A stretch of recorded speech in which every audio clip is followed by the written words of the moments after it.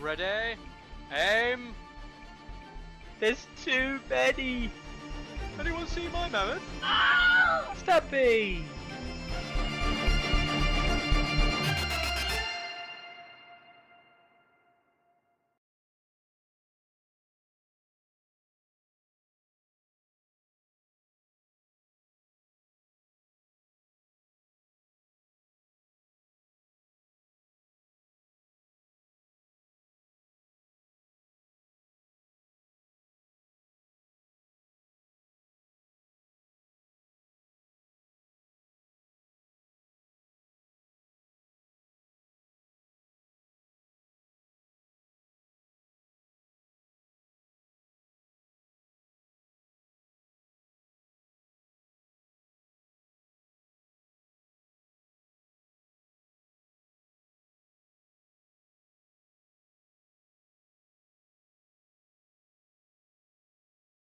Hello! We are back. I am back. I hope everyone's having a great day. I finished work 2 seconds ago, and I'm just gonna do all this fun stuff. But yeah, the patch / changelog, for those of you who don't know, is out, and I am joined by the absolutely lovely and amazing Mikkel. How you doing, Mikkel? Hello, hello. How are you? I am alright. Let me just pop this bad thing out. Oh. I can hear that on repeat. If anyone heard that on repeat, by the way. There we go. Right. How are you doing? How was the weekend, first of all, before we dive into all this? Nice. We had our Valencia great tournament, and I came the winner, as you already know, I think, as well as you, right? Yes. Yeah. I mean, I was running. I was running Free Folk, and I was running Free Folk in a smallish tournament with admittedly some good players, but doing my thing. So there we go. Look at your beautiful face. There we go. Right. Yeah, it was good. Both had enjoyable weekends by the sounds of it. I know I definitely did. And yeah, won the tournament with Greyjoys, right? Yep. Is this the first time you've actually won a GT with them? Yes, with my infamous Bowman list. Nice. So yeah. I mean, with with a GT like that with more than 20 people. Yeah, I think it's the first and maybe the only one and the last one. Well. Maybe. Well, we don't know yet the changes, right? We haven't read anything. We don't know not all the changes, right? We don't know all the changes. We need the 50%. Yeah.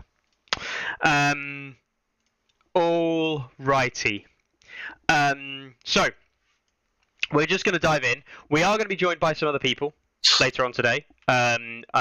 Jacob of Glace and Ariakas are joining us, or Clarence. Clarence has been called out. He's unfortunately got a family emergency that he has to deal with, and I believe that Jacob's just trying to get himself sorted to join us later on. Guests may come and go as the show progresses because people may have things to do in their lives. Unfortunately, I do not have things to do in my lives. I've booked this out. I say unfortunately. Fortunately, I've booked my whole evening out so I could be here for as long as needs be. Bearing in mind, everything that I say here is, of course, opinion. None of it is fact. I could be talking shit. Right. Who do you want to start with, Mikkel? I mean, maybe we could follow the same order they did. We'll follow the rules on the stream. Yeah. We'll just follow the changelog. Right. Okay.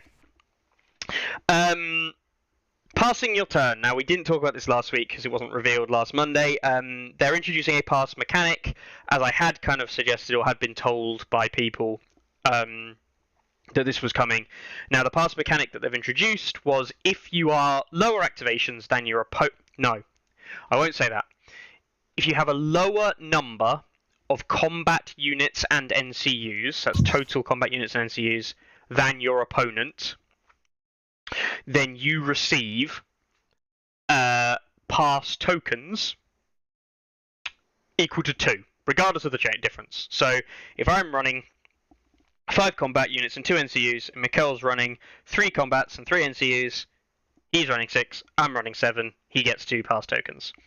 If I'm running 10 activations or 10 combat units and NCUs, I can't call them activations, right? This is a very difficult thing here with call them activations. If I'm running 10 and Mikkel's running 7, he still only gets 2 pass tokens. The other thing is that this counts combat units and it counts NCUs, not actual activations. Yep. Baroque just to point out one very common one that was pointed out earlier, Baroque is not its own activation. It would count as a combat unit, so it would increase your activation count. Gilly! Yeah, Gilly. Yeah. And maybe outflank units, because you count before starting the game, right? Yes, before starting the game. So outflank units would still count. Mm-hmm. Yeah. I think it's okay if outflank ones count. Yeah. I think it sucks. We'll see if Gilly has changed right in the changelogs here, but I think it's kind of sucks that Gilly counts. I mean, I think Borrock's board, it doesn't matter at the end, because Free Folk is gonna play with at least 9. Probably. But yeah, maybe Gilly will get FAQ You hope in so, right? in 1-2 years. But I mean, yeah, but I don't think that's a great deal, right? No, it's not a big deal. Nah. The important thing is actually less to do with what it affects and what it doesn't affect. It's the ramifications of future things coming out. Let's be super glad at this point, right? Can we just point this one out for everyone involved? Let's be so goddamn glad they removed Old Relentless, because Old Relentless wouldn't count. And that would have been absolutely goddamn awful. I had an idea, and I thought that they were going to revert Victarion's change. Really? And Victarion will get the old Relentless at 3 points, but that's the only Relentless in the game with this mechanic. I had that dream, but yeah. That dream. That old. I dreamed too high. Went too close to the sun. Right. Yeah. So that's the passing your turn thing. There's a huge discussion that can be had on passing your turn and what this means. We're not gonna kind of avail the whole conversation that could be had here, but the most common ones you've seen is that 7 activations into 8 activations no longer looks as bad. You're not going to use a pass token on round 1 nearly ever. There's almost no point. You might use a token on round 2 if you're looking to end the round and kind of go last in the round. And you're leading into round 3 as well. To get that kind of like go last, go first kind of thing, isn't it? And it allows those lists to play in those kind of like round starts. Maybe in some scenarios, like Here We Stand or Fire and Blood, maybe round 1 it's useful. But yeah, I think round 2 to 4 it's the common rounds to be used. I will say as well. Yeah, go on. Yeah, no, keep going. Yeah, I would say as well that not using a pass token, just keep this in mind. Like Arya is a bigger threat. I know, kind of sideline here, but Arya is a bigger threat when she has a token than necessarily when she's used it. It's the threat of the Arya you're worried about. I think the first pass token is nearly always going to come in 2 or 3, depending on where you are in the round and who was first and things. The second pass token, I think, is much better to keep. Potentially use later on if need be, or at a key moment, because the threat of the pass token is sometimes bigger than the effect of using the pass token is. So just bear that in mind. Apart from that, is there anything else you want to talk about passing? No, I think we need to test it. but I think it's gonna impact the game quite a lot, as you said, in one activation difference. Mm-hmm. Because I don't know if now the deactivation advantage will keep up with the quality of the unit you can field. Yeah. And as we talked before, if you are able to remove one chip activation fast and you keep the pass token, you are getting a huge advantage. So yeah. I don't know how it's going to develop this. Mm-hmm. At least, as we are talking, we are referring at high end level play, right? Competitive level. Yes. Yeah, so, on the most part. Yeah, that's my opinion at that competitive level. Mm-hmm. But we cannot. I don't know how to say it. We cannot see how it's going until we get more matches. Mm-hmm. That's how I feel about the passing match. But I think it's a positive mechanic. I don't think it's a bad mechanic. It's exactly that, isn't it? It's a positive mechanic. I guess the problem for me, and this is I said this at the time, and I say this again now. The only problem for me is that I think the mechanic is probably good, but their implementation of the mechanic might just be bad. You know, how much does it necessarily help out activation and out spam type? And really the question has to become, how much of an advantage do you want those 10 or 11 activation lists to have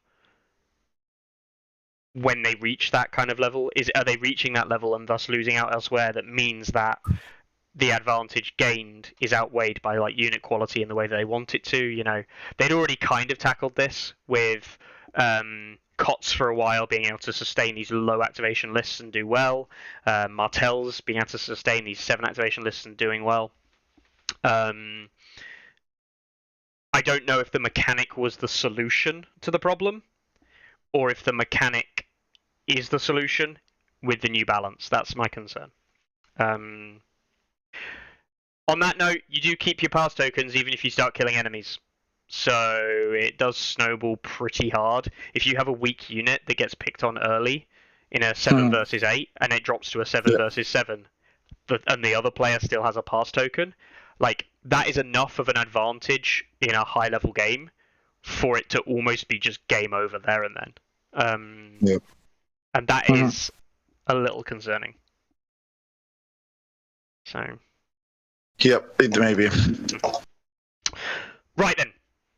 Neutral points cost limit was reduced. This was covered in the stream as well last week. And this is just a wholeheartedly positive change for game balance. Yep. Thumbs up. It went down from 50%, so in a 40-point game that would have been 20 points. It drops down to 12 points, which is 30%. Now, the reason they've picked 30%, we're pretty sure, is because 30% also goes nicely with 30-point games, and it also goes nicely with 50-point games. Whereas 25% at 50 and at 30 would have created 7.5s and 12.5s, and people may not have liked that.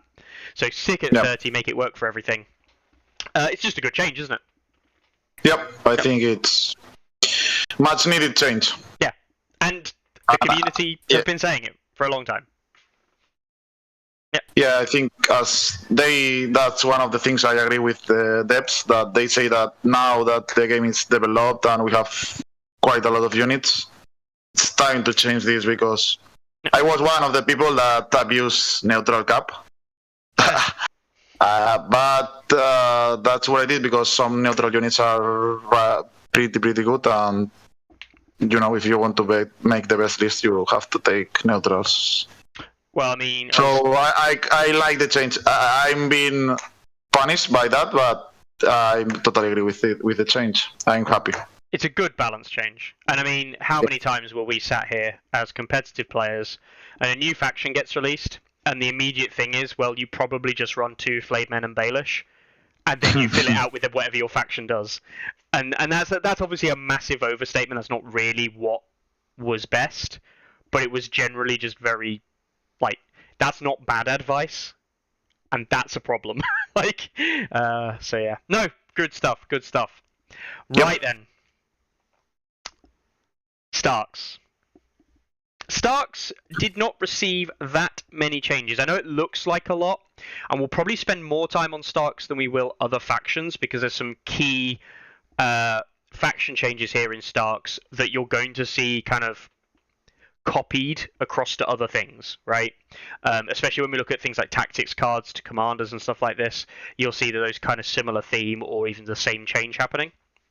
So let's quickly go through the only attachment actual rule change was Rob Stark, the Wolf Lord. This is the commander variant of Rob. Received enhanced mobility. That's the +1 move and pivot before marching. 100%. This change was so much needed because I ran Rob attachment in my old Stark lists. They weren't great lists, but I ran old Rob attachment because I wanted enhanced mobility. And then I would change to try and save some points. I'd change it to Rob Commander or something. And then I'd be like, oh, but he doesn't have enhanced ability, so this doesn't work. And I just hated it. It's a buff. It's a big buff. It's a big buff, yeah. It's a big buff because that ability it's one of the best abilities for 1 point. Yeah, genuinely. That attachment, commander attachment is worth 3 points, in my opinion. He has the tack reposition now, right, for 3-inch shift? Yeah, tack repo and his mobility and regroup and reform is or heal after retreat. Yeah, it's heal after retreat, regroup and reform. Or, yeah. So it's an insane attachment. Yeah, no, I'm looking forward to run Rob attachment. I think there's some lovely stuff that he'll well work in. And it's a real shame that they nerfed the other thing I was going to use with Rob, or in my opinion, nerfed it. So yeah, Chrono trackers. Not quite chrono trackers. No. I thought there might have been something that you could have done with with things like taunt and stuff like that in the game. Some kind of mechanic there. Be it between his commander and units or whatever, but alas, all gone now. Right, anyway, we'll dive into Crowdman Trackers up next. Mark Target was added, and it was Swift Retreat that was removed. What do you think? I think it's a buff. But I think it gets the combo with hidden traps, which were not nerfed. Yep. And right now, putting token is stocking in the market. The more tokens you put, the better you are. And I think Swift Retreat was just it's a good order, but it's like okay, you are not going to charge me. So it's more like you will not do that because you are not really charging Swift Retreat units in some scenarios, some situations. Mm-hmm. And right now, I think they are better support unit overall. Yeah. No, I agree. I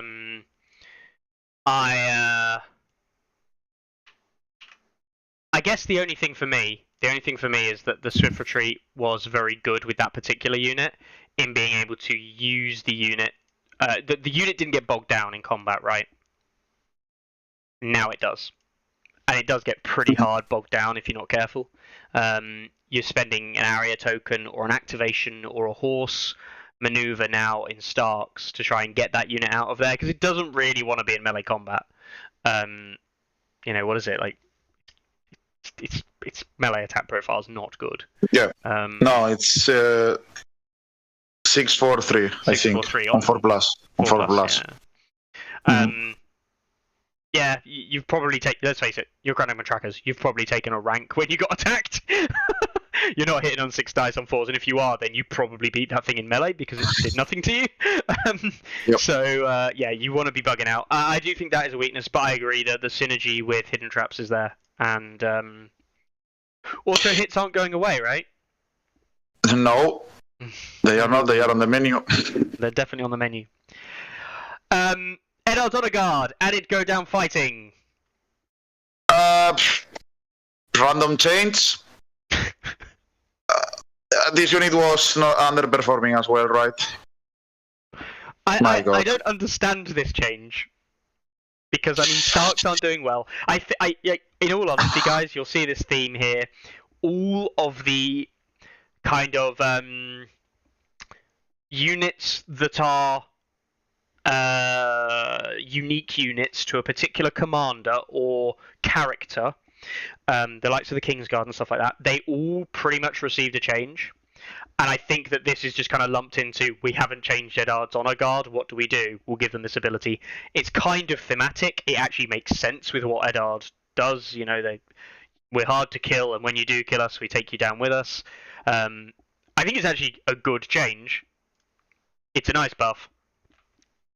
It wasn't really needed, they were probably the best 6-point unit in Starks anyway, when you could take them, so like, great.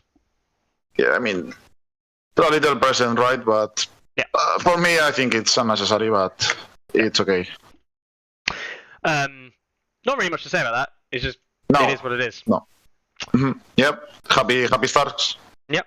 Tourney Cavaliers had the change there, rally banner, and so Embolden is now gone. In payoff for the Embolden change, they made the morale 1 better, so Tully's morale basically hasn't changed, and in fact they can't have their morale worse by making their abilities get removed from something like a Tywin. However, they had Embolden replaced with Rally Banner, and Rally Banner, for those of you who don't remember the reveal, because this is one of the ones that was revealed ages ago, this unit and every other unit in short range heals 1 when it passes a morale check, so it's very similar to our friend Dauntless. It's AoE range. Dauntless. Yeah, AoE Dauntless, and I think it's a big buff because Tally Cavaliers were played, and I think right now they are, at least you will have always 1 in your list. I can't see why you will not put 1 of Tally Cavaliers on your list. Yep. And the more you get attacked, the more it escalates. So, yep, Tally Cavaliers buff. Mm-hmm. Was it necessary? I don't know. They were already played. Yep. And Embolden helped a lot Starks. Yeah. So maybe we will see. Moving on. Stark Bowman. The change to arrow volley. They removed the kind of like stupid panic thing that Bowman could never really use to any effect because they couldn't force panic fails. Now, instead of failing a panic, you can't use orders and you become weakened. Now it's just you roll a 1 on your defense dice and you become weakened. So it's ranged Warhammer. For those of you who've been crying out for Baratheons to have throwing hammers, they're finally here. Yep. And they got 1 extra dice on their last rank. And they are not the worst range unit in the game right now. I still think they're the worst 6-point range unit. I think. Long range unit overall. Okay, yeah. I don't know. But I think this is a good change. It is. I don't know if it really helps them though. Maybe with some Roderick List, Howland. I mean, I think we will see some lists with them, and I like to see Stark Bowman. Fair enough. And Mikkel's just disappeared briefly there because we've had another guest join. I did say people would be joining whenever they got themselves ready. We've just been joined by the absolutely lovely second favourite person in the world, Jacob. How you doing, Jacob? Hello. Yeah. Hello, Jacob. I was completely unaware that this thing had 5 spots. So It's sorry alright. about Don't worry. How you doing today? that. Yeah, good. I was just a bit of a rush. Are you recovered from yesterday? Yeah, I guess. there's not much to say really. It felt I was expecting to, after a bit of a shame to go back to normal, but it's gone all right. Had a good weekend. Cool. Good stuff. How's everyone's day been? Busy. Oh right, I see. Yes, one of those days. Right. So we've just been talking through Starks. We've got to start Bowman. Quick summarize your start Bowman change in 5 words. That's the new thing where they roll ones. Okay, cool. It's better. Yeah, good. Everyone's going to forget it, just like Wardens. It's great. Yep. That is actually probably true, isn't it? Yeah. I didn't. It's bad. I forget that people forget the rule. So yeah. All right then. So, what have we got next? We've got the NCU changes. Eddard, Hand of the King, and Robb Stark, King in the North. Both of the NCUs there have both been reduced by 1 point. It's fine, right? Yeah, good. Yep. Eddard, I think Eddard change is huge. I think it's really important, actually. Yeah, I think it's going to be played a lot in this meta.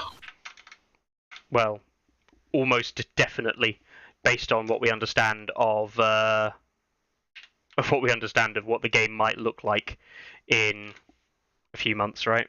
Or at least in the immediate short term. Ploughing activations and being able to deny your opponent the ability to put activations or zone abilities onto a unit is going to be huge. So, yeah. And he's also got this thing where you can kill him when he's on the board, right? Which is a neat trick at 6, but at 5 you might actually care about that more. Mm-hmm. Yep. Yeah. I think Robb is bad. Still bad. Changes. Lose 5, but Enhanced ability is good, better. but yeah, Robb is bad. Robb is bad. I just don't think his ability is any good. You don't want to be taking out flank with the negative of having to you deploy it and then you kind of take it off the board and now have to take horses to bring it back on. It's just a lot of stuff to go through. But yeah. All right, let's move on. We have got the tactics cards changes. Now, these weren't seen by anybody. Devastating Impact was changed and has already caused many a rules debate. I am fed up with this particular one. It's changed so that when you charge, after rolling the attack, the charge dice, you play Devastating Impact. If you hit the enemy, if it's a successful charge, they become panicked and vulnerable, so nothing changed with the effect there. And if you control horses, you get a reroll. This means that you roll the dice, you see what you rolled, and then can say, I hit the enemy, I will play this card to make them panicked and vulnerable, or I will play this card to get a reroll, and if this reroll is successful, I will get a panicked and vulnerable. Yeah. It's obviously a buff. Yep. Not a big one, but yeah. Not a big one, but it is a buff. Not having to expend the worst feeling ever, right, was playing that card when you failed the charge, and it did nothing.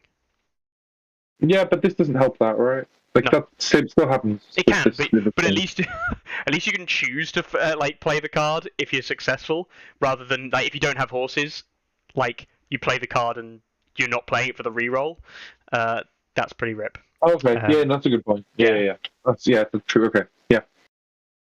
Now, for those of you wondering, this is also true, I believe, for the devastating impacts found in Marcelin and Tormund, and I think that's it that have devastating impact. So same changes there have been made. It's the new trigger timing. And yes, Carl, when you roll a 1, you can play the card, because it isn't a disorderly charge until the 1 is finalised, and the 1 isn't finalised until after the roll of re-rolling it. And that must be true, because otherwise you must take the effects of the first dice roll before you ever re-roll it, because finalising it is taking the effect of it, which is moving the 1 inch plus your movement, and thus being a disorderly charge. So If anyone has that argument, I'm not entertaining the discussion. I don't think it's a clever discussion. Otherwise, this card has virtually no purpose. Like, it's just obvious. No, I know what you mean. Yeah. Right. Okay. North Remembrance was changed, and this change confuses me. It's sad, isn't it? So good. It's the same card. It's still a quest card. It does the same things, except rather than rolling a highest attack dice and then auto-rolling 6s if you control swords, it's now roll a highest attack dice, get +1 to hit if controlling swords.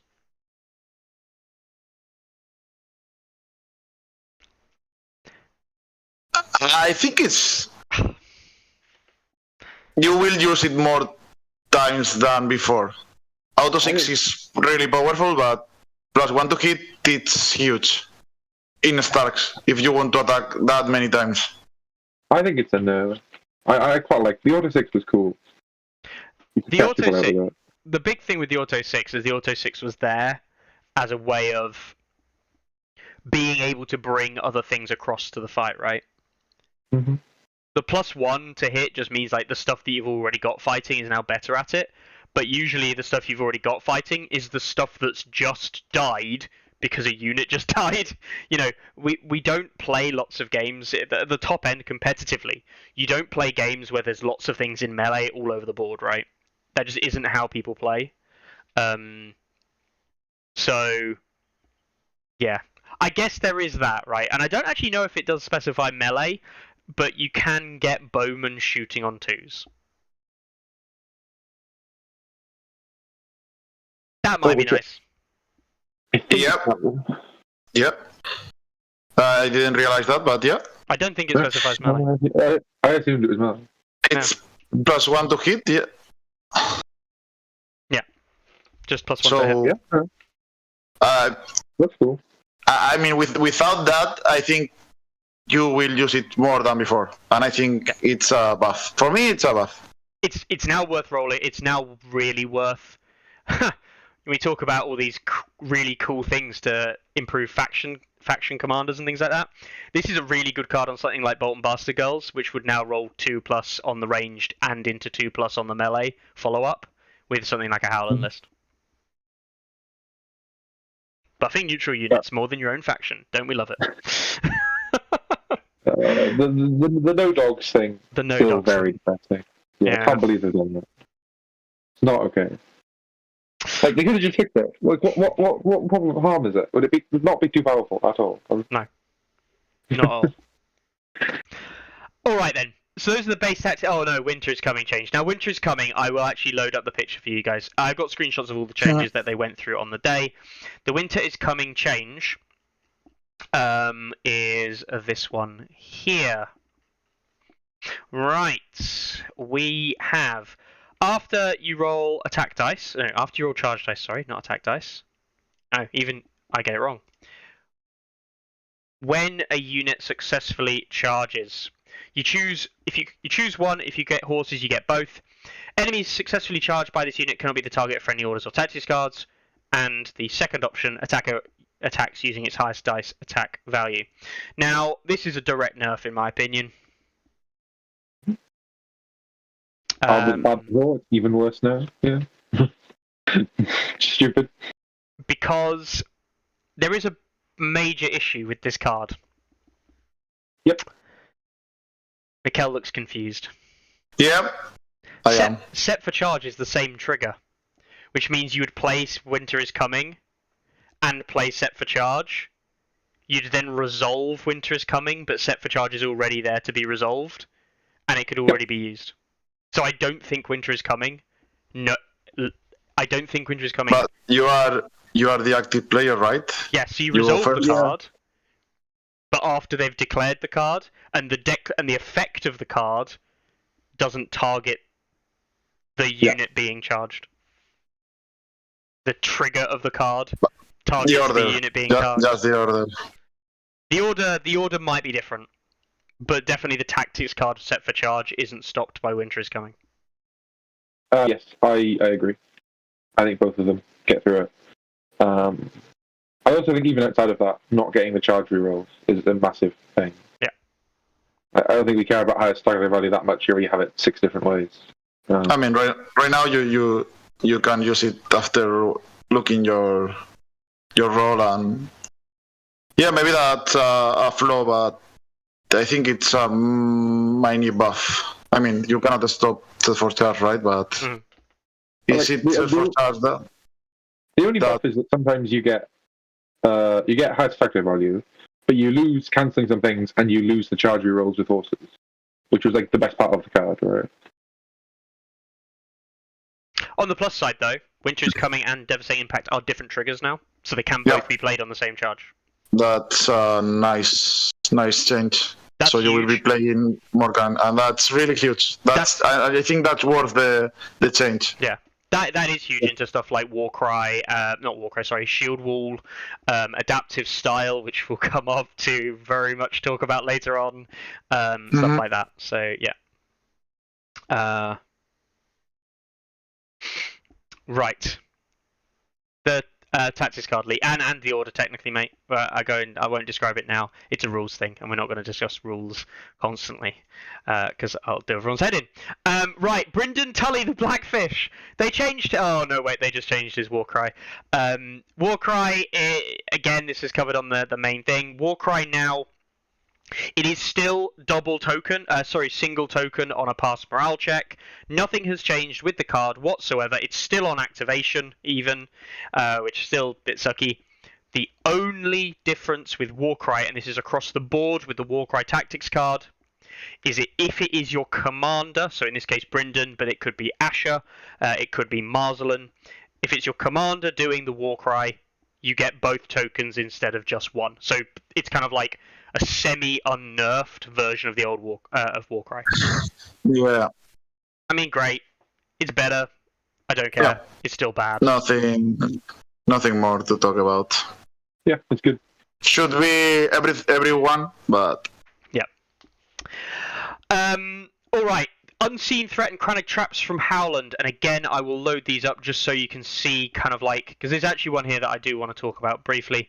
The Unseen Threat was changed, so now, rather than having an unengaged, friendly Kranigman not in line of sight of the enemy, and all those requirements, it's just an unengaged friendly Kranigman unit in long range when that unit activates, or at start of any turn, and it just makes them panicked and gives them a panic test. This is still not an amazing card.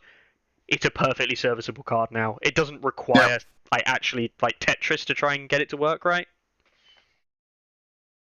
No, I think it's a lot better. Start of any turn as well. I think. It's a little buff. Yeah. It's a free. What I like about this, it's just a free panic token. Yep. Win. Now, the one that's a bit weird is Chronotraps. So, same trigger when enemy unit activates. If that unit is in long range of a friendly Chronomy unit, it suffers a -1 to move its turn. That's the same as it was previously as well. However, instead of now attaching to a terrain piece and making it dangerous, and rough I think it used to as well, no, just dangerous, for the rest of the round, it now, if that enemy declares a maneuver, march, or retreat action, it is treated as moving through dangerous terrain. This is actually, people don't realise, this is a huge nerf. It no longer requires terrain to work, but this is actually a huge nerf to this card.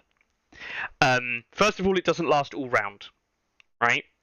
So you can't use it, as many people actually used to do, to create a dangerous piece of terrain in the middle of the board that your opponent was trying to kind of like use or potentially have to navigate around. The number of times where my opponent's got 2 units in the same terrain piece, and when the first one activates, you make it dangerous to the other one, and now if that other unit does anything, it's going to take damage. It's not about the unit that activates first, it's about the unit that's activating after. The other problem here is that some people are like, oh, this is amazing on cavalry. I got some bad news for people. When an enemy unit activates, it's been ruled to be the same trigger as the cav move. which means the cav move from cavalry Go first. would Yep. resolve before the effect of this resolves. So the cav move would happen. You would then say, haha, you're now at -1 move for the rest of the turn. So they've dodged the -1 move. And if you declare a maneuver, march, or retreat, that counts as dangerous. So that cavalry that was going to charge your, like, whatever, that lance cavalry, just goes, cool, we'll charge you. Because that's what we wanted to do anyway. Yep, I think it has some play with solo units and low wound units. Yes, At the beginning of the game, it can be like pseudo wilding diplomacy. Or, actually, like, genuinely, your opponent wants to activate a unit, like, even just a... doesn't even have to be a slow unit. They want to activate a unit and move it up the board quickly to try and gain board position, and you just go, sod it, Chronic Traps, round 1. If you march forward, like everyone does on round 1, you'll take D3+1. It's a free potential 4 damage. Yeah. Boom, done. I mean, it's a nerf, but I think this card had the potential to be obnoxious, and you can get it back with Samson. If you are playing Chosen Terrain, I think this card just was too powerful, in my opinion. And ironically, was absolutely terrible in random terrain. So I'm glad they've moved it away from terrain being the effect in some ways. Yep. So yeah. But I think Holland is still a nice commander. Yeah, I mean, Howland is. His other 2 cards are... Threat Unseen is better, Bog Devil Ambush is still very good. Yeah, I think he's in a good spot. And, as it turns out, the +1 to hit from North Remembers actually now benefits his lists. Yep. So, yeah. Small wins. Right, Mage Mormont changed as well. Here we stand and Sustained Assault. Again, Sustained Assault was a change that was made across the board to all other variants of Sustained Assault that you'll like to see. So just bear that in mind. If you began the turn engaged, you roll your highest, and if you target X unit, you get rerolls. Great. Yep, now it's not a useless card. I mean, it's still fairly useless, right? Yep.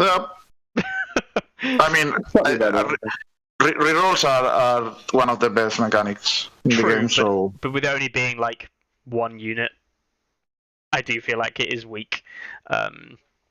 Especially when... Is it Winter's Fury? Not Winter's Fury.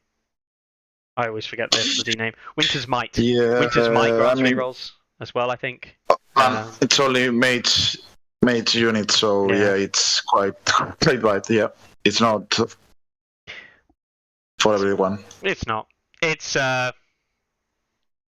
fine. The card was bad. It's slightly better. It's still not good.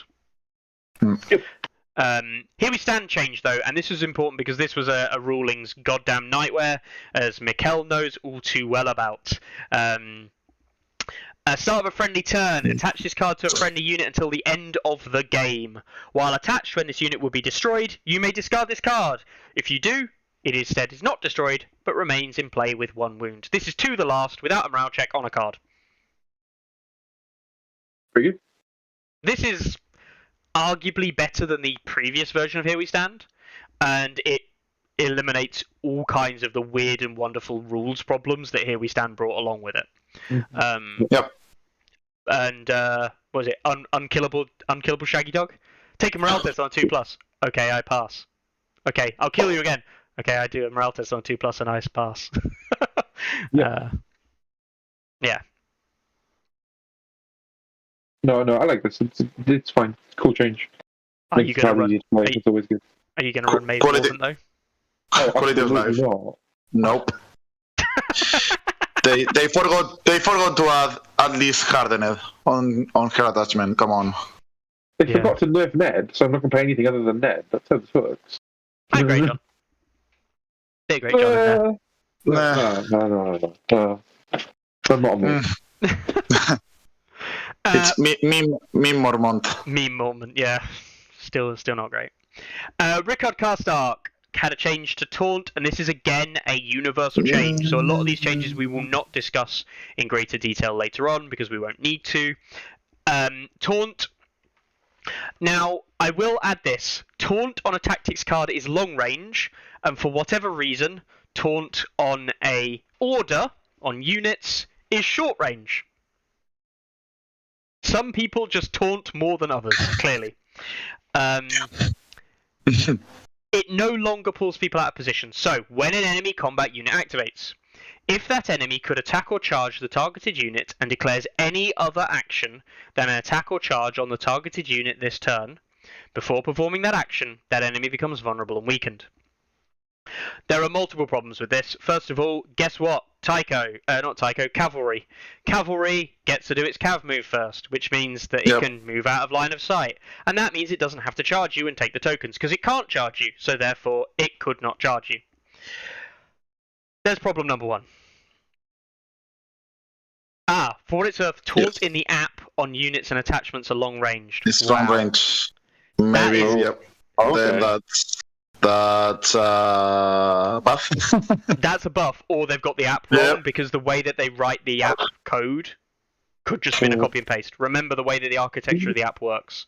Did they release the FAQ as well? They just said changes to X.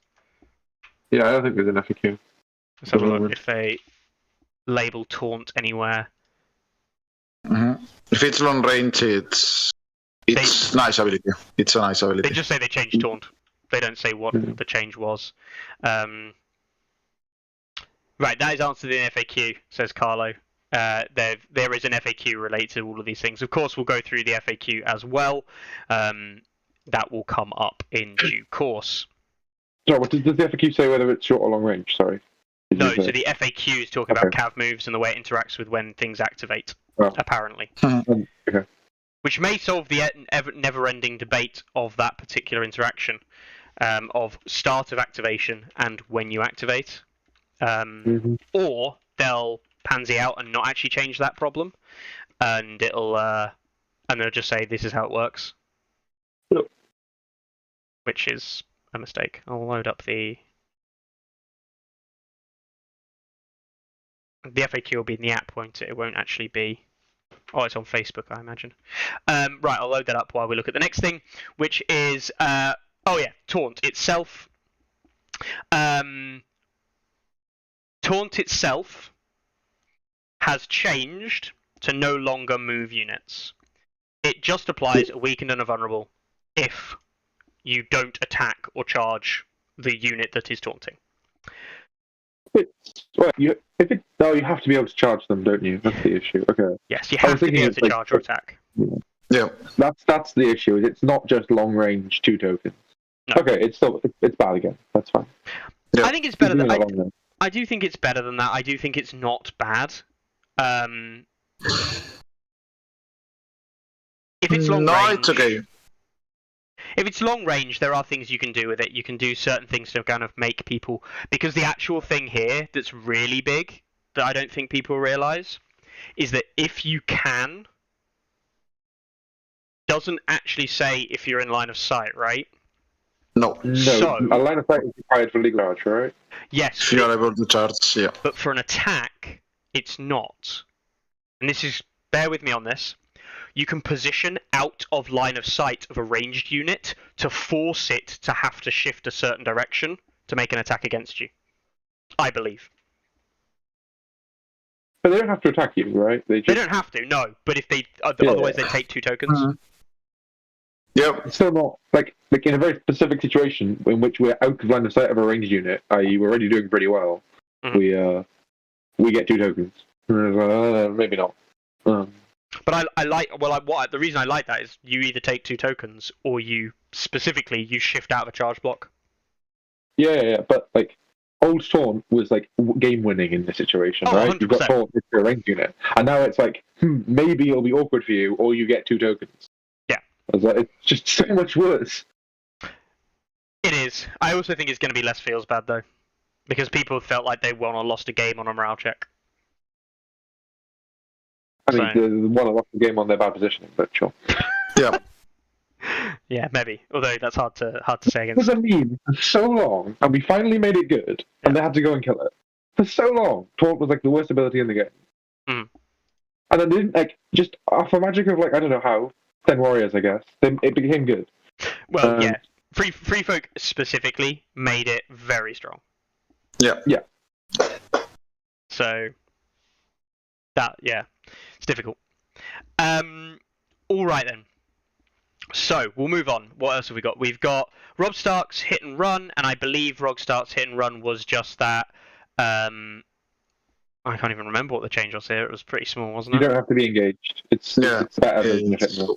We went back to 1.6 hit and run. Yeah. So after a friendly unit completes a melee attack, you can perform a retreat. Which now means, of course, well, the obvious thing Huge to know, buff. it's a huge buff, right? Yep. And anyone with hit and run and set for charge as a combination can now do the hit and run, set for charge combo on whatever. Good point. So Benjen Shadow Tower Spearman is still going to do that whole thing. Yes. Oh, fun. It's like it's not been impactful. It really hasn't decided the game. It's nothing that the game has done or been used in the game massively. It's just one of those things that, like, especially people at casual level where they play this combo, people absolutely hate because it's like I charged you and I didn't get to do anything. It's one of those feel bad kind of interactions, but it's not a competitively amazing one. So yeah. But it is. Yeah. Tully caps are going wild now. I'm afraid. Yep. Remember the old Tullycav days? I do. It's a good thing though. Maybe it's a good thing. Stark's needed some help, right? Roderick Cassell had some changes, so we saw the Marshal's superiority and press the advantage change. Now, press the advantage is completely different and in a good way, and Marshal's superiority is very similar, but it's definitely improvements in both regards. We see on Roderick, I believe at this moment in time that the Marshal's superiority change is the same on all people's Martial superiority, but I may be wrong. The Martial superiority is that if you're performing a melee attack before rolling attack dice, you simply suffer 1 hit for each miss, so give counter strike effect. And if it's Roderick, you suffer a -1 to hit. No spending of the vulnerable token required anymore, but a slight nerf to the overall effect if it's not Roderick's unit. Yeah, it's good because you no longer need a vulnerable token. Good change. Yep. Extra counter strike. Love it. Move on. And maybe it's a counter strike with a -1. Press the advantage. When a friendly unit is performing attack before rolling attack dice, choose 1. For each condition token on the defender, choose an extra 1. This is way better than it used to be. It used to be like 1 token give you this, 1 token give you this, 1 token give you this.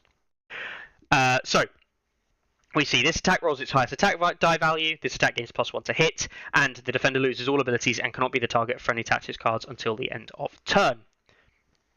3 good abilities, all that can be used by ranged units or melee units alike. It's good. What's not to like? Yep, nice buff. Yep.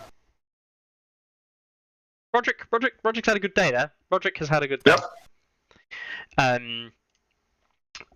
And that leads us into, I think that's it for Starks, right? Yeah, that's it for Starks. So to summarize Starks a little bit, I think we should summarize each faction. I think Starks are happy with the changes they received, like genuinely. There's no changes on there that I think are absolutely trash. All of the changes there are good, or their quality of life changes. The FAQ I still don't seem to have access to myself. I'm trying to get access to it. Apparently it's adjusted or addressed in the FAQ. And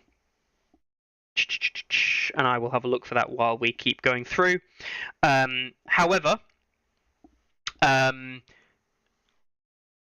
was very few changes to underused units, right? Yeah. Like, There's Cast Dark a lot of Spears. things. Mormont bruisers. I know these things may have received changes in Season 2, but, like, there's nothing here that's really setting you kind of, like... You're not, like, overly stoked about using the units you weren't using before, in my opinion. Great axes, as Kurt says. Reactors and berserkers is a big thing. Yeah. Yeah. Like they needed something. They need something. So I'm excited to run the units we were running before. Maybe even start Bowman with Roderick and stuff like that. But I'm not excited to run new units that often, and that's a shame. It's not going to change the unit composition of lists. It's just going to change the commanders that we see potentially. Roderick, by all means, I think it now has a little bit more play, and I think Roderick will come up in value. Yep. And Rob. And Rob. Yeah, because hit and run is good. Probably Rob is going to be top 1, top 2. For Starks. Yeah. Yeah, probably. I can see that. I don't know if I believe it, but I can see it. Yeah. All right. So yeah, I think Stars got buffs. Yeah, I think they didn't nerf anything, right? Well, maybe the Holland card and maybe the winter is coming situation, but I think they got nice buff overall. If they address some of these things in the FAQ, of course, you know, there is the opportunity for that to be resolved. But alas, if they haven't resolved it in the FAQ, yeah. So the FAQ position here, so I'll load this up. Thanks a lot, Doug, for sending this across. I'll just load this in so people can see it on stream. Where are we? Yeah. Does taunt still trigger if I use the cavalry free maneuver to position the cavalry unit in a way that a charge is an invalid action? And they say yes. Okay. So there we go. It flat out does work, even though that's not at all what they literally ruled in the previous version. That's not how it worked. So they've gone against their own ruling in the new version, which is fine. That's what updates are for. But it is a change to the way that works completely. But is it the same for other things? Like, are we expanding this to everything else that does on activation? Well, I don't know because I don't have the FAQ. I wouldn't be able to check them all out. Don't know why mine's not giving the new FAQ.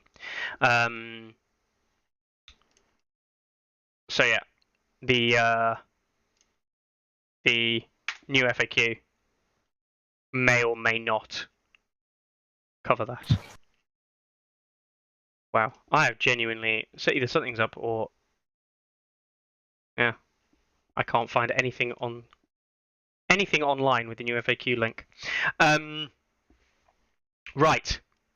So, here we go. Reloaded the page and it's right there. Jesus Christ. Reloaded like several times. So, let's have a look. We wanted to know start of turn, didn't we?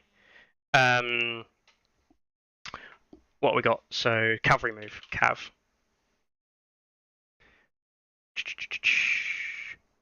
Nope. Nope. That's not new. Yeah, so taunt affects cav move. And uncontrolled rage has stayed the same regarding it. And that's it. That's the only time that cav move is referenced, is regard to taunt. So I'm guessing that subjugation of power would still be after a free maneuver. Similarly with Chrono Traps. Well, that's the thing, right? That was my question, basically, is are we considering this a special case of, like, an errata? Because what this is an errata. Or we say, our understanding of the rules is wrong, and we should expand this ruling to, like, everything else implied by it, right? I think without a direct ruling, it's very hard to make a ruling on it. Like, obviously not right here, right now, but there is no direct ruling in relation to how Chrono Traps works in regards to cavalry movement. So as a result, I think you have to default to what we do understand, which is they said that when a unit activates, it is after cav moves, which they've said previously. Yeah, I guess it's another question to ask to you.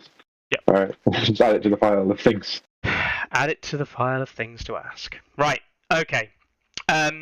We'll move on to the Lannisters.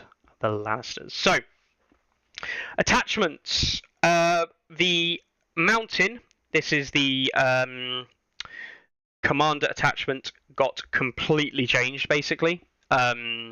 He still does the +2 wounds. That's still there. But he's no longer Furious Charging.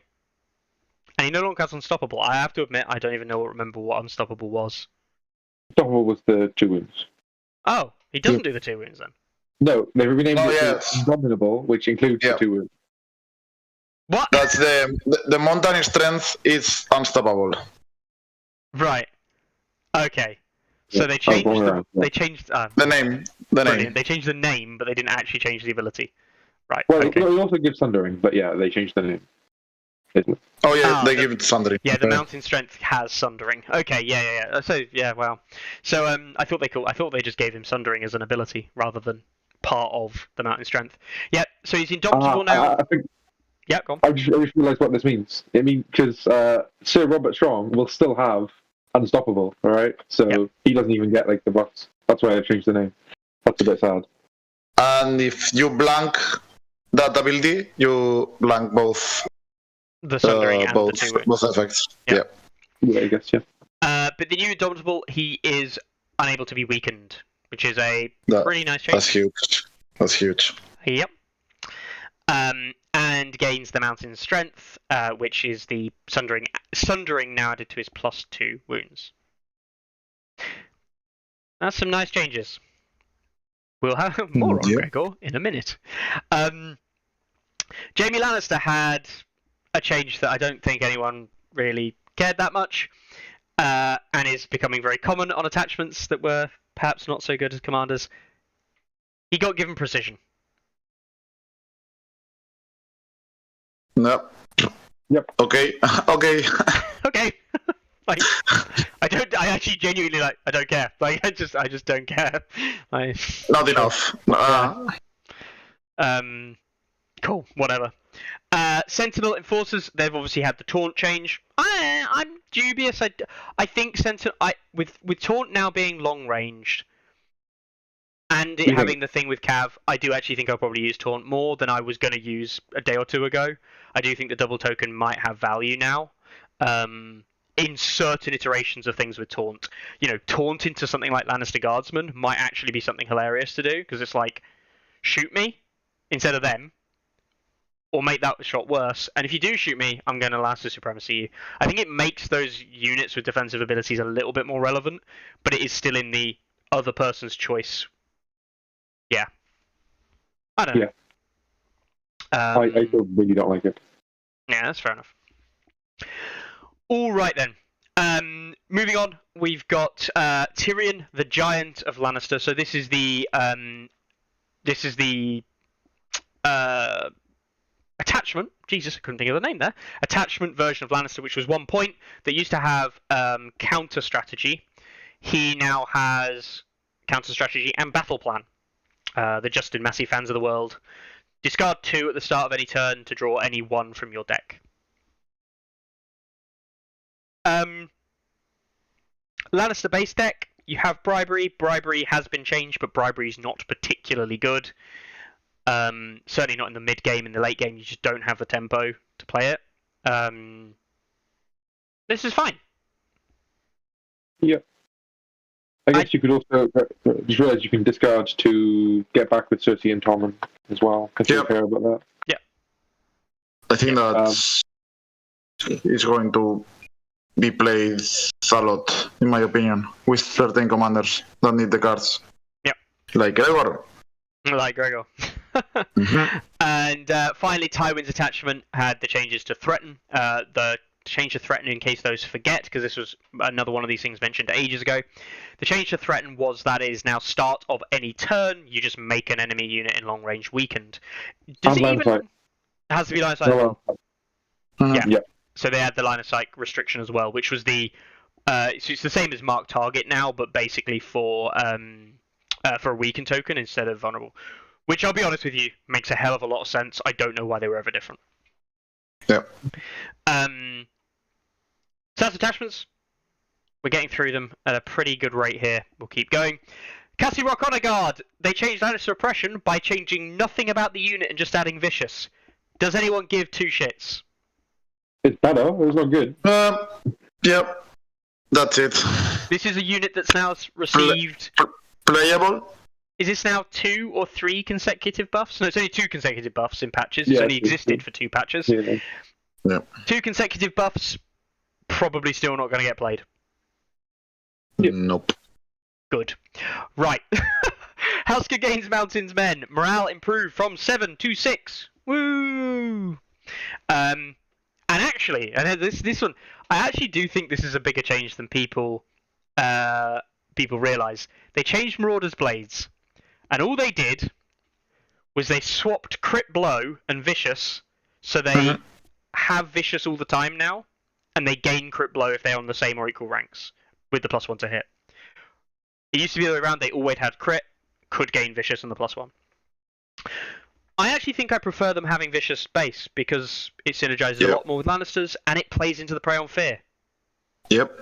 You know? Yep. When you're down on ranks and you need healing, at least you've got Vicious.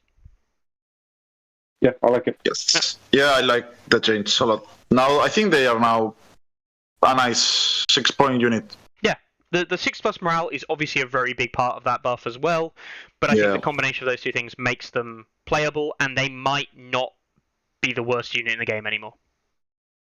They weren't the best unit in the game before. They weren't the worst unit. They weren't the worst, but they were the worst one that was played. Yeah. So, alright, shall we get through to the fun stuff? Yeah. Lannisport City Watch. The unit that started this version. Lannisport City Watch have received Adaptive Style. Now, those of you who are not aware, Adaptive Style is going to be on another unit, which we will get to in due course. Adaptive Style has had a massive glow up, and not only just a massive glow up, it's what people are talking about. Not on Lannisport City Watch, but on another unit option. So, Lannisport City Watch. They have Adaptive Style. When this unit attacks or is attacked before rolling attack dice. Those of you who are familiar with Insight and... Planning and Insight. Planning and Insight, thank you. Got it going around. I was thinking something else. Planning and Insight from the neutral base deck has the same trigger, but it can be used on offense or it can be used on defense. Adaptive Style is the same thing. You choose one. Until the end of the round, you gain +1 to defense rolls and +2 to your panic rolls, making Lannisport City Watch a 3+, 5+. That's fine. At 6 points. The other buff, until the end of the round, this unit's attacks gain precision and +1 die for each of this unit's remaining ranks. That's a good buff as well. That's very similar to what they used to get, but it was auto hits previously, but they didn't gain precision. Let's just talk about Lannisport City Watch. Do we think that Lannisport City Watch are a good unit? No. No? I think maybe with Gregor. I mean, yeah. Because, like... But they can be played with... Just by themselves, I don't think they are that good. But maybe with some commander attachment or... Yeah. I don't know. Yeah. They're a 6-point unit that doesn't do anything with panic, which is what Lannisters have to rely on. And they get spending points for something that doesn't work with the strategy. I just really don't see it outside of Gregor, which is just walking forward and killing things, which they do alright. The thing for me might be that it's a 3+, it's a movement 5, 3 armor, 5 morale unit when you account for Adaptive Style. And that's just a nice defensive unit. It's arguably better than something like Bolton Blackguard defensively. And against stuff like Giants and 1-rank stuff, the Domineering Pride kicks in and they will auto-pass that panic test as well. So they have kind of stuff going for them against those styles. But I agree, offensively, like I just don't care about this unit that much. Not really. We will revisit Adaptive Style in due course.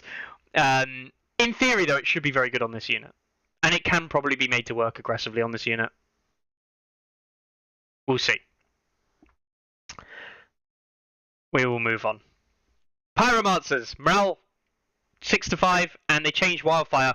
Wildfire no longer does an auto wound to the Pyromancers when rolling a 1. Spicy change. Spicy. They're better. They're definitely better. Like 100% they're better. I'm still not convinced. Nope. Nah. No. Hidden traps. Hidden traps. Yeah, 6 armor is just going to get eaten by hidden traps. They are good against defensive stuff. Obviously, the champions of the stags of the world, the other units that may be defensive of the world, potentially all right against this. This is all right against, but yeah, I'm not. It's good. They got buffed. It's good. I can't complain. Yep. But yeah. Important thing here to note, though, the 4 combat units looked at are 4 combat units that are generally unplayed at a competitive level, generally lacking, and every single one of these changes was a buff to those units that weren't competitively played. These combat unit changes are all positive, they're all good, and they were chosen to be on the right units. Just comparing Lannisters so far to Starks, the buffs that Lannister got to its units were at least on units that probably needed buffs, rather than units that were being already played. Yep. That's a positive. That's a real positive. And then we come with the absolute hilarity that is NCUs. If anyone was watching the live stream, there was a brilliant moment. A brilliant moment where, was it Michael Chanel or Fabio? Fabio, I think. I can't remember. I forget now. The memes have washed over my head too many times. They said that Pycelle was not being played enough. Nope. Not at all. So they buffed him.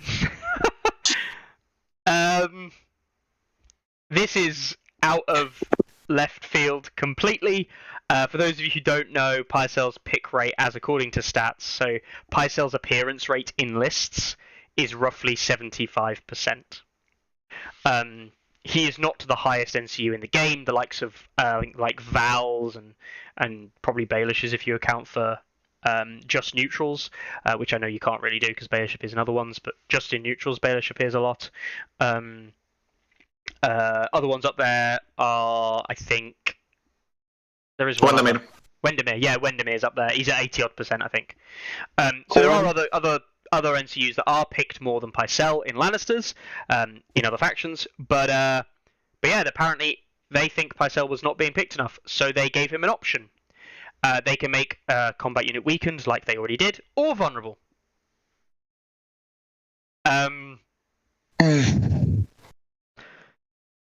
I don't know. Don't get me wrong, like, it's great, but like, that reasoning is just like so wrong. And then it hit me, and we spoke about this over the weekend. They could have meant that Pycelle was being underplayed in the playtest environment. So they felt they needed to buff Pycelle because in the playtest environment, no one was picking him. That is not the same thing as Pycelle not being good enough, right? That is the only defense I can give the designers on this one. I don't have any other defense to give them. But yeah, and also it does open up the Gregor stuff. It's nice with that. He doesn't have Furious Charge anymore. You don't want to run Champion of the Faith, which they kind of had to if they wanted tokens before. But it is very stupid. The logic is bad. That's the problem. Like, the change might not actually be like that unbalanced. It might not be a problem for the game at all. It's just their logic behind it is just terrible. And also, Qyburn's been reduced to 4 points, and I don't think anyone cares. Nope. Not at all. If you could combo with Varys, but you cannot. It would be far too powerful to have both. Yeah. Yeah. Yeah. That's it. Let's move on from this place. Weird change, or not weird change, weird reasoning for a change. The base deck for Lancers did get a bit of a glow up though, and I say a glow up. I think there's a couple of things I do want to address here that people perhaps didn't realise. So, Fealty to the Crown is the same, but now when you control crowns, you deal an extra wound to the enemy unit, and you restore +1 wound. Now, my understanding, which may be wrong, is that this is actually a double dip. Okay? So, if your opponent fails their panic test, and there's no other modifiers, just make it nice and simple. They fail their panic test, and they roll a 1 on the D3. And you, as a Lannister player, control the crowns. You play Fealty to the Crown. You control crowns, so you deal an extra wound because of the failed panic. That is the same wording, I believe, as Intimidating Presence. Okay? So this means that the panic test has done an extra wound. So, you rolled a 1, you've taken 2, and Fealty says, restore +1 wound to the friendly unit. Therefore, you heal 3.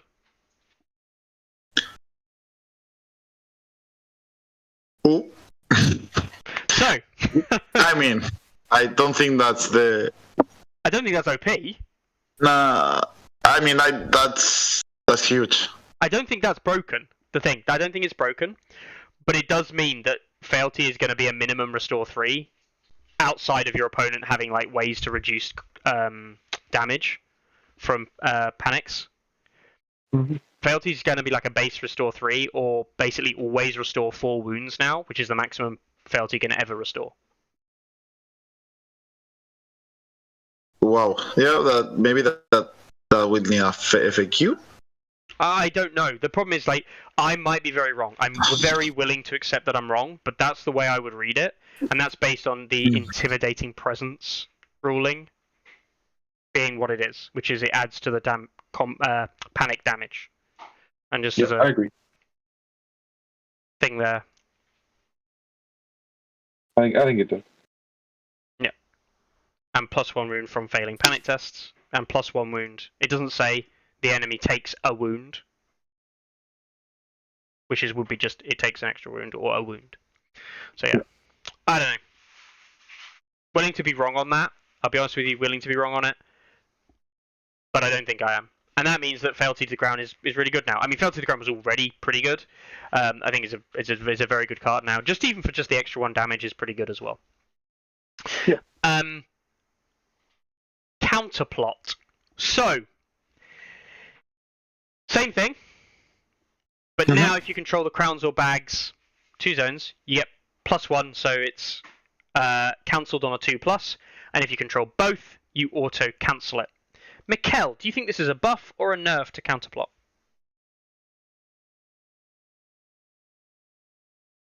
With Joffrey, it's a buff, but it's a minor nerf. With one zone. Yeah. But the possibility to auto pass is huge as well. It sometimes. It is it definitely is. For me, the reason that counterplot was actually quite good is a way of denying an opponent a start of turn thing, like a start of round specifically as well.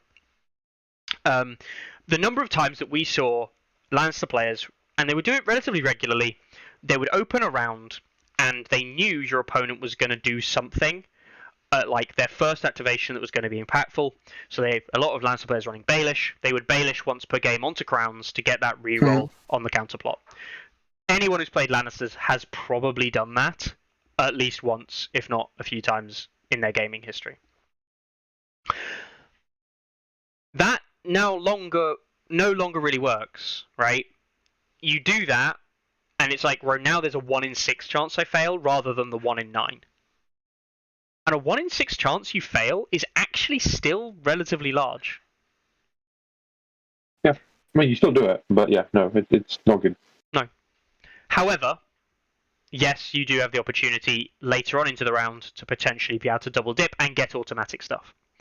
I actually do like this change. I like this change because it means that counterplot, although it is random, counterplot can be made to be consistent with the likes of Joffrey and with Baelish's and stuff like that. And also, it has a weakness in that it has an innate weakness of it can't just stop your opponent's card automatically or with high odds at every stage of the game. Yep. It has a weakness. It has a weak time, which is that first play of the round. And that's fine. I think that's a good thing. I think that cards that are denial like this should be automatic to some extent with counterplot, but should also just have a weakness. If counterplot was automatic all the time, you would just save it for very particular cards and it'll be it. Game over. But yeah, I think this is a good change. It's a good change, but it is actually a nerf, which is mental because it feels like it shouldn't be. So. Clear? Nope. There we go. No. That was really random. Yeah, My internet just briefly dropped. So yeah. Counterplot, minor nerf. Bribery, they gave it -1 to morale test rolls. Who gives a shit? Yeah. It's good. Minor buff. Yeah. It's good. I think it's good. Good. It's good because you can combo it with every card we saw. And the next one. Especially the next one. I just don't care. I don't think the -1 on... It's a good change. It's a good change. I just don't think you play Bribery that often. And the -1 morale is like, on the most part, neither here nor there. But it is better than it was. Yep. Subjugation of power. Very important change here. Subjugation of power is a panic test now when an enemy combat unit activates, not a morale test. Bags and crowns is -1 rather than being -2. So they have nerfed the negatives a little bit, but they made it a panic so you can take damage. There is also a slight nerf to this because it is now affected. It used to be affected by things like intimidating presence, still true. It is no longer, or it is, affected by Iron Resolve now. So it now has to navigate around Iron Resolve buffs as well. Yeah, but it's I think it's slightly grade, but it has more potential to be game defining with the combo that you can do when the enemy unit activates with one rank left. Yeah, and I think it's really good. And that possibility alone it's amazing. It's a card you will find yourself discarding often, and now you're always going to use it, and it does just it helps you synergize with everything, right? There's so many times it's just if they fail one panic test, I heal, or I spread fear, or I do any number of 100 of other things in Lannisters, and it's just like another panic test that they have to pass. Mm-hmm. You can remove one rank on top of lose all the abilities. You can combo with Mirror, with Filthy, with Bribery, with Intimidating Pressing, with Joffrey, with the new Gold Cloaks ability. So maybe you can do huge panic tests and you may kill your enemy on their turn, and that's it. Have fun. Yep. It's interesting. It's definitely a change. I don't know if it's an overall buff or an overall nerf. People saying it's a nerf because the negatives are worse because like you're no longer -4ing potentially. It's only a -2. But yeah, I think it's probably fine. I think the card is significantly better. I think this is now one of the best cards in the deck, and it was one of the worst. Yeah. Why is that? I'm fully behind this choice. Cersei is huge right now with her Mirror and Subjugation Recycle. Yep. Yeah, the big thing being if a unit on poor morale or as you say, subjugation and hear me roar coming back, a unit on not great morale activates when it's on 1 rank, it could just blow up. Yeah. Yeah. Not even low morale. With Hear Me Roar and maybe a panic token, even 5+ morale goes up to 7, 8. So it's not low morale units alone. Mm-hmm. We'll see. We will see. Price of failure was changed. Now this change is actually a massive one because price of failure used to be terrible. Like the maths worked out that actually it was like there's virtually no point in playing price of failure. And the new change, before rolling attack die on a melee attack, they're all hits. They simply are just all hits. You don't even need to roll them. They will automatically hit. Yep. That works way around. That works around counter strike. That works around things like martial superiorities. Of course, no one would play martial superiority after someone played price of failure. It works around all those kind of like auto miss types combos. It's just price of failure. They are all hits. And nice and simply put, if the defender was not destroyed after the price of failure attack is resolved, the unit making the price of failure attack becomes panicked and vulnerable. This is a massive buff to the card. Yep. Amazing.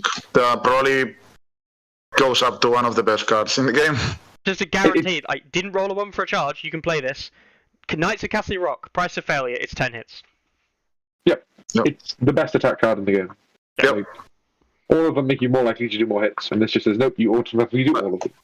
Yeah, you bypass weekend tokens, everything.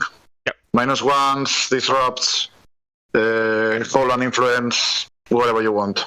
Yep. The more die you roll, the better it becomes.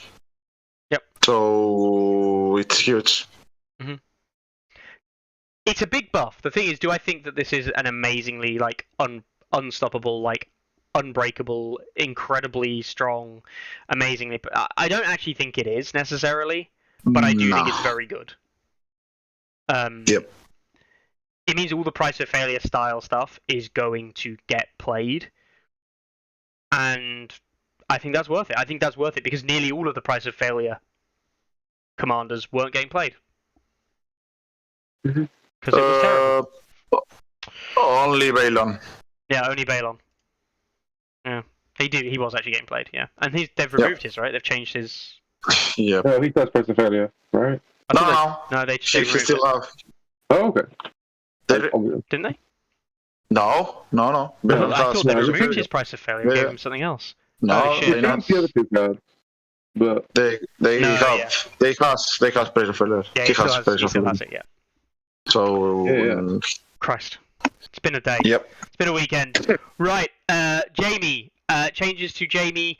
They changed some cards and Yeah. like yeah, Jimmy's better. he is better. It's Yeah. a little bit better, but that's it. The thing is, I don't actually think you care that much. He changed Kingslayer's Infamy and Kingslayer's Renown. Kingslayer's Renown, if it was Jamie's unit that was auto-passing the panic test, you now restore wounds, 2 wounds. And Kingslayer's Infamy, they become weakened on the failed panic test, right? Which wasn't there before. No, that was there before. Was that No, the same? that was there before. It was only if you were engaged. Oh, it was only there's a panic token if you were engaged. Yeah. I think that was there before. I can't remember. Anyway, I can find it out. But Yeah. who cared? It wasn't very good. Kingslayer's Infamy. So it was one panic test. If they're engaged with Jamie, they become panicked. Yeah. Oh, What did good. you say now? That both good changes, but also who cares? Yeah. Right. The Jamie's auto heal pass is not as good because it's only Jamie's unit that passes. There is a change that's very similar to Kingslayer's Renown coming up soon, which we'll look at, and it's a much more impactful change because the requirement is a lot less. So, moving on, I think it was Joffrey up next, wasn't it? Joffrey had You Will Obey Me and Traitors I Will Have their heads changed. So, You Will Obey Me, well, I'll just add this in here first. Joffrey used to be pretty bad. You Will Obey Me is now +2 dice and sundering, and if you don't destroy a rank, the attacker becomes panicked and vulnerable, rather than the unit, which is I think is what it had to be before. Yep. Who doesn't destroy ranks with attacks that they give sundering and +2 dice to? You're using the wrong. If that's what's happening, you're attacking the wrong thing with the wrong unit. Yeah. This should be killing a rank reasonably. So there's no downside to You Will Obey Me as much anymore. That's good. Tactics cards shouldn't have downsides for yourself. Not really. Not unless they're really good. Yep. Traitors all have their heads. Same thing, start of a friendly turn, target enemy combat unit, it gets disattached, and enemy units attacking it get vicious. And then, at the end of the round, if this unit has not been destroyed, remove the card from them, and each unit that attacked them this round becomes panicked and vulnerable. Not this, like, massive AoE panic vulnerable shitstorm that it used to be. Any unit in range, yeah. This is still not a great card, like, at all. They haven't changed how the card does. It just isn't punishingly terrible to use. You can actually just throw this card on something that you have no intention to attack now, because the downside of when the card removed won't be anything. Yep. But why would you do that, right? Why don't you just discard it? Well, because you can use it. If you play it in the middle of the turn, someone might not want to send a unit in. Certainly if it's a unit with bad morale. But Battle Plan Food. Oh, Battle Planet, yeah. Yeah. But it has some fringe use now, but it's like it's still not a good card. Yeah. No. It's terrible. It's just better than it was. Tyrion has had intercept orders and cunning ploy change, and I'll be honest with you, I fell asleep. I think at this point I was too busy painting models. Intercept orders. If the newly targeted unit is in long range of Tyrion, it gains a condition token. That is a great buff to the change target on intercept orders. Still obviously got that luck element involved though. And it was the cunning ploy, wasn't it, that was changed as well. And I think this is probably true of all cunning ploys. It's now the same ability, still maneuver, march, or retreats, that you passing over to another friendly unit. And if either unit is Tyrion's unit, before performing the action, one enemy in long range of Tyrion's unit becomes vulnerable. So this will be probably a change for all the cunning ploys we expect as well. No, it's not. They're not in the change logs for Euron or Martell based. They're not in the change. Well, there you go. Wow. Brilliant. I like this change mainly because there was a massive question over which unit had to have Tyrion or Euron in it in order to get the buff. Like it wasn't clear in the card which one it had to be. Just cleared that up, which is nice. It annoys me that they still haven't resolved that fully with Euron, though, if that's the case. Yeah. I've spent literal hours arguing about that because it's just not clear. Yeah. All right then, let's move on then. Tywin Lannister, we've already seen these. If people didn't know, they've made Broken Resolve and Exploit Weakness like they're better, and arguably they're not even like the same cards. They are just way better than they used to be. They're completely different. I'm going to summarize it though and say this just very simply. Do we think Tywin is now good? Yes. Not me. I don't think he is. I don't think he's that good. He's better than he was. Exploit Weakness is better. He's okay. The thing is, he comes with issue commands, right? And as we see, anyone with issue commands is going to get pretty good when we go through another thing in the game. Potentially. It's the one that everyone's talking about. And everyone in chat here knows. Nearly 100 people. And Post says here, not as good as Kevin or Roose. No, probably still not as good as Kevin or Roose. Right. But he has some play. Lannisters then. Overall, got to be pretty happy, yeah? They are very happy. I would say that they are top 1, top 2 with Nightwatch, in my opinion, with all those changes. What makes you say that? What do you think? Do you think I am? too cocky. You have the FAQ, right, Mickey? Does it Yes. say that Bruce doesn't kill Corin? Because apparently he was going to say that. It does say Roos doesn't kill Corin. Really? Oh. Really? Yep. Yeah. Oh my god. Back. Blah, blah, blah, blah. So I don't think Lannisters can beat Night's Watch. No, I don't believe that Lannisters. Recently. I don't believe that Lannisters can beat Night's Watch either because of that change, which we kind of thought might be coming. Holy moly. Yep. My goodness. Night Watch. Please. Let me play the game. No playing the game. Wow. There we go. Right. I didn't know that, so yeah, I will change my mind. Night Watch and everything else. Hey, I'm going to have a really ridiculous opinion soon, and everyone's going to be like, what are you talking about, Mickey? I don't think Lannisters are top. Yes. Yeah. 8 tier. 8 tier. Yeah, I think they can. I think they can hang with Free Folk, and maybe Martells are around too. But I honestly don't think so. But yeah, they're not. I don't think they're touching Night's Watch, which some people wanted. I actually don't think they can hang with Free Folk either necessarily. I genuinely believe that Lannisters are outside of Martell, which we'll kind of get onto the Martell change because I think the Martell change is really weird, or not weird. It's highly impactful, and it depends. Martells could be in a very weird spot soon, where I think that they will plummet in the rankings because I think the reason they used to win has gone. So Yes, I agree. I think that Lannisters will become like the third faction. In the way that I think arguably Martells have basically been the third faction. I know Martells have been like up there, second or third place, or even first place above Free Folk, but like, and even Harmonella, best commander in the game, right? But the two dominant factions are Night's Watch and Free Folk in the actual competitive game. When we play games, when we go to tournaments, we're not really thinking that much about Martell because we have solutions to beat them. That isn't true anymore. I don't think we need to do that anymore. I think Lannisters take the third slot. Or at least compete with Martell for third. I don't think it's close. I think they wrecked Martells. Martells lost what made them good. Yeah.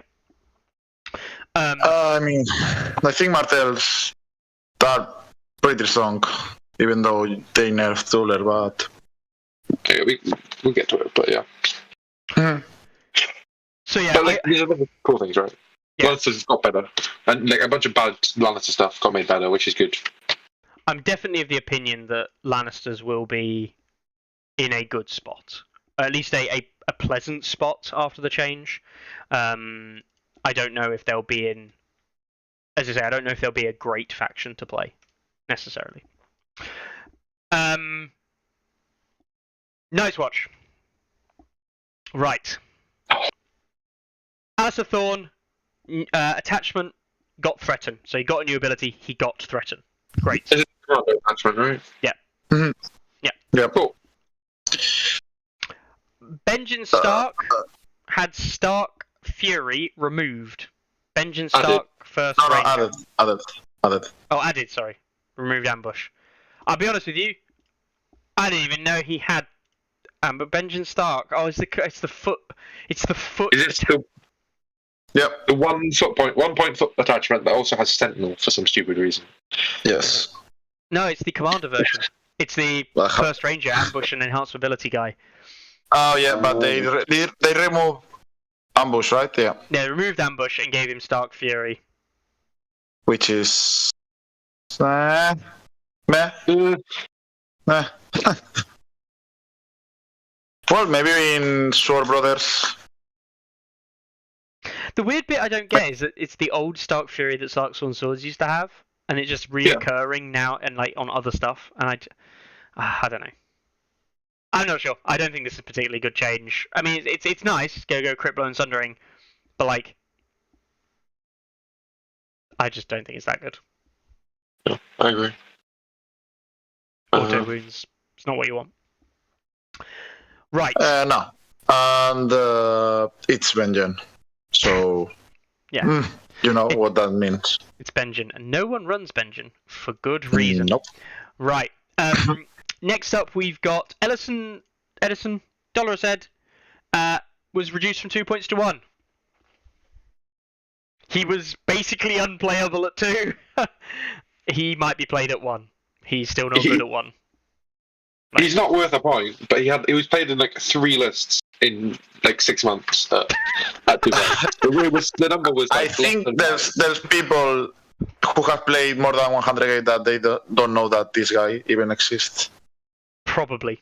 It's insane.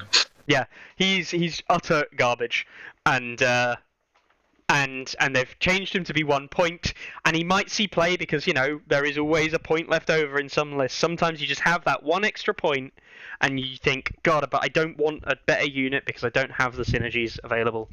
I don't think Dolores Ed will see much more play, but he will see more play than he did last patch, because it's not hard to go up from basically 0.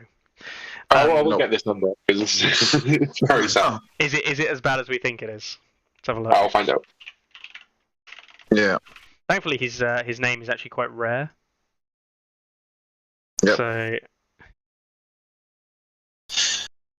No. there we go. But it's a buff. He has been played a grand total in Season 1, 5 games, and in Season 2, 11. He's been played a grand total of 16 times 1.5 years. in about 1.5 years. Yeah. Good. Just check that. Let's just remind ourselves, in the same period of time, there have been 7,500 games of Night's Watch played on the site, and he was played in 16 of them. Yes. Right. Wow. Yeah. Okay. Right. Gren has had his order changed to taunt. Long range, double token. Move on. Joe Mormon has been completely reworked as a commander. Okay? He now has stay at your posts. When a friendly unit in short range passes a morale test, it restores 1 wound plus 1 wound for each of its destroyed ranks. Aim on ability, but on an order. That's great. I think that's actually a nice ability. Yep. It's good ability. And he has stand your ground. For the engage with one enemy, they don't get flank bonuses and charges and stuff. Fine. He's no longer the anti-panic commander. No. Well, his card, yeah. I guess not. Embolden was nice, I thought. I like Embolden. Embolden was nice, but I think the problem was again, like if we go back to what they tried to do in this patch, the problem was that Embolden was nice, and it just moved everything to like 4 morale and stuff like that, and it made anyone that wasn't morale damage basically just like not do morale damage anymore. And I think that in some ways that probably wasn't that popular, because it meant that Lannisters had to kill those kind of builds by just sheer weight of hits, and they're not the only faction as well. So yeah, not like Jaws played that much. No. Right. So that was Joe Mormon. Yeah, I mean, I think he has been buffed, but yeah, it is a buff. maybe not terrible. No. Corrin Halfhand, points reduced from 2 to 1. Good. Great. Corrin is now, instead of being a 2-point attachment, he's a 1-point attachment, and that's great. But everyone is running Corrin NCU anyway, because Corrin NCU is really goddamn good. I don't care. No. Nope. And as we've just found out, guys, if you the FAQ, which I have now got here, the FAQ does state that Corrin cannot be cancelled. So, oh my god. everything that we knew and love about this game has gone out of the window, because this might actually just be very strong. Why can't I spell? That's why I can't spell. Right. Corrin Halfhand. Can Corrin sacrifice to the cause ability stop Magnemite's Cheats and Fury? This is the previous one. No. Yep. If I cancel the effect... It doesn't make sense. Yeah, I I don't like. So This one is just directly wrong, but sure. Yeah. If I cancel the effects of sacrifice scores, is Corin's destruction also cancelled? Yes, its destruction is part of the ability. Follow up, can Corin's ability be used next turn? Yes. Oh my god. So you are telling me that you are using one of the best cards to cancel him one turn? Well, you'll do it because if you're first player on a round and you really want to get like a Knights of Cassio Rock charge off with like a Ruse, you will cancel it just so they can use it next turn because by then they might not be alive to save themselves. But that's about it. Yeah. And now with this FAQ, if you cancel, for example, Melisandre, you will also restore the wounds. I'm guessing so. We'll have to If see, you won't we? Yeah, if you get supplied aid, you will cancel both effects. Something like everything that rewinds the time. No, because it's This is rewind. the argument is you're not rewinding. The argument is he doesn't die until after you would cancel it. Which is bullshit because he targets after he dies. Yes. Yeah, I mean, yes, it's part of the effect, but You, it's when you follow the steps. You follow the steps, but you have to go back. If everything is cancelled, you go back in time. Yeah. That's it. Yeah, exactly. So It means, well, the problem here is the only way, and this is actually really important, which they don't address. Right? Actually, let's see if they flayed. Well, no. Has? No. No, they actually don't. They don't address it. So secrets. Flayban has no secrets. Is not addressed in the errata and the FAQ. This means that if you read cards that say do this, then do that, as far as we can tell, you would cancel Corin's death. And cancelling Corin's death, I mean, I actually don't know. I don't know how to resolve it. I don't actually understand. Yes. what is the? Because if you kill Corin, if you kill Corin, Now his watch has ended. you use Now's Watch has ended, and then they Before cancel. doing the effect. Yeah. Yeah, so it's the targeting is the issue, right? Like the ability very clearly says you kill him, then if he dies, you target something. And it's the target. You can't cancel it before the target because the whole point of secrets is when a unit in long range of the targeted unit, right? So yeah, it doesn't resolve. So you, Right. but I mean, if we follow the raw, they could use now his watch has ended, right? And then you cancel, and then he is not dead, and you have used now his watch has ended.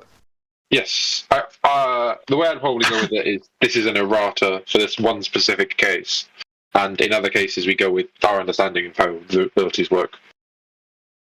So apparently, here you go. New FAQs for targeting. Do I need to always declare all targets of tactics cards, orders, and abilities before the resolution? Yes. Oh, okay. That's big. And they say see page 21 of the rulebook. Right? That implies that they've just changed the rulebook. Because that isn't what the rulebook says on page 21, I'm pretty sure. No. It does not. So because the big thing was like Warcry, right? You don't need to say which unit you are targeting with the Warcry until you pass the morale test. It was like the whole what we used to say, and that's just not true anymore. So this is definitely a change. Yeah. Right, so look. And that does help this resolve a bit better, though. Like you can now understand how this FAQ works, right? It fixes the problem, right? It does fix the problem. So they log it as new. So I will show this to people. This is the new rulebook.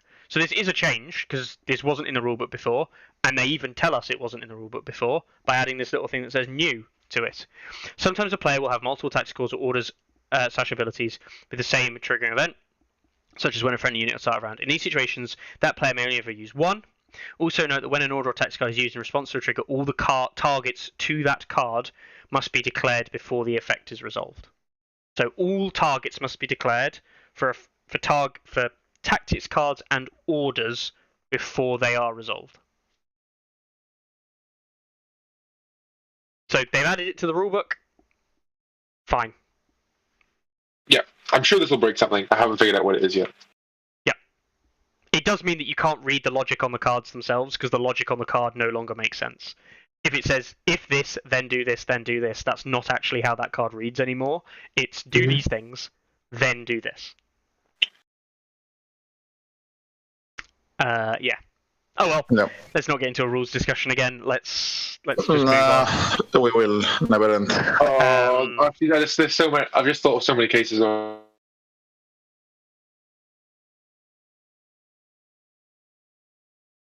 Oh dear, my Discord. For the token. What? What was that? Sorry. Can you still walk right just for the faith token if there's no unit in long range? I mean, yes. Will it change that much? Carlo points out another good one, as does Terra in chat. If I cancel an order token, does it not go on? Because if you cancel an order, does it mean the order is not used? You're not used to the order.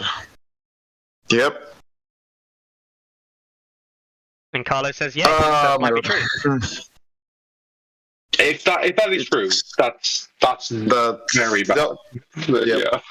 The actual question is, if you play a card and you cancel the card, does the card go back to your hand? Yes. Which I'm means, not convinced by these. Okay. Which Right, yeah. means, if that is the way we do this, there's a certain card called Counterplot, which now does nothing. Well, no. No, Counterplot says, cancel the effect of that card. Right, Yes. is what it's saying. Which is exactly what. Bruce, I don't think we can generalize. I don't think we should talk more about this because it's going to be worse for everyone. Yep. Okay. Let's not give bad ideas to the people. I really don't want to discuss this if you go just to the detail and to the point, maybe you will be right and it's just nonsense. Yeah. Let's just not do it today. And it's not good. It's not good for the game. No. Yep. It's really not. Well, the fact that we have these discussions is not good. And that change there is not a go. Yeah, Carlo says it there. Card going back into hand after counterplot might actually legitimately be a ruling. I don't believe that's the intention. I actually don't believe that that's the intention of counterplot, but it's the follow through of the ruling that they've given us because they don't describe how counterplot works. Yes. Yeah. If they said that Corrin is an exception, it's different. But yeah. Yeah. Right, build a Scorpion crew. Changing in Night's Watch. Ranged attack die value increasing from 2 to 3, so the Scorpion now has 3 dice.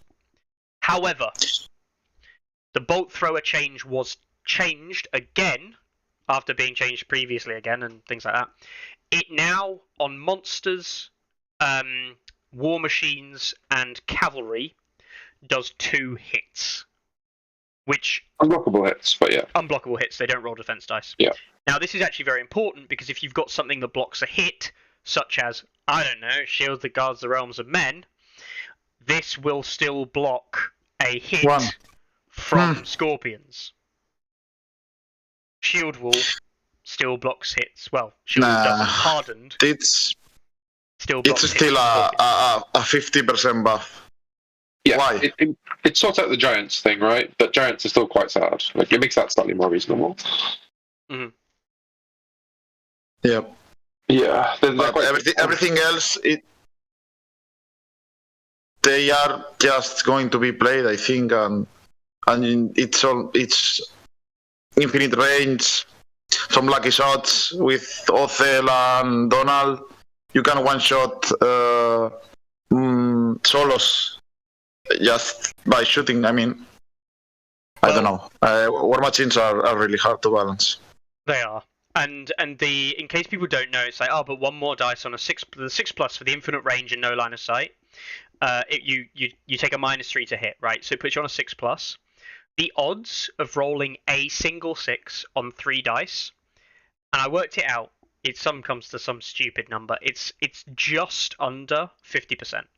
I think it's like 47% or something like that it comes to. I can't remember it off the top of my head, but you now have, if the Scorpion will hit with a dice on the first round of the game, it will hit you roughly 50% of the time on a solo. First thing in game, Baelish take bags, use swords, shoot your solo. 50% of the time it will hit. Mm-hmm. Yep. And then you have to take a vicious panic test. And Yeah, that vicious. means if these guys become even remotely popular, that solos become virtually unplayable. Low wound solos became virtually unplayable. And Carlo himself has said that he will probably never run the mountain that rides into Night's Watch ever again. No, it's free VP. Yep. Almost free VP. Yeah. Okay. The rock volley change, also a change to the other war machine. Rock volley. It still can't attack solos. It still ignores line of sight and range and all of those things. If it generates any hits, instead of rolling defense dice, you suffer 1 wound plus 1 wound for its remaining ranks. So hit an infantry unit for 4, or 3, or 2. Then it's just a normal flat panic, no vicious. If it doesn't generate any hits, so if it misses, if the rock volley on 2 dice on 4s misses, the defender suffers 1 panic test with -2 to their roll and +1 wounds on failure. So a slightly worse Melisandre. Just slightly worse than Melisandre. Yeah, it can be even better to fail the shot in some situations. Yeah. If you are engaged with an intimidating presence, that's -3 plus 2 wounds. If you fail. Yeah. I just don't. It just doesn't make sense. Like, why are you more scared when the rock misses you than when the rock hits you? That's my worst issue. It's like it's just so weird. I'm just happy that they are still 8 points. I thought they were going to bring back to 7 points or something like that. Being at 8 points, I think we are quite safe, but they can be really nasty. I just don't get it. What I've never liked with war machines is one simple thing, and it's the same reason that people didn't like dragons, right? Is that they don't interact with a lot of the game's mechanics. So what I mean by this is they can't have condition tokens on them. They can't shift. They can't charge retreat. They used to have a panic value of dash of 0. They couldn't have panic tests done on them. They changed that to be a 2+, so they can actually fail panic tests in theory. But they basically don't interact. Oh, they can't lose abilities either, by the way. They just don't interact with so many of the game's mechanics. And now the Stone Thrower doesn't even really interact with having to hit its damn target. And I know that the damage isn't that much. Like, it's only going to be 4 plus a panic test, or it's going to be like a panic test with +1 wound. So what? Even if you're disorganized, maybe you're engaged with intimidating. Let's be honest, it's possible. That's a +2, disorganized +3, so it's a maximum of 6 wounds with the rock volley panic, and it's a maximum of maybe, I'm being really generous here, 9 with the rock volley, 4 hits, 4 wounds, max panic, intim, disorganized. Like, those are the maximums you can ever achieve with these things. But the fact that it does these things at all is just like, why is this just not a normal attack? Like everybody else. Yep. No idea. This just further punishes. Like, I don't know if we'll see many of them, actually. I don't know. I know that some people are running kind of like Stone Thrower meme lists a little bit. Yeah. They're doing quite well. I don't know if we'll see it competitively. But this further punishes low morale units. Yep. And low morale units, and I think this is important for everybody to realize, low morale units doesn't mean cheap. Nope. People often say, but low morale units are usually 4 points. Hey man, Mountain's Men were 6 points and they've only just come down from 7 morale. So. Yep. Yeah. I don't know. Brilliant. So, there we go. There's more. Let's keep going. And this is an indirect buff to Othel as well. Yes. Othel Commander. buff. Yeah. Now we'll do the nice one. Cold Hands. No, please. Oh god. Cold Hands was nerfed to 5 points, right? What did you say? Did you say nerf? I did. Mickey, please. Mickey, please. Because that's the truth. He was made more expensive, and making something more expensive is usually like really big indictment. Think of the Chariot, right? The Chariot moved from 4 points to 5 points, didn't change one thing, and it is de facto worse for it. It is a nerf. Yeah. Now, Yes. Chariots didn't need a change. But the Chariots didn't get anything else. I actually still think Chariots are very good at 5, but that's a different matter. Cold Hands went to 5. Gained 2 attack dice, sorry, and also went down to 3+ armor from 4. My goodness. Yeah, as Carl says, big nerf, Cold Hands unplayable. Exactly, right? Which is the joke. That's the point. He was nerfed for 5 I cannot points, believe this. and then he was given roughly 1 point's worth of buff. More And he was than 1 already too point. good at 4. And now there are less activations, which that point means nothing. Yeah, activation advantage is less important because of pass tokens. And he's going to tank, with some luck, even Lance Cavalry. Frontal charge with Lance Cavalry on this guy is with -1 to hit. Well, what you do is you put in the other side of a wall or in a forest, and then he's 2+ armor. Your opponent maybe doesn't have rerolls because they've charged over a freaking wall, and then you give him Raven Flop for hit on 4s, and actually Lance Cavalry might legitimately only hit him 5 times. Then he'll have 5 saves at 3+. He has a very good chance of not dying. And you can then also plug in Donald rerolls, and I know Donald's a support piece, it's not Cold Hands, but Donald to deny vulnerable tokens and to give him another +1 armor, that counts as the Sundering. He's gonna tank. You've got shields that can He can tank the new best unit in the game right now. But Face to face. Yeah, and even if he dies, he just comes back. He just comes back. And that's Their units. Like, the best part. With 6 attacks, he's better than 50% of the unit attacking. Because 6 attacks. he can always get people in the rear as well. Just bring him on behind the unit, and he's got He 6 can be dice. influenced by Quarin. He can be played with Sword in the Darkness. Yep. That's an 8 dice attack into your rear. That's an 8 dice with Super Sundering and Vicious. and he has the retreat. And the retreat. Everybody forgets the retreat part, which I think is one of the best abilities in the game. Because you can't tie him down. He can just retreat off and do what he wants. I don't know how they think this is a nerf. I want this nerf. Now when we talk about Greyjoys, I will be talking with Debs with this nerf. I want to know who designed these nerfs. This is mental to me because alone, like, he was the best 4-pointer in the game. Like, if we exclude that Raiders, who were a problem because of insignificant, which we'll get to in a second, are arguably the best 4-pointer in the game, right? Cold Hands was definitely the best 4-point solo in the game. Probably, I think he was probably better than Varamir. Varamir on a par, of course, or similar. He was definitely up there. Yeah. Raiders incredibly good. Greyjoy archers very good. But Cold Hands with the recursion has been the mainstay. Has been holding up Night's Watch list building since he got released. He has appeared in everything. There is not a single list of Night's Watch you see at a competitive level that doesn't have some version of Cold Hands in, be it Benjin or Cold Hands. I don't see how this is going to change. Nope. No way.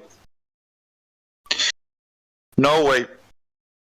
Man, it's scary, isn't it? It's scary. There's a hell of a lot of 5-point units now that won't kill Cold Hands in one attack. And he still broke and now his watch has ended. Yeah, like the issue is not that you can't kill him, because it doesn't matter if you kill him, because he comes back.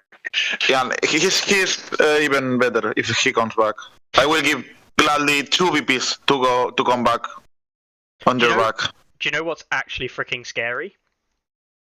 Cold Hands hits pretty much as hard as Jon Snow does, with "It shall not end until my death." So you can play. You can Cold Hands can run into melee with something, activate, run into melee, like probably like a 5-point unit or even a 6-point unit. He'd probably like half kill it potentially, especially if he's in the rear, because he probably is in the rear. And then they kill you. Or the flank, yeah. And you just play "It shall not end until my death." There's a reasonably decent chance Cold Hands kills the unit that just killed him. Yeah. And stay with 1 wound. Play the pike aggression with him. Yeah, play pike Good aggression. luck, have fun. Good luck, have fun. 12, 14, 16 dice. Die. Yep. Okay. And I will be saving them on 3+, because I have 3+ armor. I don't know why. It's just... It's mental. Nah. This is, if you do the math, if you want to kill Cold Hands right now in 1 attack, it's really hard. I mean, you have to invest so many resources. Even with Sundering, even vulnerable Toggle, having shields on this man. Come at me, bro. I will face tank almost every unit in the game. If you don't have precision or auto wounds, okay. I don't know. I really don't know. I mean, I can understand if they got nerfed, but Jon was not even touched. You can still do the Stand United Brother with him. I know he has sent influence with Corin because he's a cavalry unit, he's not a monster. I don't know. Ravenflock is amazing. You come back unactivated.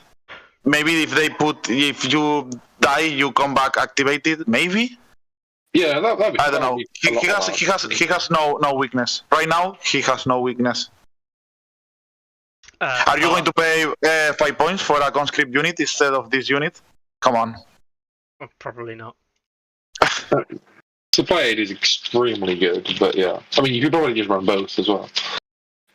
Cold Hands, this version of Cold Hands made it into 60-ish% of lists, 57, 58% of lists in Season 2.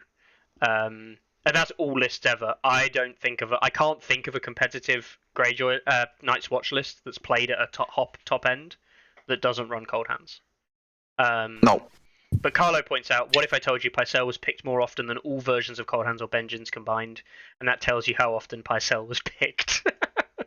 Obviously playing into the meme, exactly. And Dan, I'd say you're wrong, Carlo. Who is Pycelle? He's never seen him used. Underperforming. I don't know. Let's not dwell on it. That is incorrect. Let's not dwell on Cold Hands too much longer. He is 1 more point. He got a point's worth of buffs. He was probably too good at 4. It probably means he's too good at 5.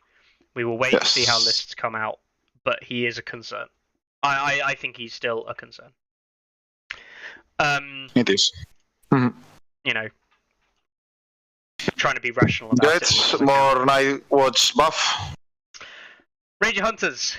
Yeah. Ranger Hunters got changed. Yeah. And not in the way that anyone thought they would. Ranger Hunters now have 6 dice on their second attack profile, on second rank, but they do hit on 4 in the range attack, sorry. So they're the opposite of Sandskirms in that sense. This is enough, I think. It does reduce the damage output slightly with the 4+ rather than being 3 and 3. But the one weakness that Night's Watch had was if you could knock off the ranks, it would reduce the attack dice. You can't do that but anymore. with boldness, it's only if they have 1 rank, right? It's not like at 1 rank. It's not that much of a nerf. It's a nerf, but I mean, I think Jon's still really good on them. Yeah, probably the best unit Jon can go outside of the new best unit in the game that we haven't covered yet. Well, here's the actual question, right? This is a nerf to Ranger Hunters. It is arguably a Yeah. slight nerf. Is this a nerf that's going to see Swarm Brothers better than Hunters now, though? In No, not at all. effectiveness? No. Depends on the meta. No, Swarm Brothers are a much worse unit than Ranger Hunters. They're nowhere close. Dunno. This is the same question. How are we talking about two insane units? Like they are so good, so bad? No, they are insane. No, But yeah, maybe the tactically the swift strike and quick fire is Yeah. much more valuable. Yeah. The reason I'm so confident in that is that I think Swarm Brothers are just a bad unit, but sure. Yeah, melee only. You don't have to get into that. All right. We also saw trackers get changed here as well. Trackers had a little bit of a change, and that was they had their melee to hit improved from 5 to 4+, which 5+ was a bit punishing for the trackers, but they had their melee attack dice reduced from 6/4 to 5/4. So they kind of traded +1 to hit for 1 less dice. I think that's a good change. I would say that's not really a nerf. It's not really a buff. It's a rebalance of that melee attack profile to make it, just to make it a little bit better because it was terrible. Hey, and they can always buff that 5 up if they want to further up. Fun. Shadow Tower Spearman, nice and easy defense buff. They went from 4 to 3 defense, giving Nightwatch a base 3 defense unit. Now in infantry. This unit is now really good. Nice commander bunker. I'm not convinced it's going to see more play though, because the reason its armor wasn't the reason it didn't see play. No.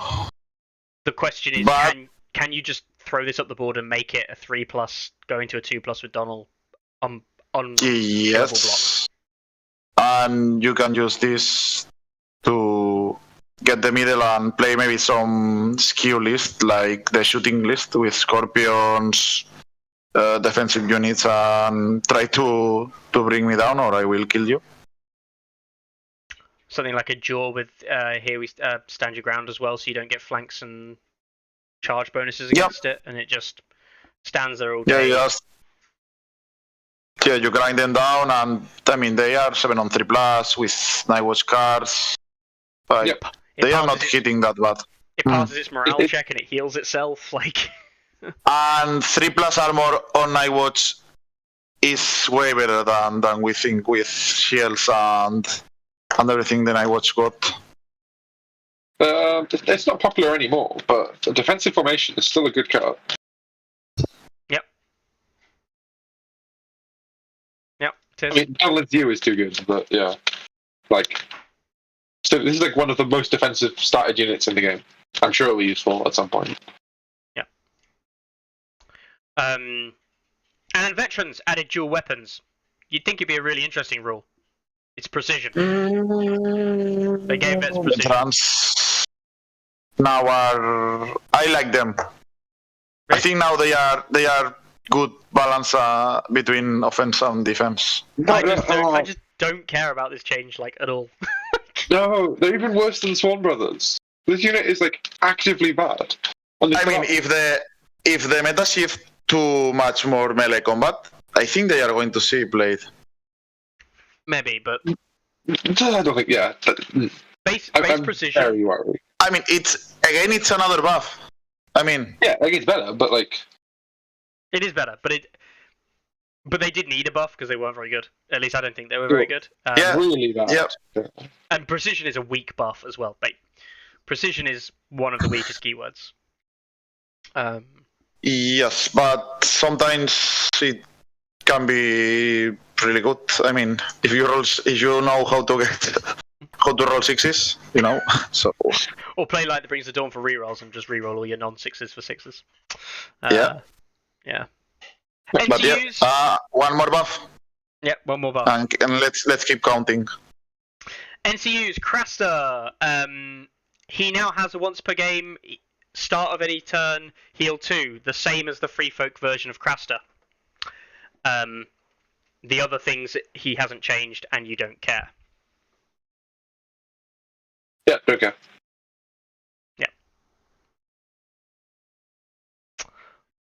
Cool. No more comment. Jaw Mormon. He was changed. Jaw now doesn't have the long range stipulation for moving tactics cards around that are attached. She previously did. Fine. When they nerfed him, they probably nerfed him a bit too hard. Yeah. Cool. Whatever. Good. Not I really don't know if he's going to be played, but Probably not. yeah, maybe. Othel lost his attack buffs from taking different zones. So it's just a flat 3+ with +1 dice for each rank. Cool. Good. It's a nerf. Yeah, It's enough. I think it's a problem, but he was not played that much, but He's played a lot more in Season 1, obviously. Yeah. Back in the days where Night's Watch was struggling into meta free... Well, everyone was struggling to meta free folk. Now he's not really played that much. He's a bit of a fringe pick. Like no. I mean, he still have infinite range, like Belisarius is saying, but maybe some list that you want to, the shooting list or the X-bow list. Maybe it will help to finish targets or weaken you. Yep. And now you don't need to take specific zones, so that's kind of a mini buff. It doesn't matter which zone do you take.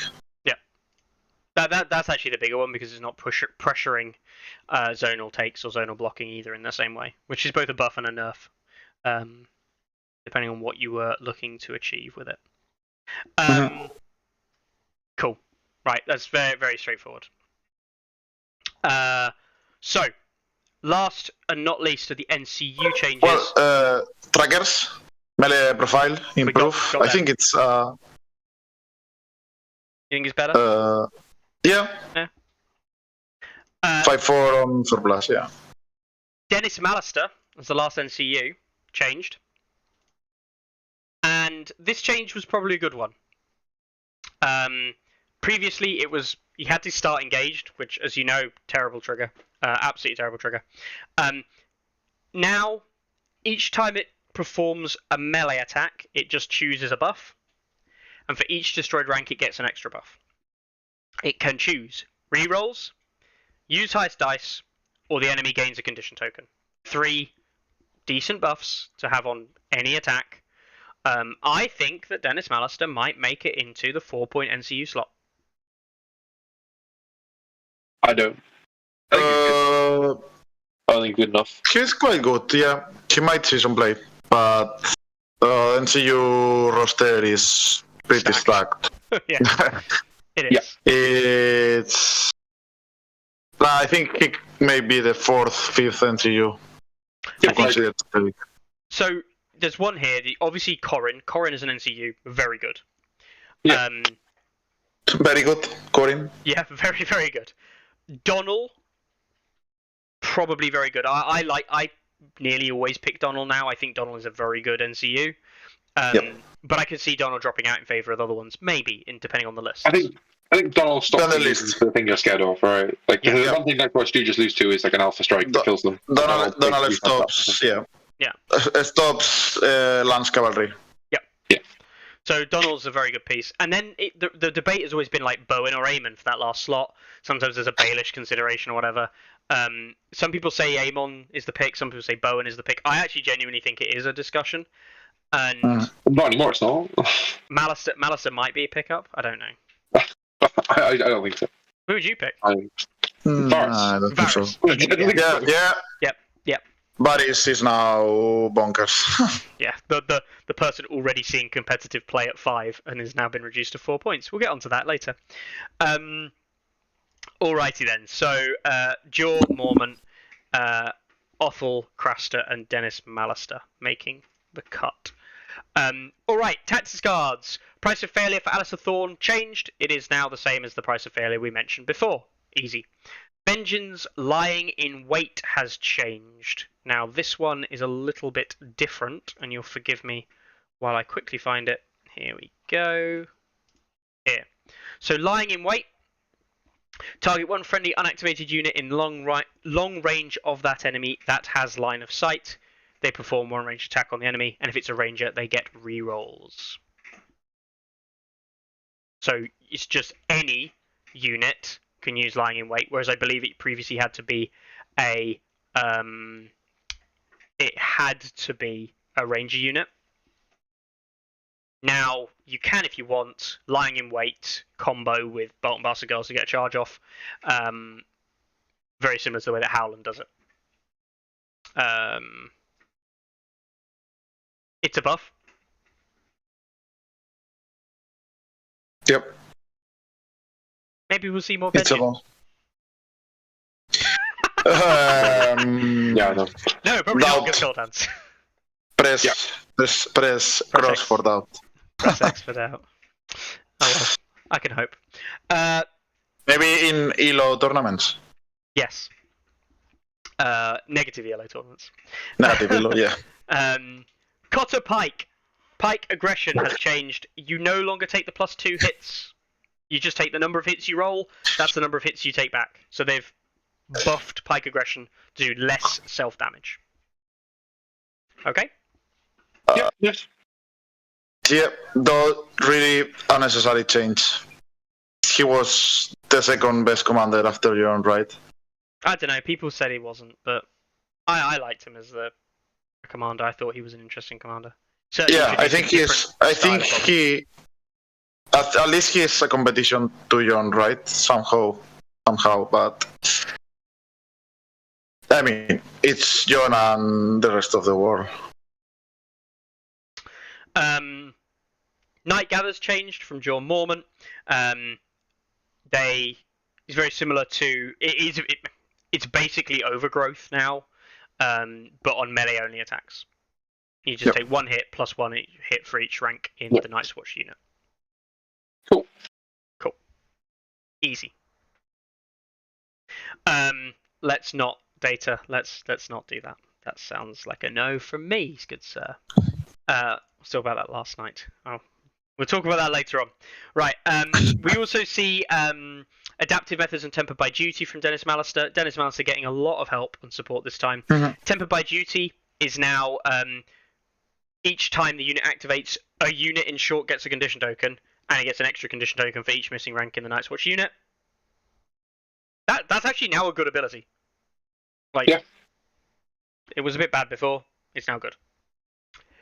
Adaptive methods got the global change of adaptive methods, which it now just does everything it used to do, but it also just gives you out a token. Nice one. Yeah. This card was really good, and now it's even better. Yep. Definitely. So that's Night's Watch.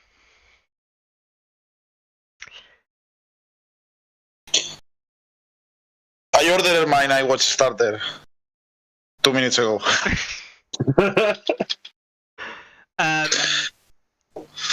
Night's Watch were already doing very well. That doesn't mean they were the best lists or the best faction. The best list in the game, as people had been running it, hasn't received much, if any, help. It is not a better list. But Night's Watch as a faction was doing very well. And John, for basically the first time ever, since, people were saying, oh, John's strong, John had made it up high enough, he's been as high as nearly as high as Mance Raider. I think he made it to 60 odd points in recent history. Yeah, so he was up at 47 plus faction. So 7 more points that he's on now, so what? That was just off last 50 days. So he was up at 60 odd overall points, 64.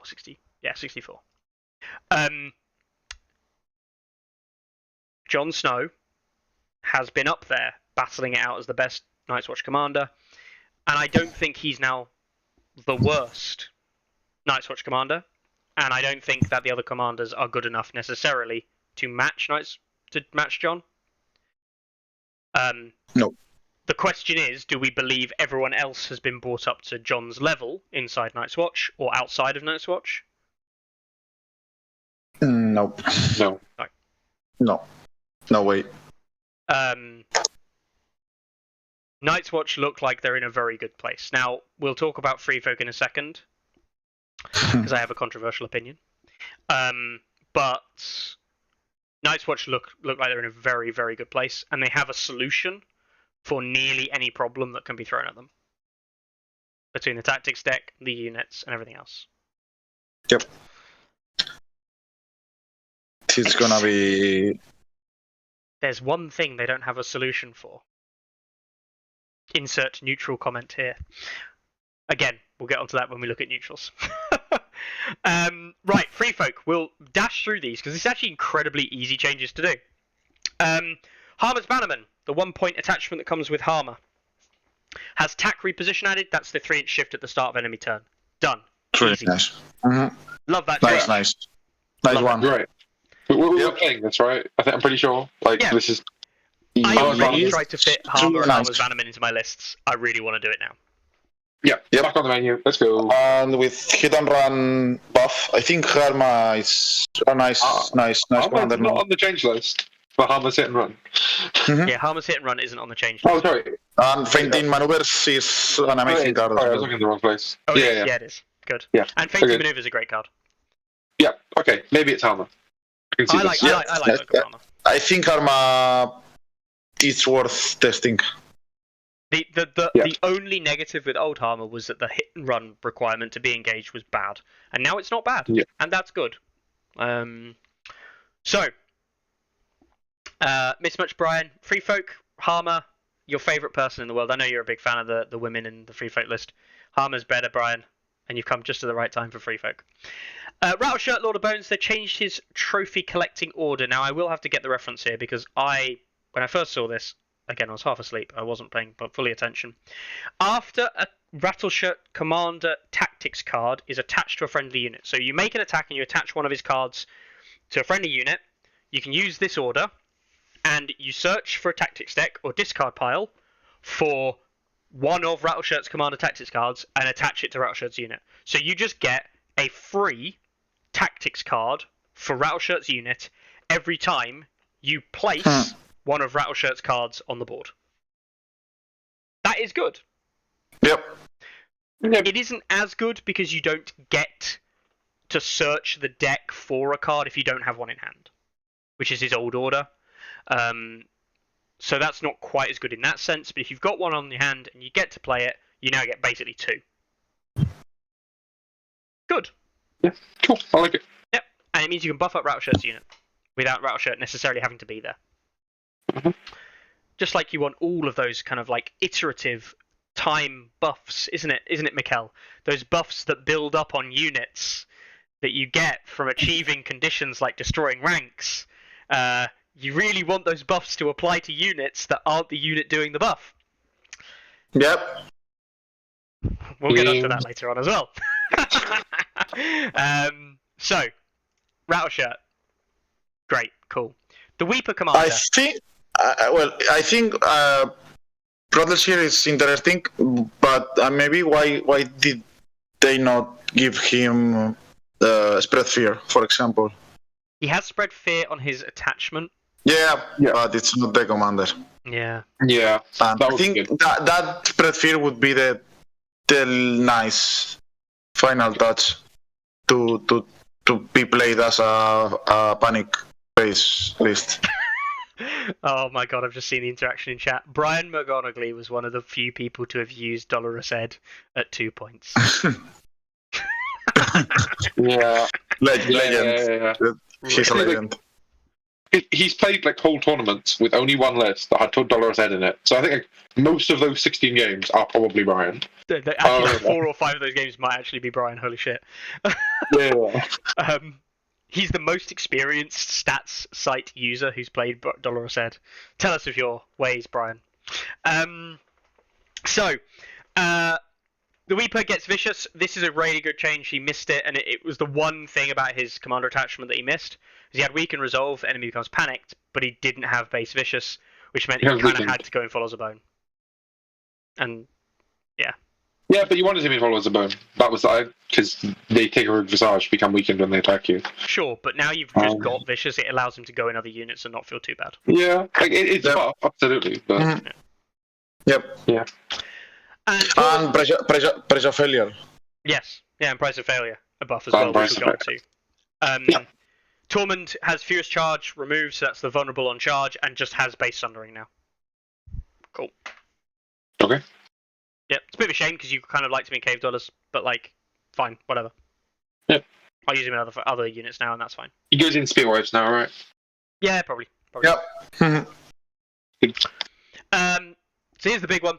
Insignificant has gone from Raiders. Ooh. I think that's one of the 3 main changes of this patch. That is the change that everyone wanted. It's the change that, like, I've been saying needs to happen for the game. You know, go watch last week, watch the week before, saying that they need to remove Insignificant. Definitely said it in Season 1 as well. This is huge. This is game changing. Is it? Is it? I think so. Yep. Like it's Because- worse.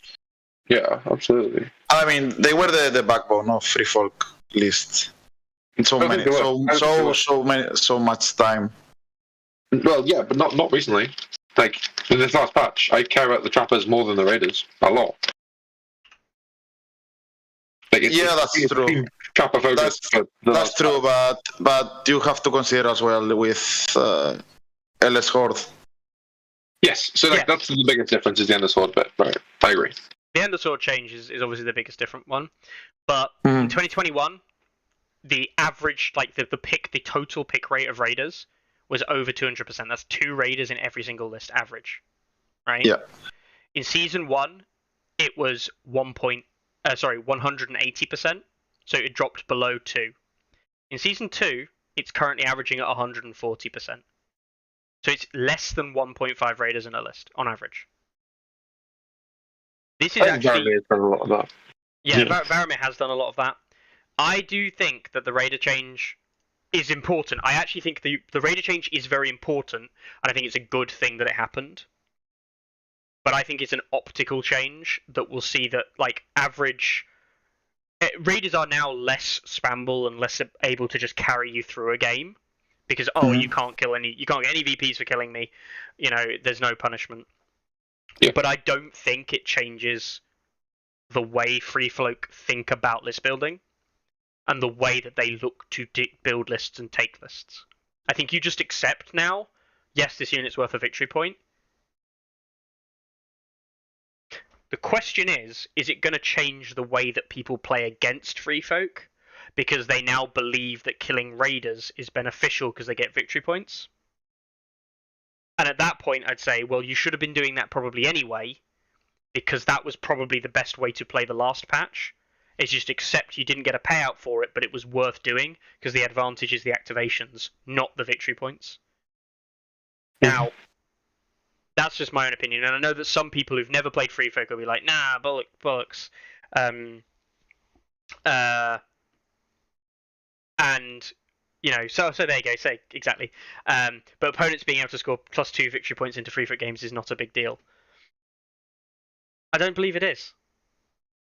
Because the thing is that it's +2 for the Endless Horde kills, yes. But if you're killing both Endless Hordes, I think the problem I've got is that if Free Folk Raiders are dying that often, the Free Folk players probably lost anyway.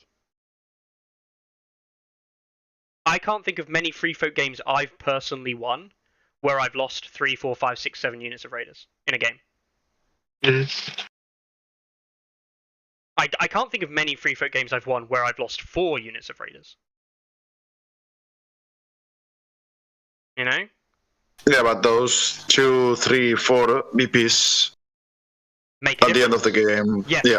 they make a difference to the level of win or loss. I agree. But I don't actually think they changed... It does change the outcome, of course it does, because they're VPs. I don't think this is going to massively change Free Folk's ability to win games. That's my point. I think it does. It it helps get rid of some of the more feels bad where you end on round 4 or like whatever, for whatever reason, and then the whole round is just running raiders straight and forward because they don't give up points, right? Yeah. Like, like our point was, yeah, you kill them, you don't get points, but you're winning the game anyway. But in tournaments, actually, maybe like that doesn't always hold up, right? Because games always end, and this gets rid of that a bit, or makes that easier for the opponent anyway. But that's not a huge change at all. So, and makes more trapper spam, and that's pretty sad. I honestly think the taunt change will affect free folk more than the insignificant change. Yes. I mean, again, outcomes will change more for the average player. I do believe that insignificant going will change the average player's experience for insignificant. But I genuinely, and I'm being very honest here, I don't think it makes a massive difference at the competitive level. Because the way that we're playing games isn't that style. And I know that some people are saying, 2, 3, 4 victory points is literally game winning or game losing. But my point is, I was never losing that many raiders anyway. Right? That's just not how you play those matchups. And more importantly, and I know some people are going to be like, but whatever. The point I'm actually getting to at the end of it is I still think free folk are going to come out of this patch. With this change, I still think free folk are completely fine. And everyone's like, free folk have got a massive nerf. This is a nerf, definitely. But I don't think free folk are going to plummet out of nowhere. No, No, but they are not top tier anymore, in my opinion. Are they not top tier, though? Not because of the free folk changes, but because of Night's Watch buffs? Yeah, and Lannisters. Those two. I think close Lannisters. I think you're still fine into Lannisters. Lannisters are now way scarier for free folk. I think the way you have to play free folk lists is different into Lannisters. Like, I really do think it's different. I don't think it's easier or harder or this, that, and the other. It's one example, right? But you can play lists that have basically gone unchanged in the patch right now. Yep. And play them with your current Lannister builds, which will get a little bit better with pass tokens. Potentially considerably better with pass tokens. We'll see how that kind of plays out. But and you can win those games. And you can win those games without giving up. Like, it's literally like you're not losing by like your opponent killing raiders. Because that's not where they were scoring their victory points anyway. Because they don't have any raiders in the list, for example, and you're still winning those games. So but I don't know. I'm of the personal opinion. I'm being very honest with people here. I'm of the personal opinion that the change is good, needed, and it will mean that raider spam won't work anymore, and that's a good thing for the game. So I'm really genuinely saying I don't believe that this will make free folk fall off a cliff in terms of ability or balance. I still think that they are better than Lannisters as a faction. But it will make people to rethink and building different lists. It's not always the same list, maybe, and some other commanders will maybe shine again. Mm-hmm. And that's what I like. There's no like only Mans or only Varamir. Yep. They are still strong, and Varamir is not changed, right? Well, just... no, there is actually one. Yeah, I missed that. Mm-hmm. I think Harmer actually is going to be good. Harmer's good. I think. Yeah. Speed. We don't really have a standard. And I think he's very funny because he plays with movement, and we all know that movement is, for me, movement is the most important thing in the game. Yep. And if you play with movement, you are being proactive and playing more the game than just shooting or I don't know. Melee attacks. That's opinion. I mean, melee attacks are fun. They are, but it's not. Movement. They are not the best option. So yeah, free folk. For me, it's a good change, much needed change. I'd add, much needed change. But I don't think it changes the way that competitive. I don't think it changes competitive free folks. Like winning percentage, if you know what I mean. Yeah. Competitive free folk will change around it, of course. I'm not saying that competitive free folk doesn't change their list building like one iota. It will change, but I don't think it makes free folk a worse faction overall. But I might be wrong. You know, in 2 months' time, 3 months' time, when Free Folk are a shit faction or a mediocre faction or they're not doing as well, then you can all say Mickey was wrong. He has no idea how to play Free Folk, right? But like, we'll take that and I'll take that hit because I might well be wrong. Right, follows the bone. Melee attack dice value. They improved the second rank attack dice from 5 to 6, which was good. Their sustain was shite, and now at least they can attack something if they lose a rank. 1 dice doesn't feel like much, but it is important. And the much bigger change, in my opinion, they've moved them from 7 morale to 6, which matters in those 5-point units. Part of those 5-point units' problems were that a lot of them had the same morale as the units at 4 points, and it just made them pointless to pick. You didn't get much, or you didn't get much you cared about for a point. So, yeah, follows a bone now, decent. I think they're the best 5-point unit now. I think I quite like Fens. I've got some ideas with Fens. Yeah. So, I'm I've just got some sad ideas about with that. Cave Dwellers as well, but I'm not going to go there because I know that that's mental. Yeah. No, yeah. I think with New Endless Orbs, I like Cave Dwellers. I think they're cool. Mhm. Anyway, yeah. Bone Lord's Chosen. Reduced from 7 to 6. Let's go. Nice. Yep. Cool. Then Warriors had the change to Taunt. And Varamir had its melee attack dice worsened from 4 dice to 3 dice. That's 15%. This is the My 50% God. of the change that you didn't realise. Yeah. I actually United States. Yeah. I don't care about this change that much. Nah. I think it's probably, again, it's a good thing that Varamir is slightly worse, right? He's obviously very good. And this affects both his commander and his unit cost. This is a good change for the game. I'm not complaining. It is a nerf. It is a good thing for the game. I'm fine with this. If he's now on 3 dice in melee attack on 3s, and he costs 4 points as a unit, does this mean on the next patch that he'll be 5 points and roll 6 dice in? Yeah, with with the 2 plus armor? That's how it works, right? Mhm. No, Yeah. obviously that's a joke. Yeah, this is a good change. You never know. You never know. These designers, man. Jon Snow added Northern Resilience, which is an influence that gives you +1 morale. Okay. I didn't care about his once per game ability.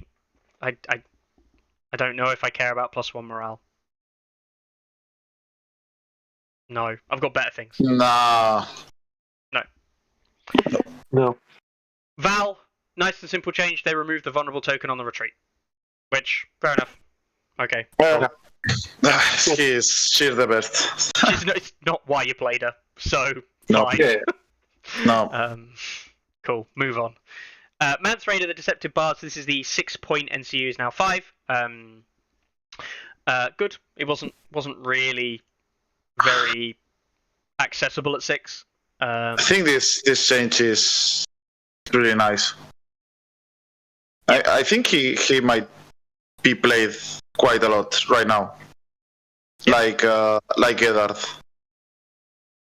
Yeah, I think his control elements at 5 are nice. I have been considering how I include him in lists, and he has appeared in a few of the kind of theory idea lists that I've been putting together. So, yeah. Styre was reduced from 5 to 4, but he no longer gives +1 dice. Mhm. He gives you +1 rank, and Sundering. This is strictly worse for things like the giant combos. You can't give giants 2 dice, so it's hard for them to miss. You can't give mag and 1/1 extra dice. It does not help, obviously, on max ranks, but it does help those kind of like free fit units that are low on health, especially when you consider something that follows a bone change. Rising from 4 to 6 is better than 4 to 5. What do you think about this one? I don't know. Jacob, what do you think? I think it's good. I think I really like this. We save a point. A point is huge. And that costs us, like, It costs us a dice some of the time, and it gets us like if you're on 2 ranks, you sometimes get dice. I like this. I still don't think it'll see play because Egret, Val, and Cruster are all very good. Yeah. But like with the Raiders change, we're so far hard into traps that we kind of are running Egret, and the other two are you can't not play them. I think we've really just locked into those 3 at the moment, but this buff, I think, played quite a bit of 5 points here. So, the one thing I hate about this, and it's only a minor thing, but it really does bug me, is that this is as far as I know, actually, is the only counter synergistic combo in the game. Where if you put this on Savages. Cave Dweller Savages, it makes their attack dice worse. Yeah, but they already have Sundering, right? So you just And they never already get have on Sundering. Yeah. So you wouldn't. You will not put that on No, you Cabeza. wouldn't play. You wouldn't put this. No. But it does just. It just. I don't know. I'm not saying it needs to change. It just irks me somewhat that you now have a combo that is literally counter synergistic. It doesn't work. And again, I've got no problem with that from a balance perspective or anything like that. I just don't. Yeah. Don't get it. But it is obviously, it is obviously a buff. A reduction in points is always a buff. Yeah, I think he's better than before in most situations. Yeah, no, he's better in all the situations you probably want to run him in. Outside of full ranks, yeah. Full ranks attacks. And let's put it like this. Free folk aren't on full ranks a lot of the time. No. German. So I think it's a good buff. It's a good buff, and he will see more play than he did. So that's good. Yeah. Hit and run change, price of fair change, devastating impact change. So none of the free folk tactics cards received any changes outside of the generic ones we've seen elsewhere. So yeah, overall, free folk have had buffs to things that were not seeing as much play. They've seen nerfs to things that were seeing arguably too much play or that were too strong, and a few changes that they talk about, like quality of life changes or whatever they want to call them. A few changes here and there. Overall, free folk come out of the patch. I don't think free folk feel too bad. No, I agree. No. I think more or less. I think their ranking will drop. I think that free folk as a faction will drop because raiders are no longer the mainstay of lists and the way that people want to play. But from a competitive standpoint, the lists that I'm looking at building, I don't feel too bad about those lists. And they either do or don't include raiders anyway. They are harder to play, so that means less experienced player will be losing more. Yeah. And that's a good thing. Free folk have been too good for too long. I still think, I personally believe they could have received more nerfs. I would have liked to see more nerfs to free folk, because they should not be at the top. I still think free folk are one of the top factions. I think a hidden trap change would have been nice because it's a little bit silly. But yeah, hidden traps, for example. Yeah. I'm very interested in Harmer. Weeper seems quite good. Bannerman just seems great. I'm very excited about that. Yeah. DLC is way more playable. Like internal balance feels like it's got a lot better. Yes. Internal balance do feel a lot better. I tell you what, I think would be interesting. I don't know how free folk, because the big bear that's been around for like what is now 2 patches basically has been the free folk Night's Watch mirror, and it's all about how can the other one beat the other one kind of thing. I don't know how that's changed. I don't know if it's changed, and I don't know how it changes, and I don't know how they each respond. One thing I can say though, with a degree of certainty, is I do believe that Mag the Mighty stock went up, which seems really weird because there's loads more precision. But with the ability to play shorter lists, Mag the Mighty, especially ignoring armor saves and just going straight through to wounds, I think Mag the Mighty might be a very good pickup. Yeah, I think Mag stock has gone up and Mag hasn't been changed. So, my personal opinion. Cool. Neutral. Well, we will get to the fun one. Golden Company officers now have a Golden Company affiliation. So now, if you've got a Golden Company officer in a unit, it counts as a Golden Company, which means you can take an elephant. So you can buy the attachment for Golden Company officers to unlock elephants in your list. Of course, the neutral cap previously meant that you couldn't take swordsmen or crossbows to unlock your elephants. Cool. Yeah, nice. Yeah. Quality of life, I guess. Doesn't really matter, but it opens something up. Yeah.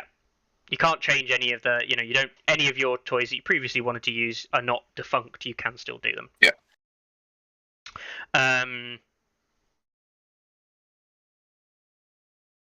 So, threaten changed. Cool. You're not playing Vargo. Come on. I don't know. I think you might play Vargo now. I do actually think you might play Vargo. I think he is quite good. But not necessarily in neutrals. But maybe in neutrals. I don't know. Yeah. Vargo was like fringe played, if you remember rightly, back at season 1. He was fringe played before Mance really came to the cream with Varamir. He was fringe played in season 1 with Night's Watch. And he was. Like Bob played him like twice. I think. No, the things that he was running, but Vargo also became like a mainstay of the catapult style lists as well. Which of course catapult's just getting a buff. Okay. Like I'm not excited. It's not convincing me. That's fair enough. I mean, I'm not convinced either. I'm just saying that this did happen. Okay. No. Yeah. He's the only guy. He's the only person who can kill attachments now. I guess that's cool. Yeah, pretty much. Yeah.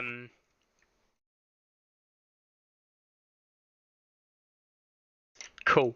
So, Bloody Mother Zorse Riders, Motley Armaments changed. Now, this is they reverted. This is a change to Motley Armaments, right? And it's a reversion of the change that they made originally. Is that right?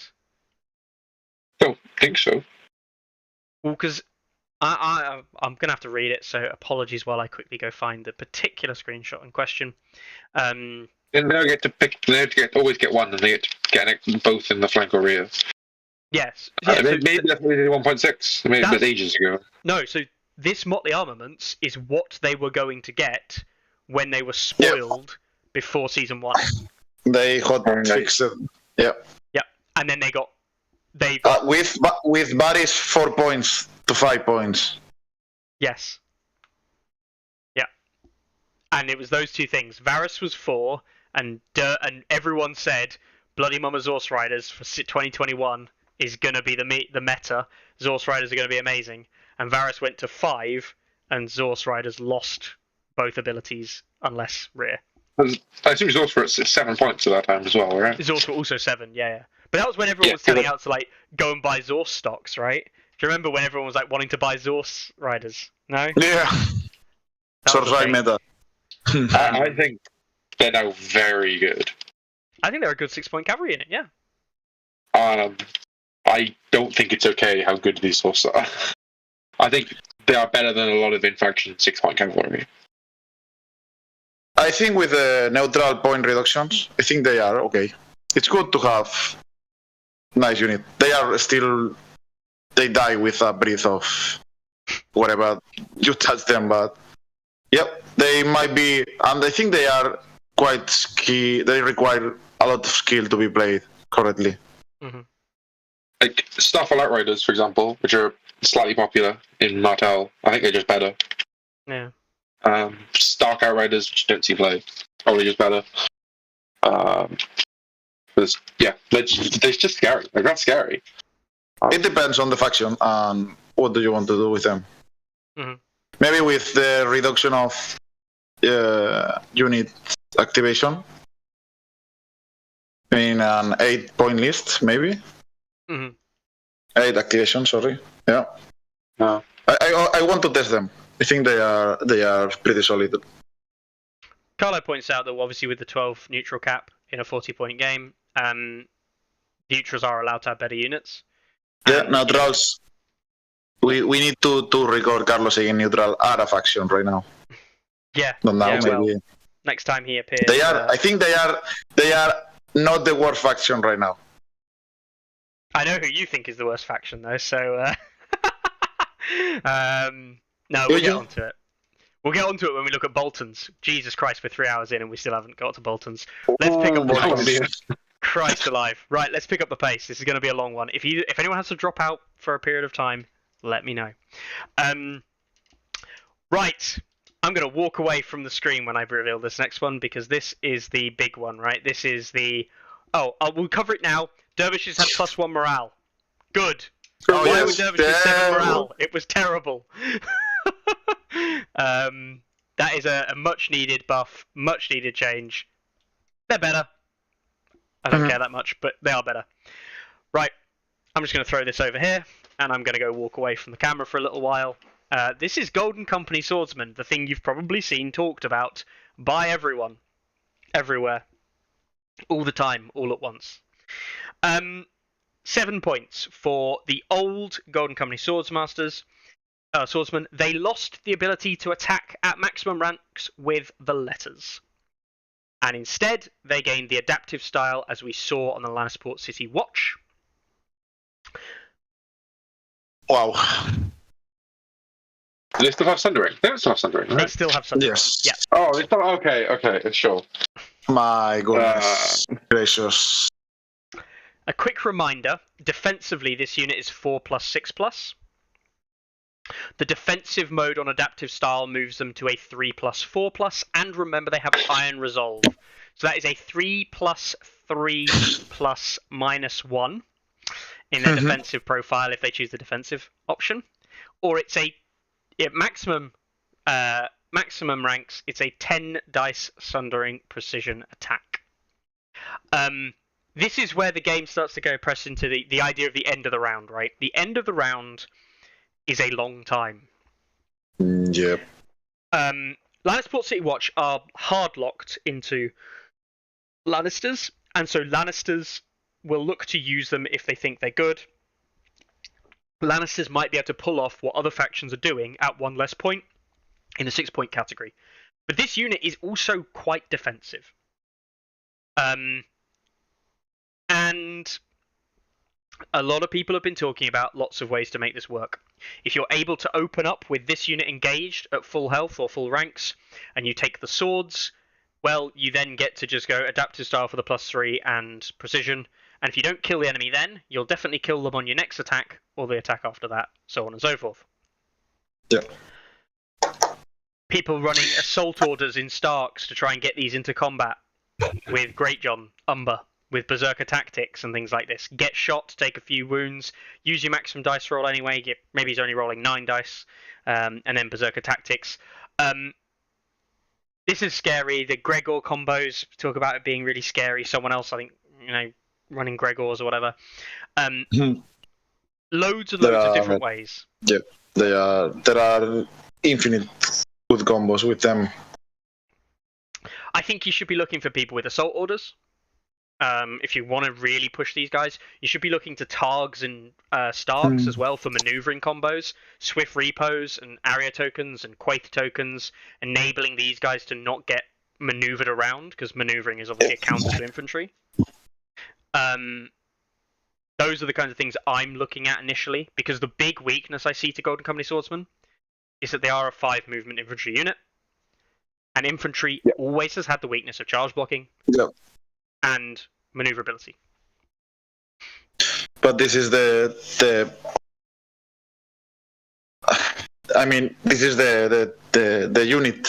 The like they said on the chat, it was Flamen meta, and this is Golden Company Swordsman meta right now.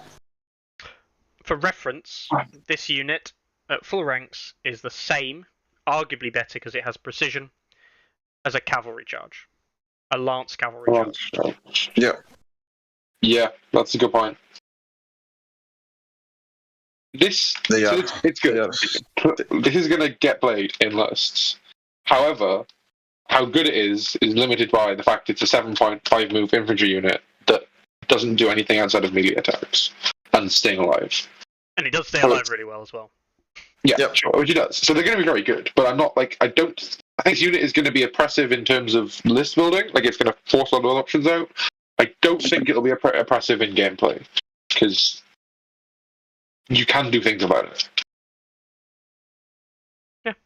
You Also, can, but I don't know. Just get hidden traps, anyone? They can't have +1 armor if they don't get attacked.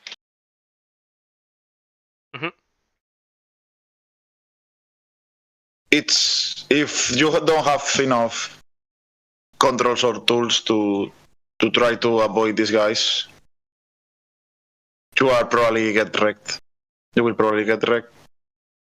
I mean, it's so easy to make them work, and it's really hard to counter them. At least it depends on the faction and what are you playing, but they are straightforward. You go, getting combat, and you kill everything. Believe it or not, what I'm about to say, having thought about it some more, is part of the reason I like the new taunt. Because the one thing you want against this unit is weaken tokens.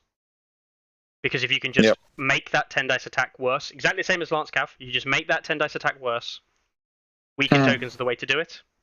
And taunt, because it's long range. Now, when taunt was short range on the unit, it was a literal waste of time because you didn't achieve anything. But now you can taunt a unit at 12 inches away that only has to be within 11 inches of another unit, and it will just collect a weaken token, meaning that if it doesn't choose to charge you on a 6, which it's probably not going to achieve because it's a 5 movement unit, it's a 1 in 6 chance it hits you. And the really important thing with something like Free Folk, and this is where I think Free Folk can really start to dominate this unit, is I can say, right, you have to charge my Thens on an 11, so you need a 6. And they go, okay, well, I'll take that charge to avoid the weaken. And then I go, cool, I'll trap you for -1 movement. The charge is now not possible. No, that's not. No. Yeah, but I don't think that ever happened. you will.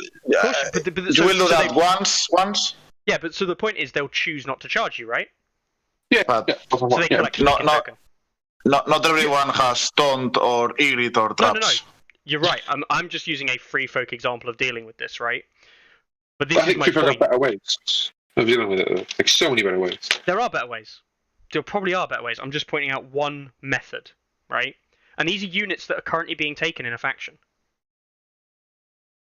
Like, The Free Folk, like we're saying that you don't have to change the way you build lists to start to try and counter these things.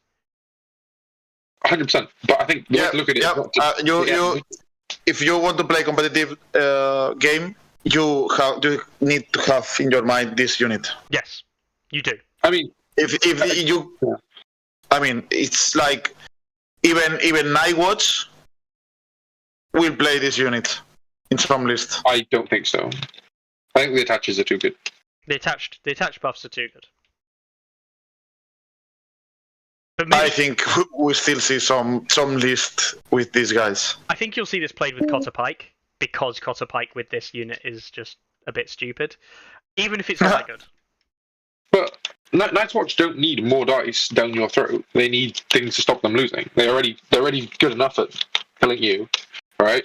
That's why everything in the John list is built around maneuverability, because that's actually what they the one thing they can lose to is getting out positioned, right? So they put everything into that. Like, I mean, you're talking about all the Free Folk stuff. No, I'm just going to stick Egret on them, and then they're just bad. Like, that's it.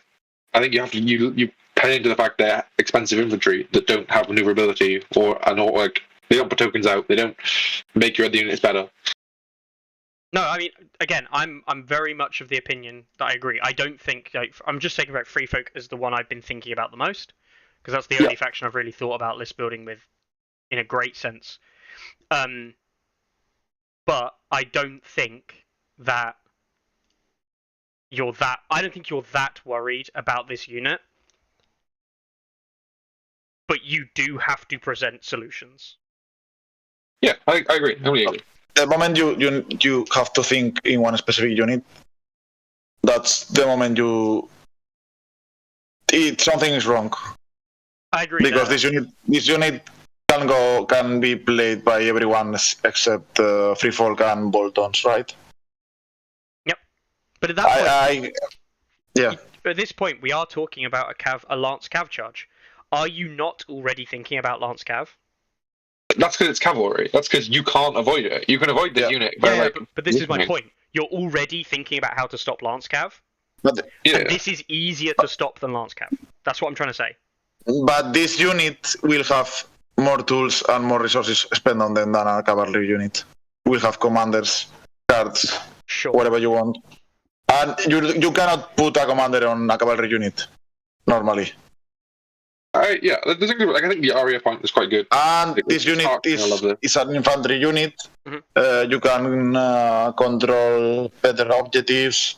I mean, you can play the ranks easier. I don't know. I'm trying to be very, like, I do think the unit's good. I'm not going to sit here and pretend the unit's not good. The unit is very goddamn good. I think I think we can agree this is not right now the best 7-point unit, infantry melee unit in the game. Oh, 100%. Yeah, but 7-point infantry melee units aren't good. Is my point. We will see now. And actually, no, I don't. I don't think they're the best 7-point infantry melee unit. To be completely honest. Now, which one is the best for you? Do you read Silence Man? When we get to them later on. Yes, I they think that's are, the but way to do it. they cannot withstand anything like that. I agree with you. Silent are insane, but they are not at this level. I think Silence Man are better. Silence Man actually do things that you care about. I don't think so. I think Silent are not. I think Silent have more weakness Yeah, than this unit. This is the Golden Henry swordsmen are very good at everything, right? They defend, they attack, they synergize with a whole host of things. But they also can get played. Like they don't. I don't think they win you high level games. I think they're just like an efficient unit, and you need something else that's going to win you the game. This unit will win you the game. Yes? Yep. Yes, Jacob. This unit will win you the game. Will win games by themselves. I think. I mean, and you don't need that much skill to play this unit. Even though you try to stop it, if you play this unit with a Gregor commander that cannot be weakened, what are you going to do? Can you stop that? Maybe you can stop some. I'm going to put Egret on them, or I'm going to put a bog in front of them, or I'm going to I'm going to shoot them. Yes, and you are playing free folk, but what if you are not playing free folk with all those tools? Even if you're just not playing free folk, you just got to make, like, it's not about playing free folk. It's like you got to put them in a position where it's hard for the opponent to use, and that's why Targs and Starks get the most use out of them, because they can make it easier to use them. Like, I actually, like, as much as people talk about them being like ridiculously good with like Gregor Commander, and I do think they might be actually pretty good with Gregor Commander, scary as shit. But if you can just make Gregor Commander not ever get to attack you in the attack places he wants to attack you, play in that control method, then you can manage it. Does that mean that you're going to have a good time? No. Does that mean that you're killing this unit? God, no. This is the problem. This unit, you almost have to burst kill by switching his abilities off. There is a 6-point cavalry unit with move 6 that switches off abilities. There is. One turn. Okay. 2 And what turns, else? because you can do it as the last round and the next round. If you can leave, Do you think? I'm not saying. Look, I'm really not saying that the solution to this problem is Zorse Riders. I mean, it's a tool, right? Yeah, I can agree with you. It's a tool. And the point is that at the moment, and I would flat out say this is the obvious powerhouse. There are tools out there that can maybe If you deal play, with this. if you play Sources, you cannot play Golden Company Swordsman. Correct. So you are one Golden Company Swordsman down. You have to have that in mind. If you can deal with your opponent's Golden Company Swordsman, you don't need your own. Now, the problem is it's easy to sit here. It's very, very easy to sit here and say that this is a very good unit. Is my point, right? And I'm not trying to dispute that fact. It is a very good unit. But I think a lot of people have gone, this is insane, oh my god, everyone's just going to run Golden Company Swordsman everywhere. I do agree, they probably will, just like they did with Flayed Men back in the day. But I don't think it's going to be, like, It isn't a cavalry unit, which means it can be controlled much more easily. I don't think it's going to completely and utterly just dominate. But it is going to be the mainstay infantry unit. If people are picking infantry units at 7 points, this will be the one they pick nearly all the time. Yeah. I was reading a bit of chat, and I think actually in Martells, I'm more on the side of where Mikkel is with this. Of like they are actually a big problem because Martells because tactical reposition solves all the problems of them being infantry. Well, there's also the potential area Hotar. Yes, that's what. Yeah. Yeah. Well, I think we should move on because we're going to spend. Yeah, I think actually the Spearman is what makes them good in Martells because Yes. they don't you don't beat them with positioning anymore. Can employ on the base deck. I mean, But that's again though, it's maneuvering. It's maneuvering that solves the problem. Yeah. It's not just the unit hitting harder. The unit hits hard enough. It needs a way of getting to positions where it can hit. But yeah, like obviously very strong. Obviously going to be very good in the meta. I think they're going to be very popular. There may be things that can be done against it, and I don't think it's lights out. Golden Company just wreck everyone's face. No, I agree. Yeah, That's enough thought. Golden Company Warathon now 6 points, not 7. Good. Cool. Yep. Lycine Sellswords, remove pillage, added Raiders of the Free Cities, which might as well read pillage. It's the same thing. But it doesn't get the pillage buffs. I don't know if it's just mechanics, but it's just clearer, right? It's a good change. Yeah, It'll it's a be good confusing change before. because pillage is removed as a base rule, basically. Yeah. Yeah. And it gets the 1 dice per and then max dice still. Is that right? It's 2 pillage tokens. It gets highest dice rolls, and it gets one token. It gets 1 morale, and 2 tokens it gets 1 attack dice. It's exactly the same as the Greyjoy Raiders pillage. Yeah. Or Greyjoy pillage, but at 2 dice, 2 tokens, it gets highest dice. So it's actually been nerfed a little bit in terms of it doesn't roll the 9 dice anymore that it used to. But it has 1 better morale, which I think is good. Probably a marginal buff, I think, to the unit, making it slightly more defensive. Okay. Next up on the changelog is our Stormgrey Dervishes, we've already talked about. Jack and Hagar, no change except reduced from 5 to 4. Cool. Good. I like this. I think we haven't thought about this enough. Like, in every influence, you get a second version for free. Like, you don't have to pay premium for that anymore, right? Yeah. I don't know. It's fair for neutrals. Yeah, it's there for neutrals, definitely. I don't know how much other factions are going to use this or abuse it. There may be some that do. I don't think we're not going to see the Jack and Mel thing anymore as much. No, not that much. No. But it's free. It's free to do now, right? So at the times when it could come up, it will come up so much more often. Yes. Because and it makes neutrals able to pick up things like Melisandre at a much, much cheaper and non-riskier cost as well. Mhm. Varys from 5 to 4, though. That's great. Varys was already pretty good at 5. I like Varys at 5. Varys at 4 is amazing. Now you have to choose Varys, Peter. Yeah. Varys at 4 is way too good. Wow. I'm a big fan of Varys at 4. I think it's going to be played so much. Yeah. And he needs the Varys is better the better player you are, right? Because I think he needs some skill, and that's why I love him. Mm-hmm. I think he pushes out Baelish a lot as well. I don't think we're going to see much Baelish, mainly because of the spots. Like, I still can you think really we will. afford 2 neutrals, NCUs? You can't take Swordsman at that point, right? I still think you're going to say Baelish. I think Baelish is still pretty good. I don't think I ever see myself taking Baelish over Varys. I think it depends on your list archetype. Yeah, it depends on your list and if the zones you need to control buff you enough to be worth taking. Like, for example, Leinster. I think Leinster will be playing Peter more than Varys. I don't think for the zones. I think for the degenerate Kevin stuff you can do, right? Yep. And And that's why you need pillars. multiple shooting and well, I think if you're playing with multiple shooting units, you will play better.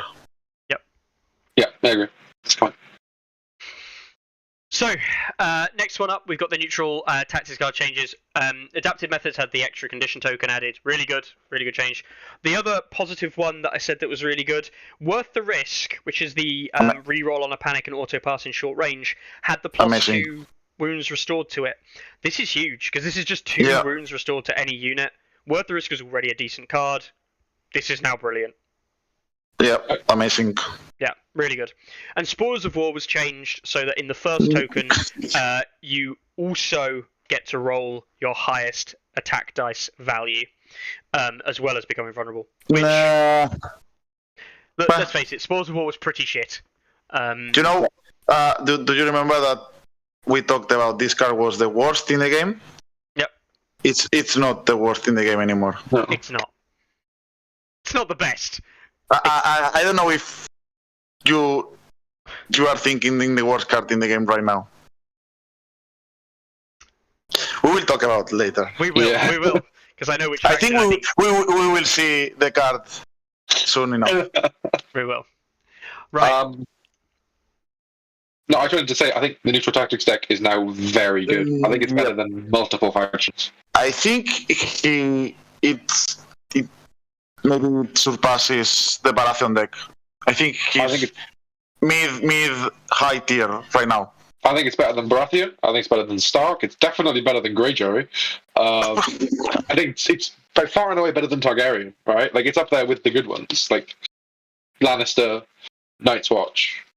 It might even be third after those two, I think. Not at all. Yeah. No, I'm a big fan of that. Exploit weakness in Vargo comes up as a change as well. It no longer requires the enemy to be weakened in order to get any of the buffs. It's just that you, before attack dice are rolled, classic trigger for for an attack, not melee attack. The defender simply becomes vulnerable, and if the defender is weakened, you get rerolls, which is way better than it used to be. Yep. It used to be spend the weakened to get panicked, vulnerable, and rerolls, but actually having the weakened was actually quite hard. Nowadays, it's just become vulnerable, and also if you're weakened, get this other buff. Happy days. Neutrals. Yep. Neutrals coming in hot. They look good. They've received some buffs. The big thing, of course, with the neutrals, the pass mechanic changing so that 7 into 8 isn't as bad. Then that's a buff. Yep. And neutrals were basically hard locked at 7. It's a big plus. Yep. I like neutrals now. They're good. Nice one. We got a new faction in the game. Another one. Targs. Right. Let's just bash through this. Belwas, taunt, changed, done. Dany, Queen of Marine, threaten, changed, done. Jorah, penitent betrayer, now costs 0 points. And he has whatever may come. Do we You know kill him and you lose the charging roll, and I think so. I never seen him play that lot once. Because they covered it up in the slides, right? Like, you couldn't see what new. Would you like me to tell you what it is in the app? Please do. I've got it up here. Let's add our 0 point cost Jorah Mormont, Penitent Betrayer. Each time an enemy performs a melee attack on this unit, before rolling attack die, you may destroy Jorah. If you do, the enemy becomes vulnerable and weakened. So it's better because it now weakens the attack that they're about to make. Okay. Rather than I think they used to sacrifice him after the attack and it made them weaken after or whatever. We sacrifice him before it weakens them after. It's better, right? It's better than it was. Yep. He's 0 points. Yeah. He's free. Yeah. He comes with Dany. He's free. You play him because he's free. Yeah. He will be played in any Dany list. Simple as that. He was not played in any Dany lists before then. We're not playing horse drawer anymore, are we? So he's just free. Yeah. No. Scorpion going meow meow. Well, no, he's just bad. There's nothing to do with Scorpion. There's also that. Jorah the Andal has dropped from 2 points to 1. Good change. This one is nice, really interesting. Exiled For 1 Knight point. dropping down to from 2 to 1 as well. I think that the horse version dropping down to 1 point, that's Tack Repo and Stubborn Tenacity for 1 point, on Mhm. cavalry. It's nice. Yeah, I like that. It's quite a nice change. The Andal's martial training is stand your ground. I don't know if you're going to play it. Maybe you do. Don't know. Yeah, maybe. Yeah, Yeah. I think the analyst has some good play on infantry list. Mhm. Yeah. With the new Brazen Beast. With the new Brazen Beast. Brazen Beasts, yeah. Yeah. Oh. Yeah. Watch out. Marceline had Unfaltering Conviction changed, and I believe that they changed this because it was like a... Innate ability. Yeah, it wasn't innate, and so it got cancelled, which didn't make any sense. Like, how that was supposed to work. So yeah, it's innate. There you go. Just fix that. Cool. Alright. Combat units. Brazen Beasts. Melee hit worsened from 3 to 4. They changed Motley Armaments to be the same as Zorse Riders, but they dropped them a whole point to 5. This is I actually think, yes, sure, the -1 to hit, but actually the buff to Motley Armaments, the reduction in point costs, Brazen Beasts are a It's good huge. unit. They are really good. Yeah. This is like, I'm pretty sure this is the best infantry unit in the game. For 5 points, you get a really good attack ability and Sentinel. And movement This 6. is sick. Yeah, they probably are one of the best. 5 points. 5 Infantry. points.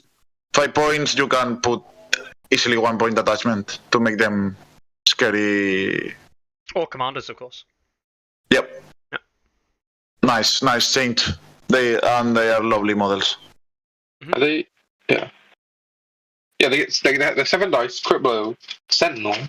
They have this nice tech of losing all abilities. They're 6 morale, which is not terrible. Yep. 6 move. Yeah, love it. It's a shame target infantry are really bad. Nice. Yep. Dothraki Outriders had the change to Outriders bow. Those of you who don't remember, it now gets precision as well as the long range when they don't do the cav move. Cool. Move on. But obviously, being able to shoot from further away makes you more precise. Yes. Everyone does. Yes.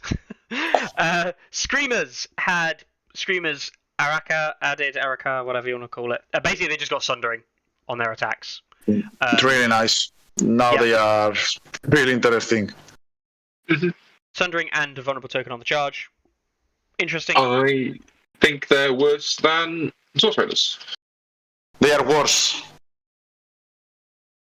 The 2+ morale's better over Zorse. Yeah, that's true. But I much prefer crits to Sundering. They have the extra rerolls. They have the extra losing all abilities. And I guess the elusive escape might matter sometimes. As in it can win the game. Elusive escape is actually very nice. Yeah. Not sure. Yeah, Screamers good. They're a good unit now. I don't know if they're going to be an amazing unit, but they're certainly better than they were, which is a positive. It's a positive change. Yeah. They were terrible. They're now not. Yep. Jorah Mormont, the Wandering Knight. Morale improved from 4 to 3. Yeah! Jorah no longer going to be crown zapped. For you. Melee attack dice increased from 2 to 3. Points increased from 3 to 4. There's like 2 tiny changes. This justifies putting up a whole point. Yeah, sure. It's mental, isn't it, that you go from 3 to 4 points and you get 1 extra attack dice and 1 extra morale. And you go from 4 to 5 points and you get 2 extra attack dice and 1 extra armor. Yeah. He's still only 3 wounds. Yep, and that's the worst part. If he had 4 wounds, it would be fair. Now, Scout Openings is a good ability, but like comparing Jorah Mormont as he currently stands now with the changes to Cold Hands at 4 points apiece, and I know it's a cross-faction No change, way. but like it's nuts, isn't it? Yeah. It's For 1 more point, you can have Brazen Beasts. Yep. The question is Scout Openings worth that point? Not at all. Not anymore. No. And with the activation nerf, he's not that good anymore. I mean, and this sort of kills veterans as well, which is quite sad because they didn't make Yeah, veterans better, which they shouldn't. That's 12 points combo veterans. which is expensive. Yeah, you're not doing that. Stormcrow Dervs had the morale improvement as well. His deck, Zolorak, 14th of that noble name, what a ridiculous name, has had a points decrease from 5 to 4. Obvious buff. I don't care because I just didn't think He it was does a that good. couple slightly. He's okay. I think he can be played with Payat Pri, which whoa. Yeah, Pyre is interesting. But the thing Wow. is, I Oh, don't think yeah. his star is that good. And I think that there are other... The problem is he's probably at the back end of the line as 4-point NCUs. And if he's at the Yes, back end yeah. of the line of 4-point NCUs, he's probably just not going to get played. Yeah, I agree. But it's 4 points. It's playable. Oh yeah, it is Yeah. playable. It's just he's not as good as the other options. Yeah, and we haven't used Zaro as well, right? Yeah. It's probably And gonna be good. Charo got really nice glow up. Zaro Yeah. got the change he needed, which was he doesn't have to take the zone Yes. for the buffs. Yeah. That's it. His buffs are the same, but he doesn't need to take them. It's as long as you control them. And then, Yeah. depending on if it's friendly or enemy, there's You, different you, buffs. you don't do the bad ones to you and the good No. ones to that. No. Yeah. You can't That's give your good, opponent +1 dice. Yeah. But yeah, so Zaro's definitely improved at 4 points, and I think Zaro's now actually decent, and worth picking up. Payat Pri, let's load up Payat Pri onto the screen so you get to see the lovely thing here. They fixed the House of the Undying text on the back of a card, so you know when to take the House of the Undying and all of that, which apparently wasn't on there. I think Now- it used to be on Payat Pri, but they've put so much words on Payat Pri that they now have to put it somewhere else. Yeah. So, each time that he claims the zone, each time he claims a zone, sorry, not the House of the Undying, each time he claims a zone, you can zone replace and have your opponent reveal their tactics card hand. Wow. Then, at random, one of those cards is discarded. That's huge. Yeah, it is. Pretty good. That is huge. And it's not even the discarding, it's being able to see what your opponent does. And Okay. you can do it always because you have 6 zones. Yes.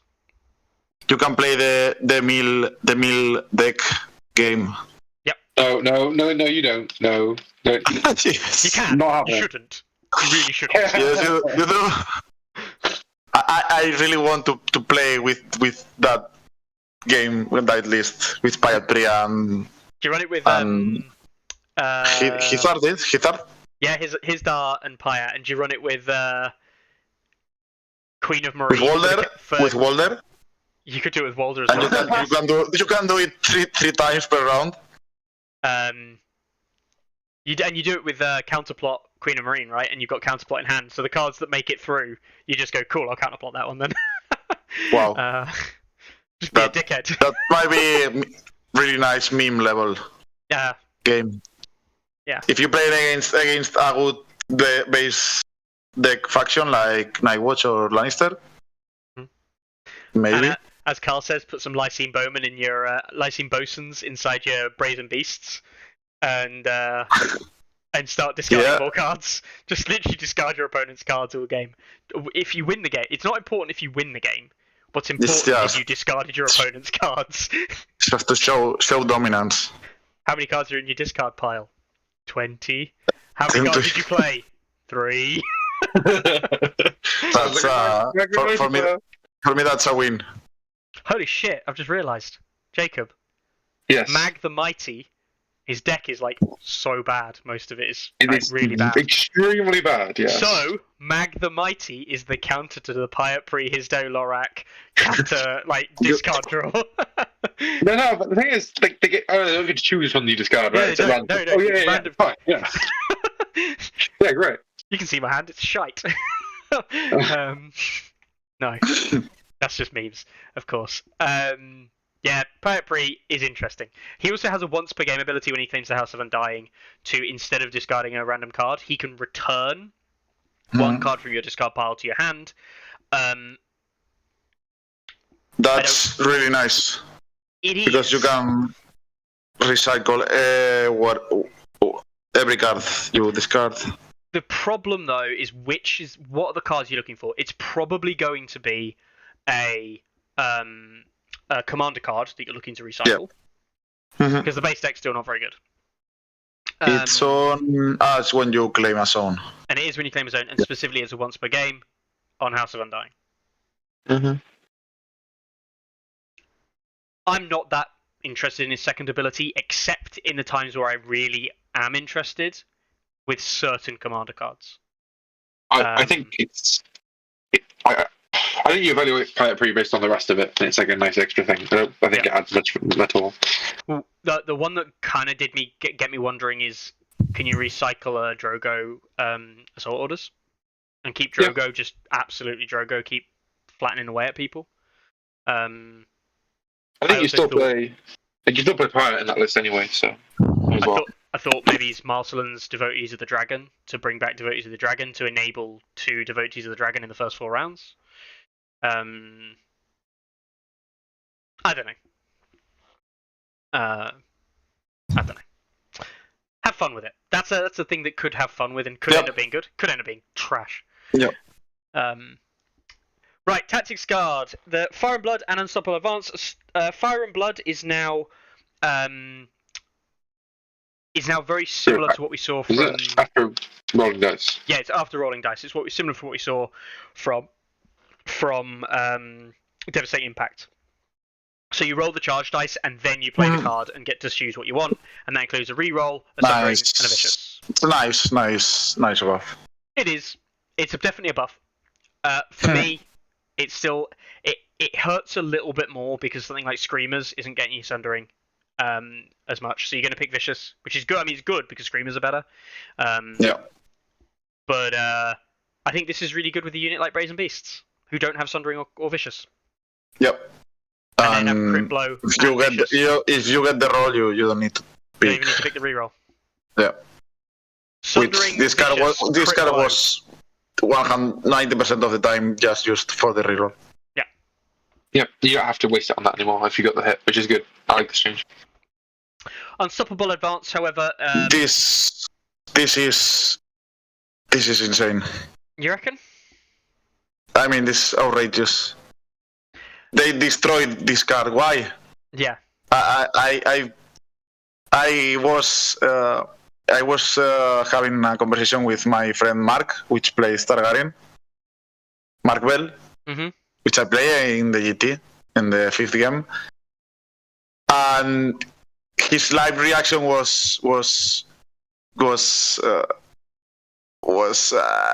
I mean, worth priceless. He was like, I cannot believe this.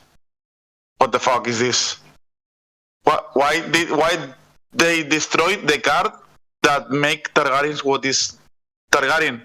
They could ignore terrain. They could destroy terrain that bothers them. Why? Yep. I mean, and the card is so bad. Not even after a maneuver, after a march. What is that unstoppable advance? You see a Freeman coming at you marching and you get weakened. I mean, I don't know. This is one of the 3 things I told you. This patch made me crazy. There was Golden Company, Unstoppable Advance, and Greyjoy overall. And I can understand. I can understand the reaction of my friend. I don't know what do you think, but this is they discard this discard material. I don't think it's too bad. I don't think it's good. Don't get me wrong. I do not think it's good. Right. I mean, if you can dish out like 2-3 weekend tokens, it may be good, but how many situations will you do that? And which, I mean, it's really not that good a card, right? It has one synergy being the ride by attack. I know someone said it in chat, but like the ride by attack from Drogo, you can ride by attack, and then at the end of ride by attack, you can make everything in short range weakened. That has got some I do think that has got some value. That isn't terrible. Is it good? Not really. Is it a combo piece where you now need 2 cards in hand to make this work? Yes, and that's generally not good because you need them both to be at the same time. Is this really bad in like the mid style of the game? Probably. Does this work with Quaith tokens? It does work with Quaith tokens. Like, there's a thing. I'm not convinced. It's obviously not a great card. I think it's a big nerf, in my opinion. Yeah. For an experienced Targaryen player, it changes the game how he plays. Because if you place terrain or you have palisades or something like that, or you want to ignore the terrain to charge, it was the key piece that make Targaryen play a unique style. One thing I do think it does though, a little bit, is you now can just like again Drogo. You can just activate Drogo, maneuver, then march Drogo into the enemy army, basically getting ready to assault orders at the top of the next round because of pass tokens. You can do all of this now. And then you just, at the end of Drogo's march, just before he plays assault orders at the top of the next round, you just AoE weaken everyone, and then Drogo charges in. And again, am I trying to find unique ways to use bad cards? I am. Yeah. Unique cards. I mean, it is still not a great card. Yeah, but you are always addressing Drogo. Yeah. Right? 100%.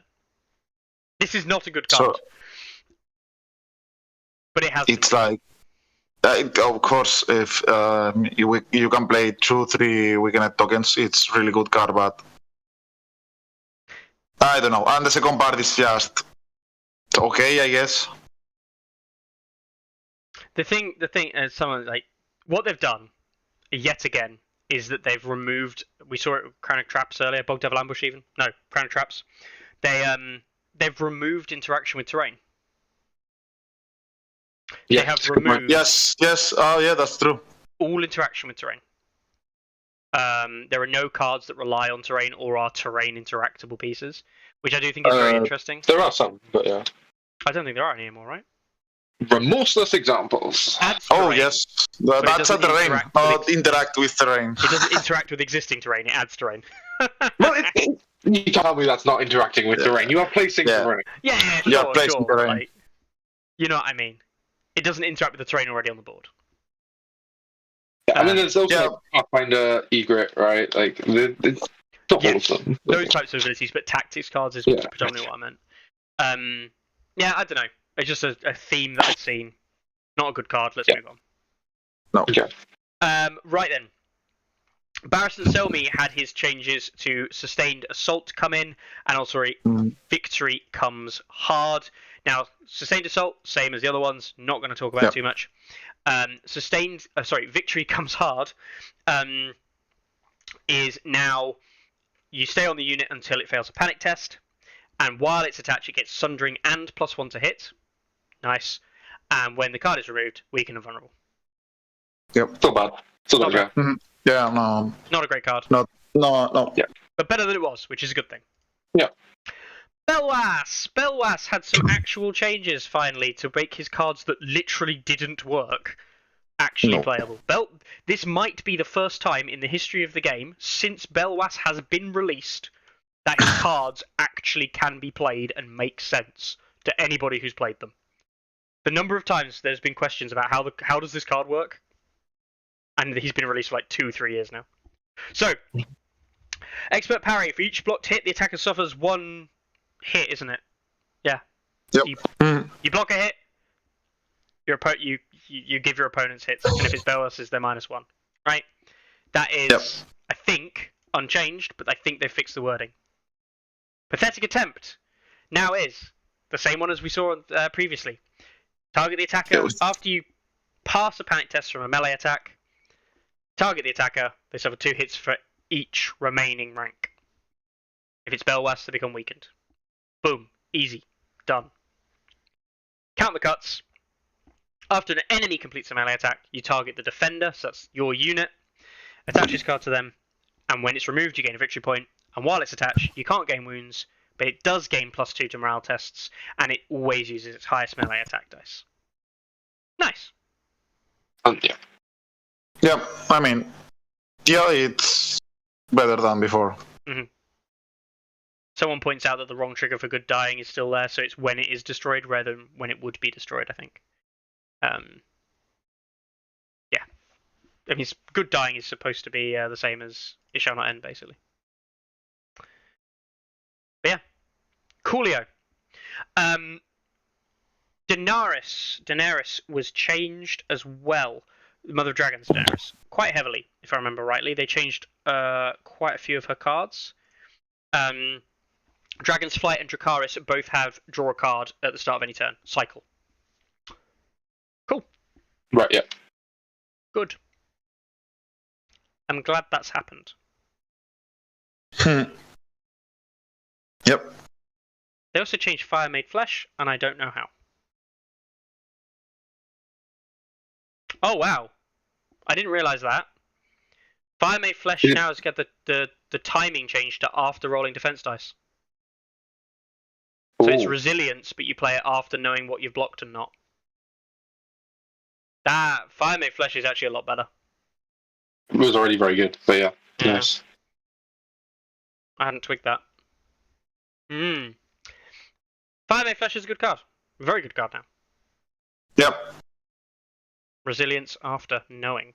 Right. Queen of Marine, Targ Supremacy. How did they change Targ Supremacy? Is it just... It's the same. Wait, how did we start? Yeah, they changed it. How? You need to have crowns and something. And it's not engaged, I think. Oh, God. If that enemy is engaged with Danny's unit, they suffer -1 to their roll and +1 wounds on fail for each of the defenders of remaining ranks. So it's not even Lannister Supremacy on any unit. It's No. Lannister Danny's Supremacy unit. on only Danny's unit. If you're engaged. If you're If you're engaged, yeah. engaged. That's probably a nerf, I think. Yeah. Yeah. Oh, Yeah. Subjugation changed. Subjugation is And panic. Panic, so it's the Counterplot. same as the Lannister one. Yeah. Oh, and they threaten. And counterplot. I actually think Yeah. I think Danny got nerfed here across the board. Queen and Marine probably received nerfs. No, maybe. Overall. Irrigation is good. But... Yeah. And new Jorah, 0-point Jorah as well. So. Oh, you get 0-point draw. That's true. A little bit of a buff. Right, next on the list. Oh God, opened up a whole Excel spreadsheet of other stuff for later on. Next up, it's Marcelin, the Mother's Men. Change the Dev Impact. We already gone through, and the Warcry. So Dev Impact after you roll, Warcry if you get it on Marcelin's, you get double token. And House of the Undying was changed as well. Targs. Decent. Oh, you got threat. Yeah, buff. Targs. Some good changes there. Yeah. Brazen Beasts seem great. They'll probably go. I expected some more changes, but I think at least they are buffed overall. The stuff that was bad got buffed. So Brazen Beasts and Screamers. Can't complain at that. The NCU packages, which were all bad, all got buffed. Can't complain. Yeah. Baratheons. Right. Can I point something out quickly before we go on to Baratheons? I just got told about this by Chris. The Season 3 rulebook, which includes the new changes, does not include any of the changes from the last version. There is no Idleness Means Death. There is no Full Tactics Forward. All the game modes are wrong. Brilliant. What? Yes, it's just missing like the last two versions of changes. Okay. Yep, literally doesn't appear there. They're just in the FAQ, right? Well, I assume it's a mistake because the game modes are the old versions of the game modes, but that's fun. We'll see. Yeah, cool. I'm sure they'll fix it. Right. Bryce Karen, Bryce the Orange, has obviously had the change to Taunt. All good there. Courtney Penrose has had Orders of the Crown removed, which I believe was a March action on Crowns. March, yeah. Martial Martial Maneuver, maneuver. and is now Might of the Throne, which is the attack or charge that Kevin has. Here we have Kevin, bold Kevin. Do you reckon Kevin in Golden Compass Swordsman, Golden Compass Crossbowman for multiple shots, or Thornwatch? Rose Knights. That's huge. Rose Knights. Rose Knights. I mean, every unit. Baratheon have really good units. Stag Free Knights. charges are good. I think Baratheons desperately want free charges, which they now have with this. Yep. And he was probably the best Baratheon Renly commander. Yeah, probably. So Maybe. He was certainly up there. I don't know if he was the best Baratheon commander for Renly's side. Because Loras and Eldon were doing pretty well for a long time, but I know Courtney was very popular. Yeah. Yeah. But Courtney MCU was too good to pass. He still is. Yeah, it still is, yeah. Right, so we see Justin Massey gets threat and change, obviously, as well. Renly, Baratheon, Renly 2, Lord Paramount of Snowlands, Renly 2 has precision. Great, don't care. Cool. Here's a buff. Just don't care. Stag Knight Noble had stubborn tenacity removed, but it was reduced to 1 point, which does make it playable. At 2 points, it was actually seeing Fringe play anyway. I know in French meta they used a lot of Stag Knight Nobles. Yeah, 1 point Stag Knight Nobles. It's something Iron Resolve and Go Down Fighting. So, Yeah. But for 1 point, it's okay. It's nice. It's equivalent to what we see in the Glory Seekers and the Fortune Seekers, isn't it? You know, it's very similar. I think Stubborn Tenacity is better, but yeah. Oh, so do I. But what I'm saying is, like, it's equivalent at least. Yeah, I agree. Sentinels, Baratheon Sentinels have come down to 5 points, and they've had a reduction on their second rank melee attack. I don't really know why these guys are 5 points with that 1 melee attack on the second rank reduction point. In that, I feel like they could have just stayed at 7-6. Maybe it's caution. I mean, it's above. It's above, I really like it. massive. Going down a point is massive. They are playable right now. I think Baratheons are happy. I think with this and with they're giving them the stuff we care about, right? Free charges, free maneuvers, which they didn't really have before. Yep. Like Baratheons now get to move. Yeah, like this is a good change. Get to move, yeah. This is a good change, and it's definitely a massive buff to Sentinels. Yeah, really nice. Highgarden Pikemen, melee attack dice value decreased. They took a dice off the second rank, so they no longer have this sustain rank thing, which was kind of the point of all the pike type units. But okay, whatever. No, but losing a bit of plus one more. Yeah, plus one morale. Why they have pikes? They should be 7-7. That's how this works. Yeah, I know. Oh, they did the same with Lannister for City Watch. Yeah. But I think it's above 6 plus 1 morale is really good. Yeah, plus morale is important. I guess that the only thing is that there's like the rally point from Honor Guard, not Honor Guard. Rennie's Rainbow Guard now is slightly less impactful again. You're just giving them. It's like basically they might as well just make Renly's Rainbow Guard have Embolden, and I know that has other like large changing effects, but at this point that's all it really seems to do, because all your units are morale 6 anyway. Rainbow Guard reduced from 8 to 6, which is a great change because Rainbow Guard were not good enough at 6 or 8, sorry, as we saw many a time. Good change. Yep. I don't know if it makes Renly 3 necessarily amazing. Now every commander's unit is now 6 points. Yep. Everyone. Every unit. Yep. Which I think is a better way of doing it from a balance perspective as well. Yeah. Yeah, I like it. It doesn't dictate the whole list, right? No. Yep. Rose Knights. Yeah. Nice glow up here. Morale improvement from 6 to 5, and a dice on their second rank. And last rank is going to 7, 6, 5. Yeah, it's nice. I think that plus 1 morale where Baratheon players were crying for them so many long time. Yeah. Yeah. Nice. Oh, Rose Knight's better than Golden Company Swordsman, though. No.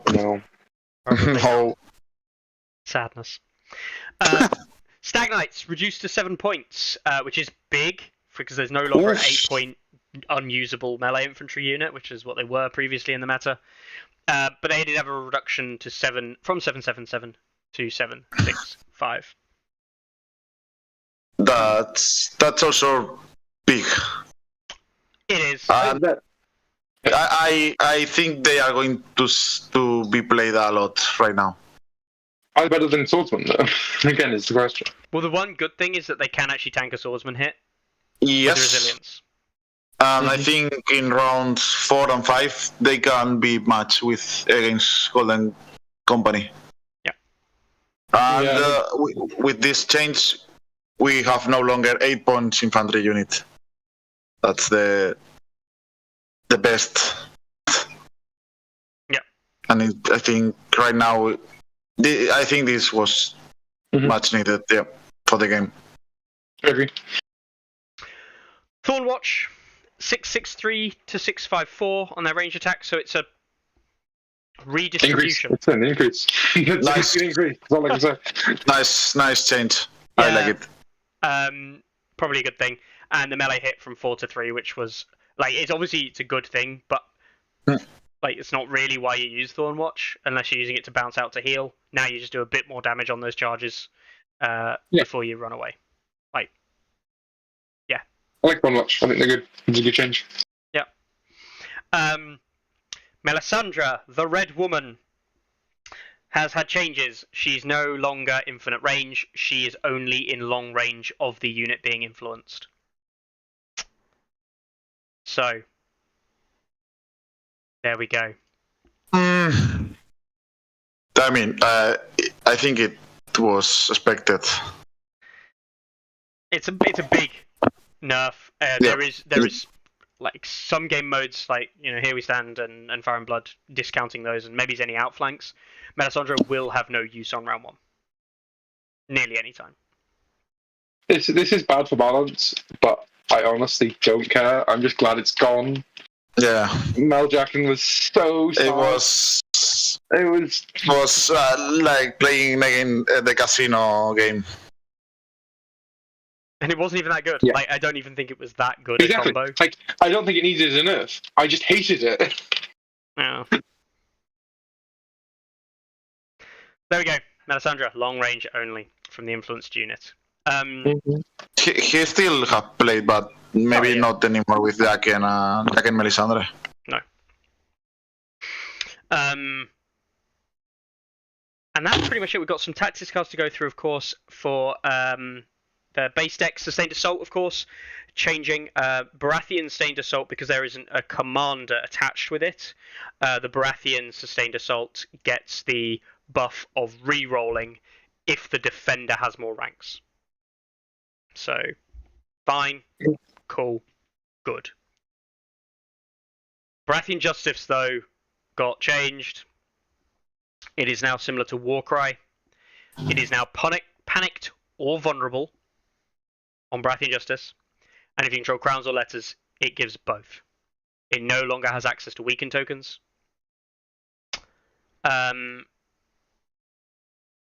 Why? This was like the one thing that Queensmen could do, like tokens. Yeah. Where you could throwing rainbows on people, right? That's what people used to say all the time. Is you just throw up rainbows on everyone, and you spew tokens everywhere, and they just don't do it anymore, really. That's a big nerf. Yeah. Weekend token is gone. If they allow you to choose, maybe it's not that much, but that's off. Yeah, no, that's actually really bad. I really hate this change. It was not necessary. Breath Injustice is fine. Yeah, maybe if you have the 2 zones, I don't know, the 3 tokens, but The not thing like about that. this card is it conflicts with Final Strike, and then we already felt really bad about that. And now we just feel even more sad. And this doesn't help you in the ranged attack types duels, because it doesn't make the enemy range unit weakened anymore. Nope. This helps you if you shoot back. I don't know. Breath and Justice, a bit of a sad card. Obviously, it's still good. It still puts tokens out. That doesn't mean it's a bad card. Like, it's still a good card. No, it's a bad card. No, It's I really think it's still a good card. It just isn't a great it's card. okay. It's easy to play. You put tokens, move on. Yeah. It's not a bad card. No. It's just not as it's just nowhere near as good as it used to be. That's the problem. It's not. Right. Yeah. God, we're nearly there. Oh. nearly at the fun bit, yeah. Axle changes. Fiery Charge and Fiery Resolve both getting changed. The Fiery Resolve change is that he no longer does the I'm going to take as many wounds as I would have taken if I fail, but they're going to go to you instead. Instead, you just, when you activate, you take a morale test. One enemy takes a panic test with -1 for each rank in the unit, so it's like a horrific visage test with Fiery Resolve. And if you fail the morale test when you activate, they just become panicked. This is bad. Fine. It's not good. Yeah. Yeah. No, it's not. And Fiery Charge has a slight change in that you now charge and the enemy becomes panicked on a auto 6, because I think it used to be vulnerable, didn't it? No, it was panicked. It was panicked. Yeah. And you become vulnerable. You become vulnerable unless you're a law. You're a law, you're not. Yeah. Cool. Took away some pain from Axel. I can see why, but I felt like the Mel change was probably enough for Axel. I don't know. Yeah, I wasn't concerned about Axel. It wasn't hurting anybody. No. So yeah, we move on with our lives. They've also changed up Courtney, which we've talked about, counterplot changing. Davos had everything and Fealty to the Crown. Fealty to the Crown, similar to the Lannister variant, so it's exactly the same card as the Lannister variant, so that's easy to look at. Everything, it's supply aid without, it is supply aid now as a card, but it also has the attachment, right? the attachment rule, in that you can one previously destroyed attachment can go back to that unit. Did it not used to be +1? Did it used to be direct? I think it was direct. Yeah. I think. So yeah, everything. Nice. Bit of a buff. Davos got 2 nice little changes there. Can't complain at all. Yeah, well, he's alright. He was more exciting with new outflank, right? Yes. So, yeah, he was. Yeah. Consecutive buffs to Davos make him a bit more fun to play. Growing stronger. When a friendly unit activates, all enemies engaged with this unit with same or more ranks become vulnerable, and then you restore 1 wound +1 for each of its destroyed ranks. Yeah, So that's a buff. a nice little healing card. No conditions. Yep. Put out a bunch of vulnerable tokens. Cool. Renly Baratheon, Knights of Summer, and Lavish Encampment, both changes. Lavish Encampment had all the negatives basically removed from the card, so now it's just when an enemy claims a zone, after resolving it, you get to move the NCU, and if you remove them from crowns or letters, you get to do a panic test on an enemy unit. The panic test is neither here nor there, I think, but the big thing is it no longer has negatives for Renly's list. It's a big buff, but I kind of don't care that much. Like, it's a nice card. It's a better card than it was. What I care about is moving the NCU, not the effects. Knights of Summer also changed.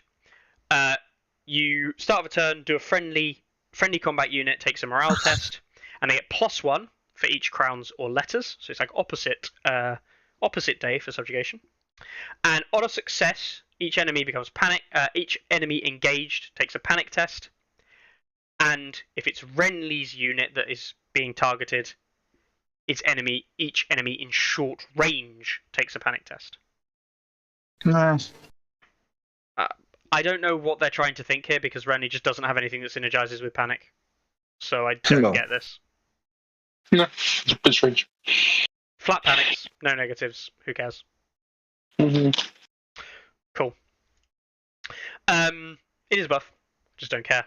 Charismatic Heir also got changed. Jesus, they changed everything Renly, didn't they? Christ.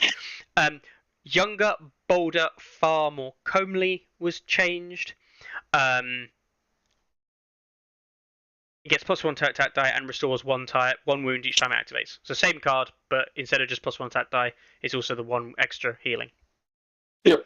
Cool. I like Easy. for anyone. He's kind of cool. Yep. Great. Small buff. Move on. Stannis, OTK. In Relaw's name, and Test of Faith changes. Test of Faith, really good change, actually, in my opinion. Yeah. Start of a Nice. turn, Nice one. do a morale test. If you success, it removes all the condition tokens on the unit. Nice little cleanse. Love that. Yep. And it's the start of any turn as well, so you can use it after an opponent is like using Warcry or something. And you attach it. Do you and need it to gets declare +1. Do you need to declare the card declaring is going to get weird though, right? Just say you have to say they have to say what they're war crying. You have to say what you're Cleansing. something. Yeah, I don't know. I don't want to think about it. I don't want to think about it too hard, not tonight. Imralaw's name was also changed. You get Sundering and Crit Blow, both if you're a law, just one if you're not.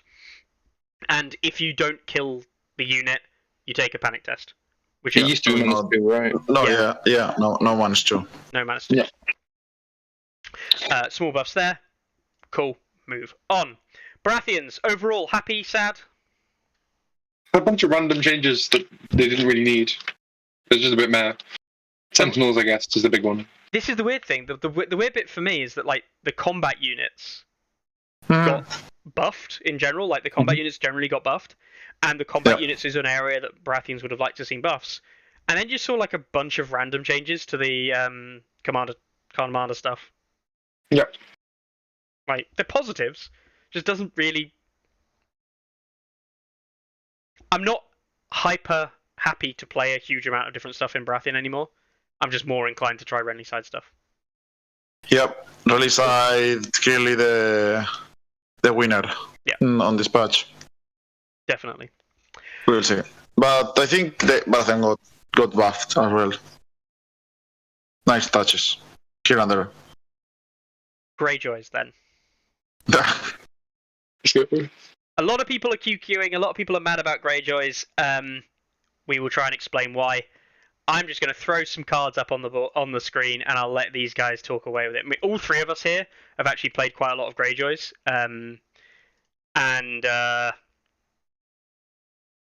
Yeah. Let's do the Oh base, god, please no. let's do the base tactics cards first. I know that they need the context of the units, but let's do the base tactics cards first. Okay. Raiding Call basically hasn't changed. Yeah, because it used to say one unit with pillage, right? Which doesn't make sense anymore. Yeah. So basically Raiding Call hasn't changed. It's the same card for all intents and purposes. Mm-hmm. It is a good card because it generates a pillage token if someone controls bags. Yeah. The moving of wounds bit, whatever. It's just you cannot put pillage on licensed pirates anymore. No, because it's a Greyjoy infantry only. Infantry unit. Yeah. Which So licensed Yeah, pirates probably yeah, just totally necessary change, of course. licensed Understandable. pirates probably just don't get played in Greyjoys, which No. Mhm. No, whatever. I don't think so. I don't think pirates are better than rivers. The Iron Price. You target one friendly combat unit. You may remove one pillage, not up to 2, but remove 1. If you do, you choose 1. That unit may remove 1 condition. It may reroll charge dice, or it uses highest attack dice. I'm conflicted now. I'm trying to figure out if it's the hell's worst card or if it's the other This one. is No, no, the no. fucking worst card wanna just in the add- game. I just want to add for context, they did improve the movement speed of a lot of Greyjoy units to 6. Yeah. So the +1 move and rerolls is kind of embedded into all units anyway with the +1 move. It's not. Yeah. I think I it's the agree. It's second not. worst card in the game. It's not. This is for me. This is the worst card in the game by far. No, I think there's one that's worse. But yes, this is very sad. Which one is maybe worse? Finger Dance. Finger Dance is you never play it. It's always bad. Oof. But you don't have to pay a luxury $3. tax on finger dance. Yeah, but Here you it have doesn't to- really, like, yeah. But like, there's a couple of situations in which you want this, right? Like the charge rolls, it's situational, but it might be good. If you need to take I- everything off, Are you going to pay +1 attack or +1 moral test to reroll charge? I mean, yeah, sometimes. When I saw this card, I talked with Mickey about this card, and I was 100% that this card was going to get buffed. If pillage become better, this card should be better because you are paying, as I said, a premium resource, which is pillage right now. If I'm going to lose attack moral, I want to pay pillage to get something at least good enough. But this is nonsense. I can't even pay the 2 pillage to get 2 of them. I mean, like what's wrong with? Yeah, like Old Iron Price was kind of a bad card, but at least it was good some of the time, right? And when it was good, you really liked it. This is it's not. Wow. So you're okay, but we agree that we have the 2 of the worst, if not the worst, cards in the game on the base deck of a faction. Yes, I agree completely. It's not okay. Oh my goodness! And this is base deck. Yes. So, I mean, this. I want to be positive, but I can't find a way to defend these changes. I've just found something fucking hilarious as well. And well, I say found it. Someone else pointed out to me on Discord. Not about Greyjoys. You know that the tactics board you couldn't activate if the tactics board was full. Mm-hmm. This has been completely removed from the current FAQ and the current version of the rulebook. So you can. But I mentioned the rulebook. Yeah, the FAQ as well. Right. So it's really important. I think that they have to upload the rulebook, right? This Should be is now in the rulebook. In the event that an NCU would activate, but there are no remaining empty zones on the tactics board, then that NCU does not move on to the tactics board, and its activation ends. I think that was in there before, right? Something like it was, but it was in the FAQ. I think. Basically, you can now. I don't think you can. I think this is a mistake. I think not in the FAQ. It's a mistake. It's not in the FAQ, as a full tactics board is not mentioned once. No, what do you mean? So the fact that the rulebook game modes are outdated tells me that they've just uploaded one version of the rulebook. But why would the FAQ also be wrong? I don't get it. I think that's an errata. It's in neither document, just worth mentioning, because it might mean that you can pass with NCUs that can't take a zone. Just a small thing. We'll see what happens. I'm hoping they at least they announce one way or the other what they want to do. Mm-hmm. Because that's somewhat of an issue. Anyway, yes, Iron Price is shite, isn't it? Not okay. I have no words. We'll move on. Yeah. What is dead may never die. When a friendly combat unit would be destroyed, so the trigger's right, that unit is not destroyed but instead remains in play with 1 wound. So it's now to the last, but without the morale check. Okay? And then it also has another option: start a friendly turn, target friendly combat unit. It restores 1 wound plus 1 for each of its destroyed ranks. Cool. Let me know what you think, because for me this is a minor nerf. I think it's better. I think it's a minor nerf myself, but I think it's more playable, and because it's more playable, I think it's fine. The big thing here is you can't die from the melee attack. You can't die from dice, survive, and then hope to pass the panic test by rolling less damage. Like Silence Men are a really good example. Yeah. That's the point. You can roll, and the average roll in a D3 dice is 2. So you have some chance to survive. Now, if you fail, you are done. Unless you are a Silence Man, for example. Yeah. Mm-hmm.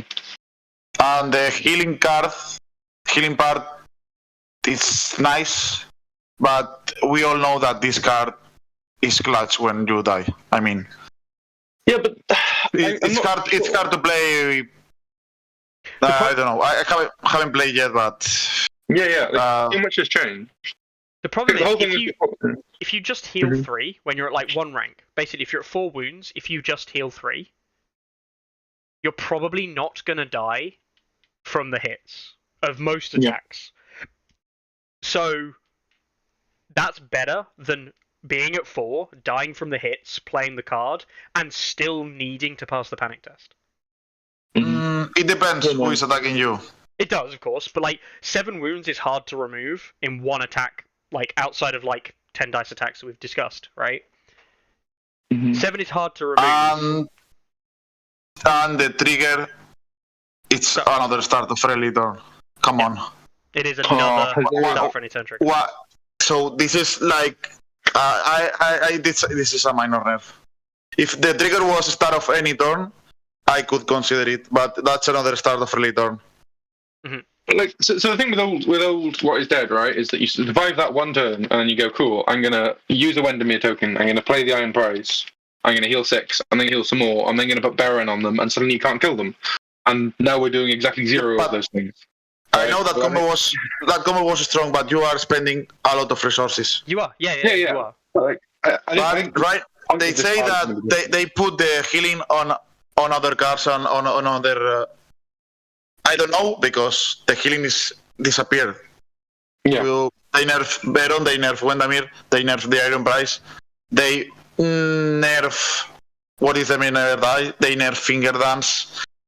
Riding Call, it's a nerf because you cannot pillage to neutral, but it's it's the same. Yeah. But they didn't even change the trigger of riding Call. Why?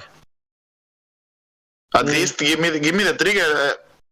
I don't know why I cannot change. Why do I have to activate this unit? Because that was a tricky part of riding Call. You always use it to get 1 pillage, but if you want to heal, you have to activate that unit, and you have to get the model from the other unit. Why not like surround and expose?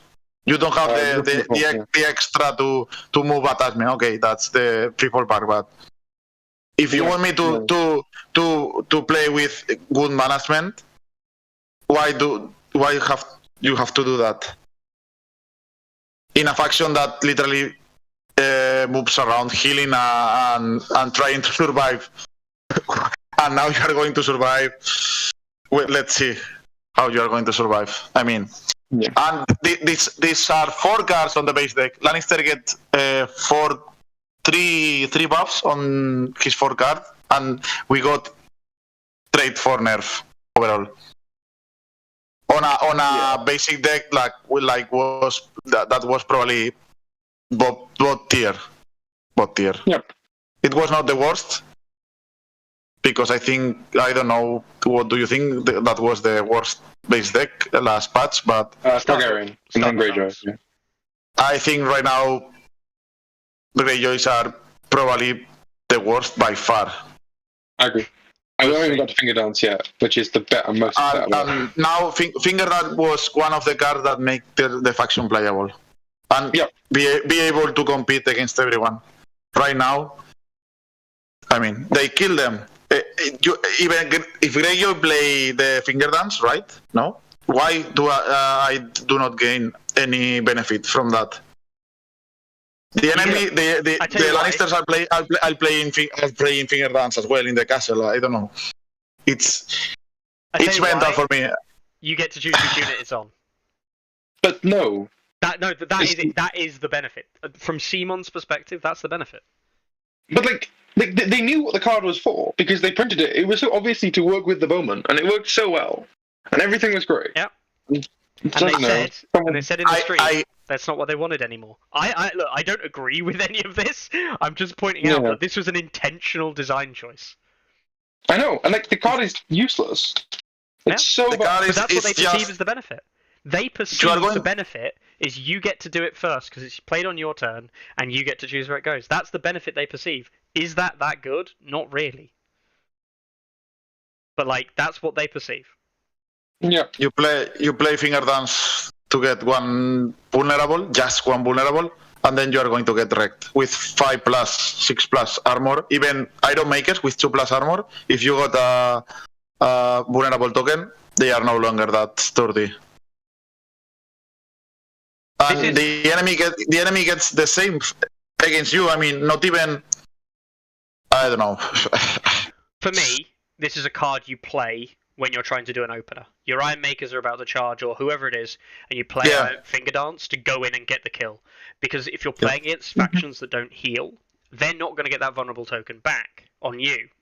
The problem is, this is a very simple implication, which is your melee infantry units, when they charge, are always going to be the ones either charging initially, or they're always going to be the ones up in health in some way. And I just don't think that's true. No, well, that's also assuming that your one unit is fighting their one unit. Like, if we're making an aggressive thing, I think when we get charged by something, that thing is going to have full health. We're going to be vulnerable.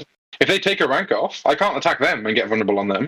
No. And also, all of their other units keep attacking my guy and keep getting vulnerables on me, and I can't get it on anybody. And range units are still going to be taking ranks off you at range. Yep. And hidden traps for hits. You are 5+ armor. You have a bad roll. Okay, nice Finger Dance. Thank you.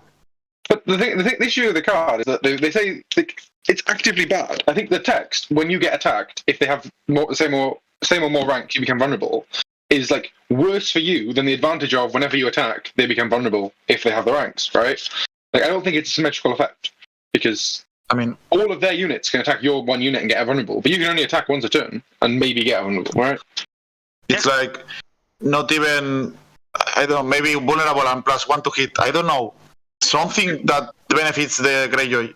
This card is playing. The old version is amazing. It was so good. And if this card stay the same with the bowmen, we are going to see nerfs right now. It will be okay because bowmen are right now trash. They will not generate pillage. They have 6+ armor. They lose dice on rank. I mean, probably is. I think it's same level of item price. Yep. Yeah. We'll move on. And it's another start of Relitor. Oh, I want to charge and use the item price to reroll the charge, but I want to play Finger Dance or Warcry. No. Yep. You cannot. We'll move on. Riders of the Iron Islands. Yes, please. The global buff, +1 morale and +1 attack dice when you get 1 or 2 tokens. Fine, absolutely fine. I've got no problem with this. It's on the fact that if you lose all abilities, do you still get this? As far as I'm concerned, yes. Okay. Yes, I think so. That's okay. And important to notice that you gain the pillage after you destroy an enemy rank with a melee attack. You don't need to end the attack. No. So you can go. Yeah. If you can go with, for example, Silence Men, remove 2 ranks, and you have to do the point test with -2. Is it after the attack? No. Or is it when you? It's okay. when a melee attack. So between the attacks, you can. Yeah. I think that's a buff. That is a good change, yeah. It also, yeah. It is slightly. Sego, nice little buff there. Yeah. Next up, we've got. I'll just go through the order of actually they went through it in the stream rather than going through it on the thing. We'll go through the units up next. Reavers, which were already seen, they have nothing at 1 pillage except the +1 morale, and at 2 pillage they get +1 dice, and they can reroll attack dice, and any enemy units they charge become vulnerable. Hey, you know what? Finger Dance is really cool, except you don't need to play it on this unit. This unit is now good. At least it's comparable with something like a Flame Man. Not Flame Man, Cutthroats. I've got no problem with this unit. It's fine. 5 infantry. This nice. This is what every unit should be.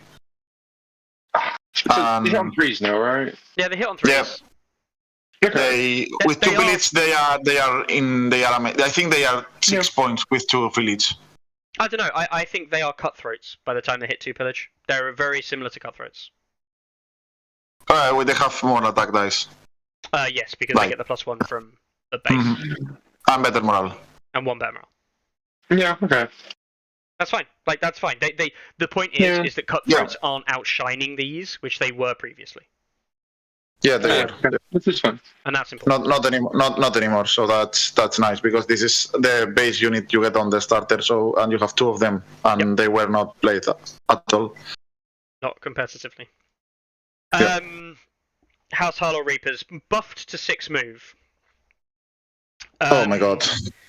Melee attack is the same as it was previously. They still have Vicious. They gained Prey on Fear.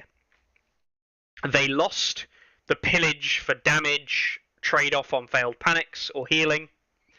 And they gained Reaper's Fervor. They do basically it's a last stand. When they die, they make an attack action using its highest dice value. But only with 2 village. That would be an 8 dice attack, by the way, when they die. Yep. I don't care. Really don't care. I know there's people that like them, but I don't like them. I just think I think they lost. I think that but I think they lost the initial touch they had, the unique sense that they were just all panic based. I just think they are not bad, right? But they're not bad. But they just got buffed, and now they're probably a little bit worse. The one saving grace is the 6 movement. The movement is huge, but that Reaper favor, you need to get healed. I don't know.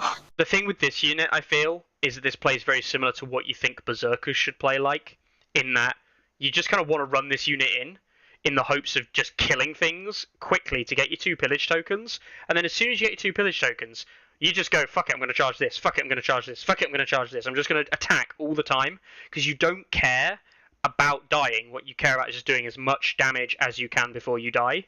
Okay. With new Balon and 2, I can see it. That's about it. They have some nice combos. But I think that's what you have to do with them. I think they are just a let's fucking go unit. Yes. And if they die before the 2 pillage tokens, it's GG, they did nothing. They have some play. They are kamikaze, the kamikaze unit. Great units. I like the old Reapers. I played them a lot. All Reapers were amazing with Balon and Balon, Euron, everything. Yeah. They were just great. And now I'm just not excited anymore. I'd rather play something else. Yep. Next up, Silence Men. Now, these guys, on the other hand... No. I think every buff were on those. I have to admit, they are insane. They are insane. They are the second best unit, 7-point unit in the game for me. These guys are a bit ridiculous in that they stayed exactly the same at 7 points. They got a +1 move speed increase. As I said, Iron Price kind of being reflected a little bit. And so they stayed exactly the same. And now if they have 2 pillage tokens, they also give additional -1 to their defense dice. So Super Sundering, which is cool. And they also now have Dauntless, which they didn't have. Why not? Yeah. Do you know why I think they put Dauntless on them? Because they didn't want to put Baylor more to play Black Tide Resentment. I don't know. I don't understand the Dauntless rule. I think without Dauntless, they will be really, really good. But Dauntless make them insane. And the 6+ movement. Yeah, like they were getting buffed by the +1 move, +1 morale and +1 dice, both things they really wanted. And then they made them better 3 times again. Yeah. Why? They were already fine. Why? I will pay Dauntless and 6+ movement to get something else. Be buffed. If you can get 2 pillage tokens on this unit, genuinely, if you get 2 pillage tokens on this unit now, it's not unkillable, but it's a pain in the arse. It's not. You need to make to get hits on them. Yeah. They are easy to kill. We have to say that they are quite easy to kill. With hits. Because we don't have the defensive stuff anymore. With hits, yeah. But yeah, they are insane. And if you don't play with one unit, you are literally trolling, in my opinion. I agree. I think this is the best unit that you can pick up for Greyjoys. Yep. So 100%. Yeah. They put all the eggs on this basket, and this is not good. Next up, sorry, I'll stop going back to there. Yeah, no Baron, as someone says, because Baron changes means that's 5-up armor is pretty sag. Yeah, like it's a Gassy Rock charge. Thankfully, because if you get the 2 pillage token, you won't die from the panic most of the time. But yeah, Mhm. I mean, we still have. Go on. Sorry, we still have Baylor, right, for the hardened and to the last. Yes. Like, he was already doing stupid things in Silence Man. Let's just make it way better. Yeah. Yeah, go on. Ironmakers move from armor 4 base to armor 3, but then they change rated armaments, so you only get +1 defense dice when you get 2 pillage tokens. So the way that Fabio mentioned it on the stream was it's like they start with 1 extra pillage token, and then Michael was like, actually they don't. It's not like that kind of thing, and I didn't really understand the interaction they had, but I think that's because they were like, because pillage gives them +1 morale now, they didn't want to say that, but it is basically like the old Ironmakers with 1 starting pillage. But the first pillage doesn't get them anything, right? But the first pillage doesn't. Well, it gives them +1 morale. The base. +1 morale. +1 morale. And they're morale 7, right? For a 7-point unit with morale 7. Yeah. And we don't even have Asher anymore. So. And they didn't even change. I mean, they could stay with rated armaments like before and put them another when you have 2 pillage token. I don't know, get something, get +1 moral test, or I don't know, anything. But they are just the same, but 1 better armor. This is the kind of thing where we talk about like those high pointed bad morale units are difficult to take into the new version of the game, and this is one of those types of units.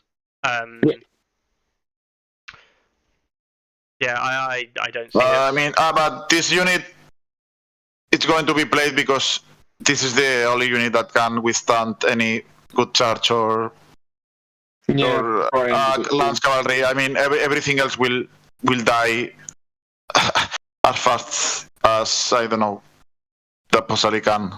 So you are probably forced to play at least 1 unit.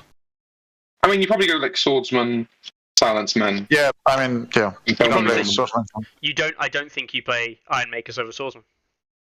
Yeah, no. And I think you already have 1 silence man. At that point, you've got enough, right? Yeah. So. And that's sad because these guys were not played before, so. No. Yeah. I think we still run like 2 bowmen, 2 groundmen, right? So we don't really actually have that many points. I think you definitely run 1. I don't want to run the 2 bowmen anymore. 1 is probably It's enough. still a 4-point long range unit, right? Not even 1. But they are ally ability now. Like we said, everything will kill them in 2 attacks. Yeah, I feel like Grappers. They are not. Well, I think they are the next one, right? Or yeah, we should go. Let's go. It's actually a unit that I don't really know why they did. I do know why they did this, but it hurts a little bit.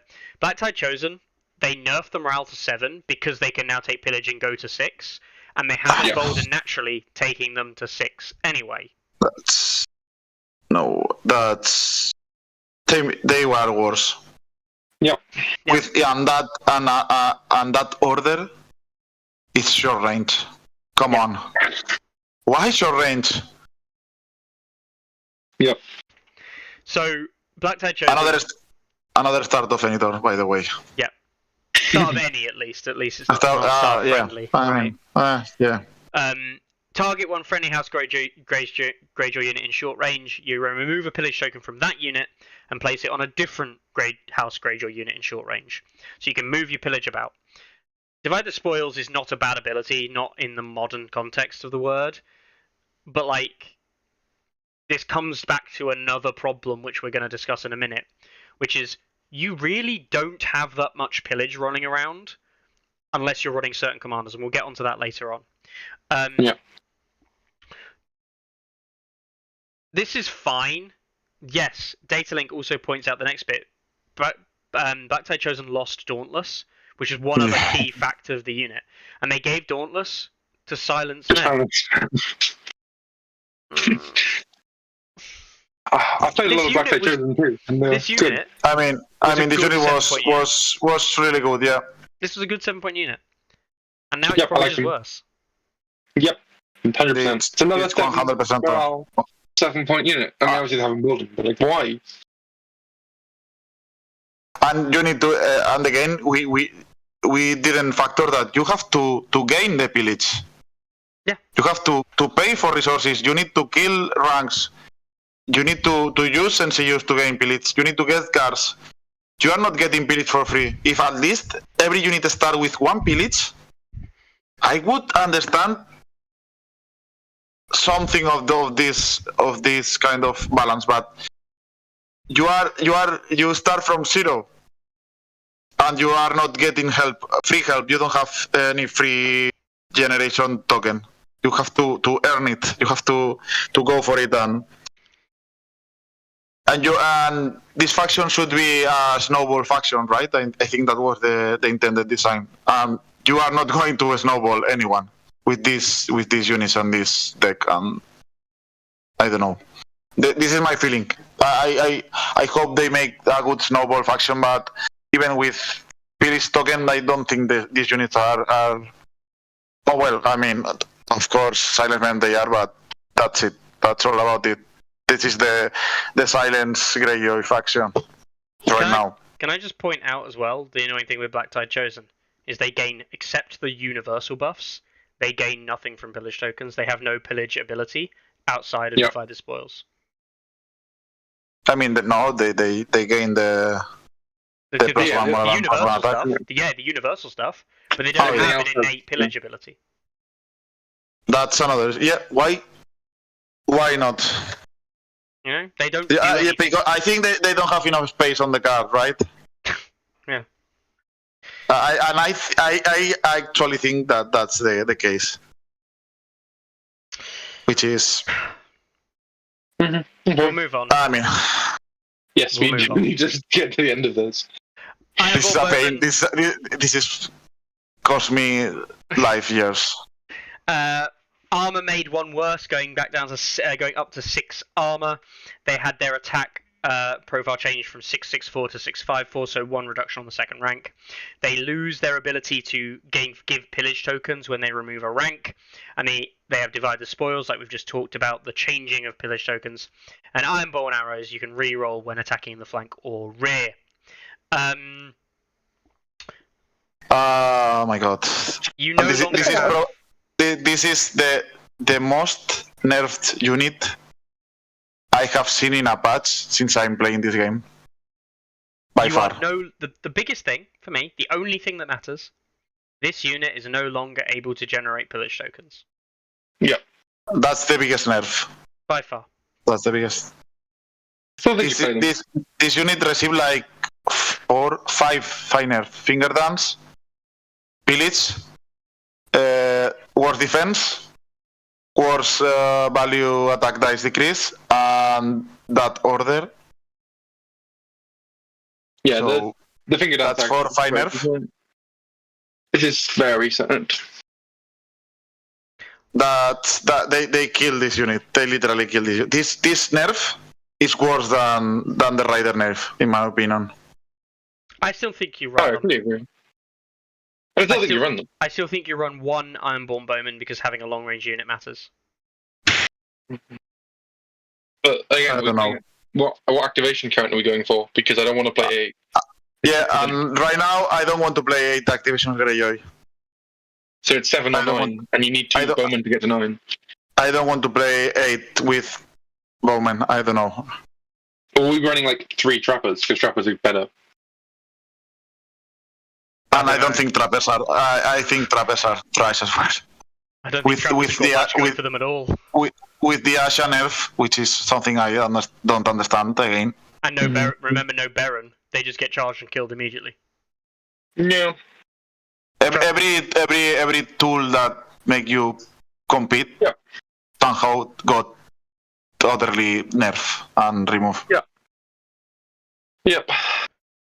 So Trappers, Trappers did have a movement increase. And we didn't point out this unit do not get anything if they have 2 pillage as well. Oh yeah, bowmen don't get anything for 2 pillage. Yeah.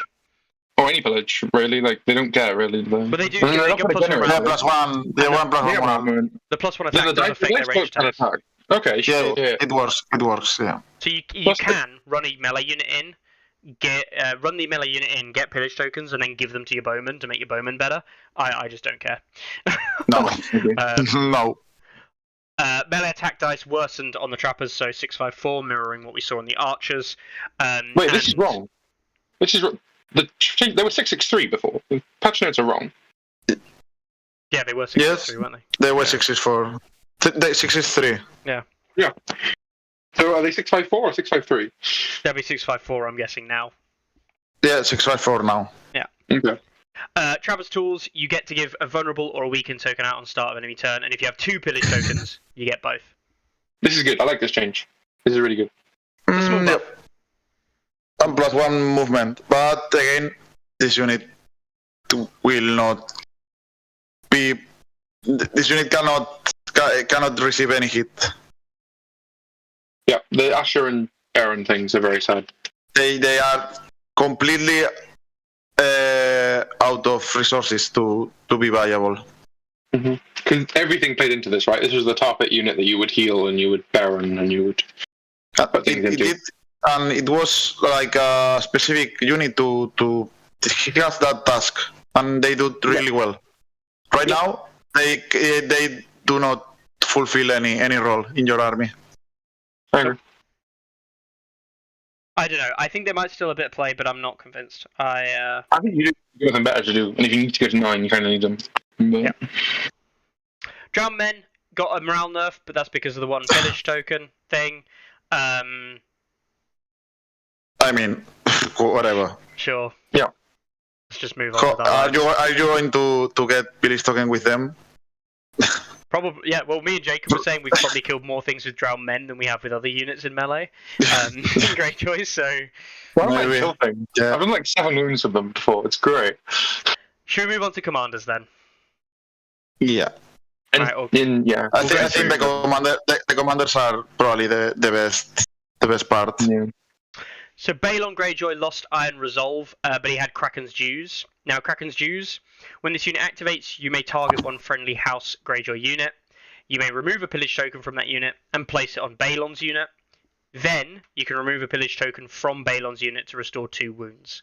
So you can kind of move. Balon can kind of collect the pillage tokens on his unit. Price of Failure got the Price of Failure buff. Very good card now. The Old Way, much better improvements. When you perform a morale test, after rolling the dice, if you have a pillage token, you can re-roll the test. If you have 2 pillage tokens, you pass it. Notice there's no spending of tokens for that effect now.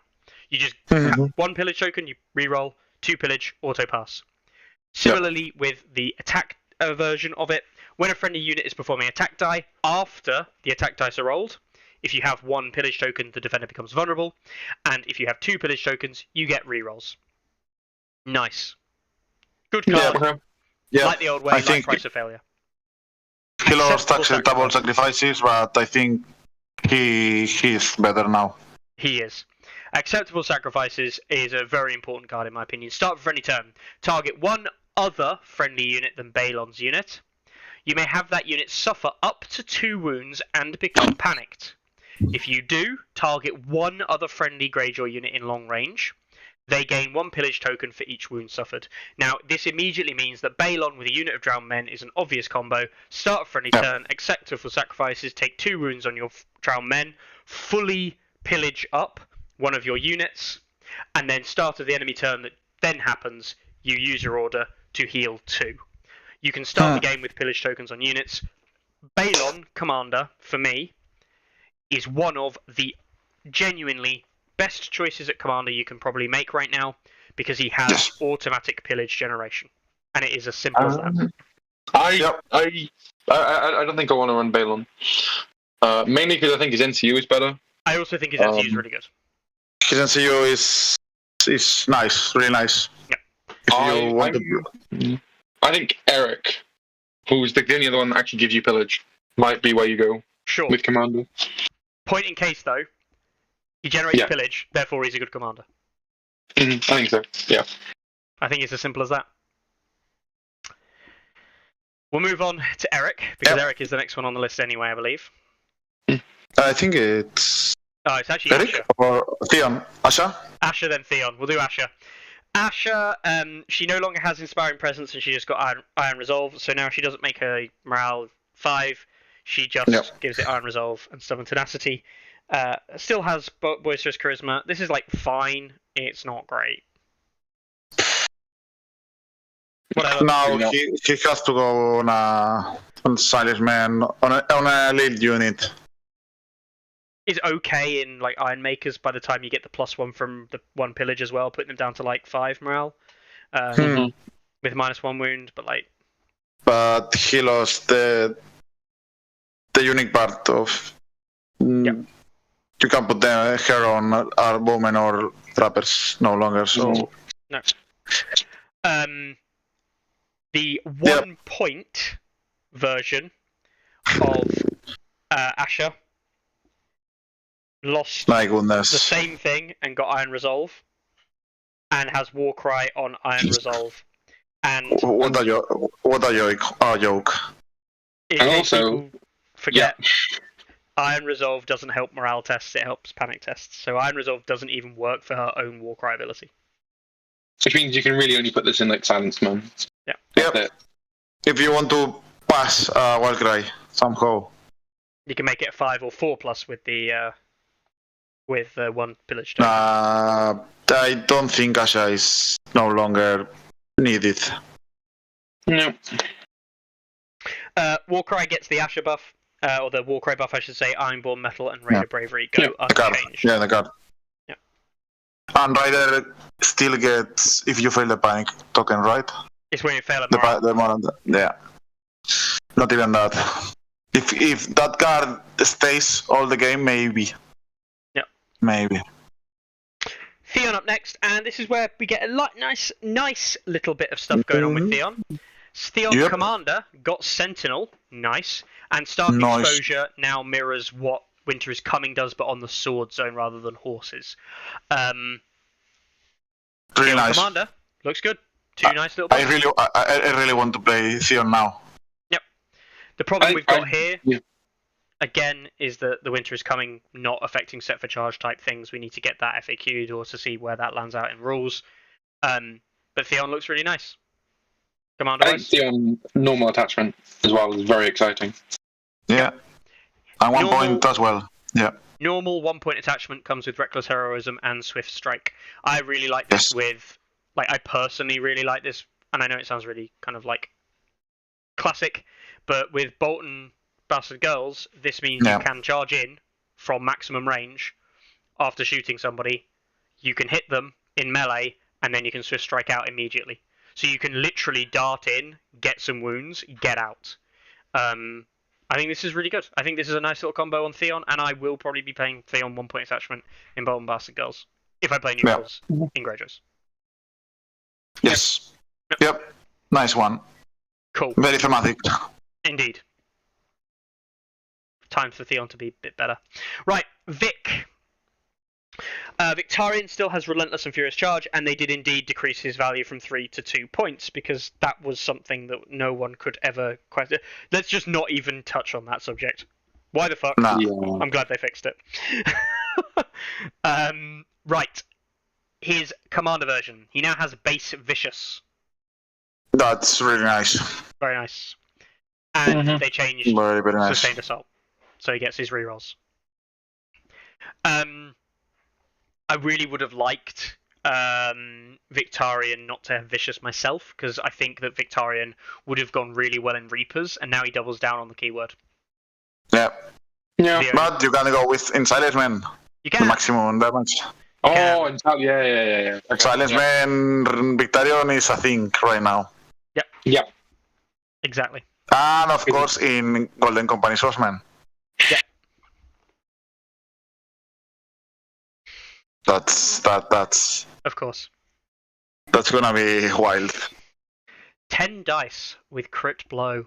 I was gonna say. Vicious Sundering, crit blow, That's every and keyword. precision. Every keyword, yeah? No, precision is a keyword. Thank you. It is. It is? It's every keyword They don't have because you it. get the Golden Company Oh, Golden you, Swordsman. no, they get it. They do get it. They get all 4. Yeah. All 4. I think that's he's the only commander that gets everything. Auto 11-inch charge.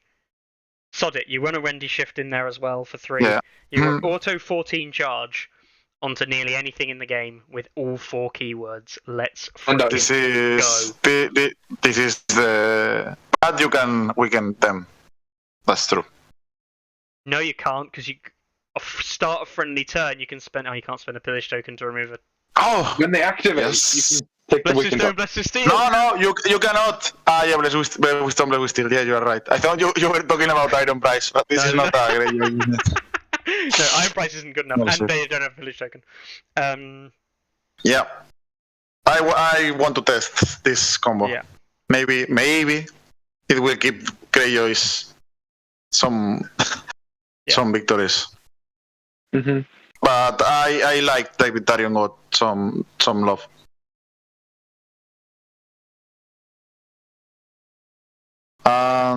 That's it. Oh no, Eric. That's one. That's actually a good point. Someone points out that Greyjoy units might not be the only ones that benefit from pillage tokens, but I really hope that they change that. Yeah, Eric and Baelor's got a small change. He comes with Divide the Spoils, so the order that allows you to move the tokens around. But he also has Gifts of Silver and Bronze. Each time a friendly enters you claims bags, you gain a pillage token on this unit. So it makes sense for him to have Divide the Spoils because he's going to be gaining pillage tokens. Yep. The cool thing is with Divide the Spoils, if you've got 2 tokens and you're just about to take the bags, you use Divide the Spoils to get the pillage token off you, and then you take the bags to get it on. So like you can basically always be at 2 pillage tokens. 3 abilities: Steel's Might, Gold's Allure, and Iron's Endurance. Same cards. Steel's Might is basically the same. Remove any number of pillage tokens from the attacker. For each removed, you choose one, and the options are rerolls, precision, or vicious. The removed tokens still count for any effects happening during the attack, so that's a little bit of friendly text. Sorry. Yeah, that's perfect. This card is what you want. But why? The fact they still count. That's just not how the rules work. It just annoys me slightly. Oh, well, I've got a good one for you, right? I've got a good one for you. Can you gain pillage tokens when you're under the effect of Steel's Might if you spent 2 village tokens? Because the removed tokens still count for any effects during the attack. No, but that's for the attack, but you have spent it to gain the... Correct, but you still have the removed tokens still count for any effects. And yeah. So this was the pillage thing with gaining is an effect. So it was Lust for Glory was where this used to happen, right? Yep. You pay Lust for Glory, can you gain pillage? And a lot of people said no. Like, Lust for Glory. Yeah, I think that's not on the FAQ. We didn't check it, right? But that should be FAQ because that's important. It is important. I really hope they rule it so that you can gain pillage tokens. I feel like that's what they're trying to do. Yeah, but it's another one that we need FAQing. Gold's Allure then changes. So we've got a bit of Night's Watch coming into Greyjoys. When a friendly unit is performing a morale test after rolling dice, you can re-roll any dice for this test. So it is basically the same as Fire That Burns Against the Cold. Fire, yeah. On a morale test, I add, not panic.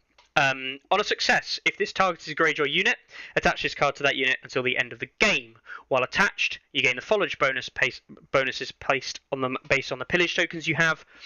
At 1 token, you gain +1 morale, and at 2 tokens, if you would gain a pillage token, it restores 1 wound instead. So if you're at 2 and you gain a third, you gain a wound, which implies that you can. This is actually the implication. If you can gain a pillage, if you have 2 tokens, you can gain more. But it caps out at 2, sorry. So you would go to gain 1. You can't, but you can restore a wound. So I think that might actually solve the Steel's Might problem. Iron's Endurance ticks in.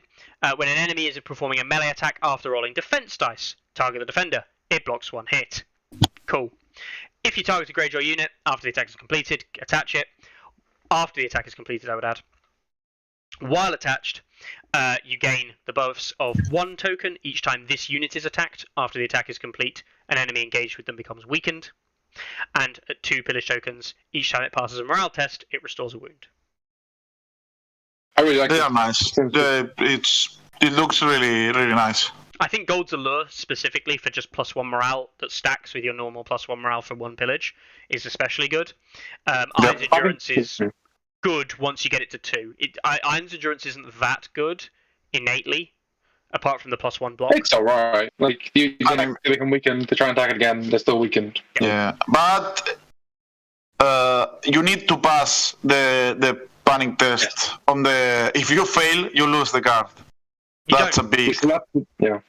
Oh yeah, That shit, is really on the Yes. Gold's Allure. Yeah, sorry. On a success, you need to pass the card. So be careful when you play this card. The thing is that because it's on a morale test, you can put Asher in Silence Men, for example, and all of a sudden you're doing a 5-up morale test on a Warcry, and you can play Gold's Allure to allow you to re-roll the Warcry test because it's a morale, and you can basically play this on round 1. You can also play this on a pass test just to attach it, right? Yes. Yeah, you can That's choose to what re-roll it was. the Yeah, damage yeah. or no test dice, which is allowed. Yeah. Right. Eric looks really good. Again, the important thing there with Eric is he automatically generates pillage tokens. Yeah. Big part of it. Yeah.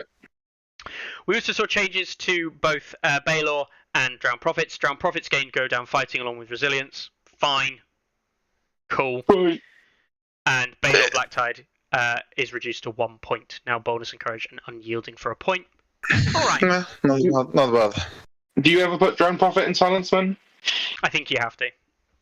I think you might. But those two abilities are not meant to go together. Why do you have resilience and go down fighting? You don't want to lose ranks, right? I mean, Yeah. I I guess don't understand the The Yeah, idea is to the not take idea. as much damage and then heal back up because you can heal those wounds back up and then you're kind of like iteratively dancing with up and down. less you get up to round and get maybe, but it's 2 points, you know. Yeah, I think it's the best we can do. To be honest. Yeah. If you don't want to die from 1 charge, maybe that's the only way. Right, and I think it's at the end of Greyjoys now. Oh, we got one more. No, NCUs. Yes. Holy shit. NCUs. On the NCUs. Rule Magic. Once per game, start of your turn. Use ability. If you do, until the end of the turn, your opponent may not use orders or tactics cards. Okay. I think Mogoro, it's really interesting.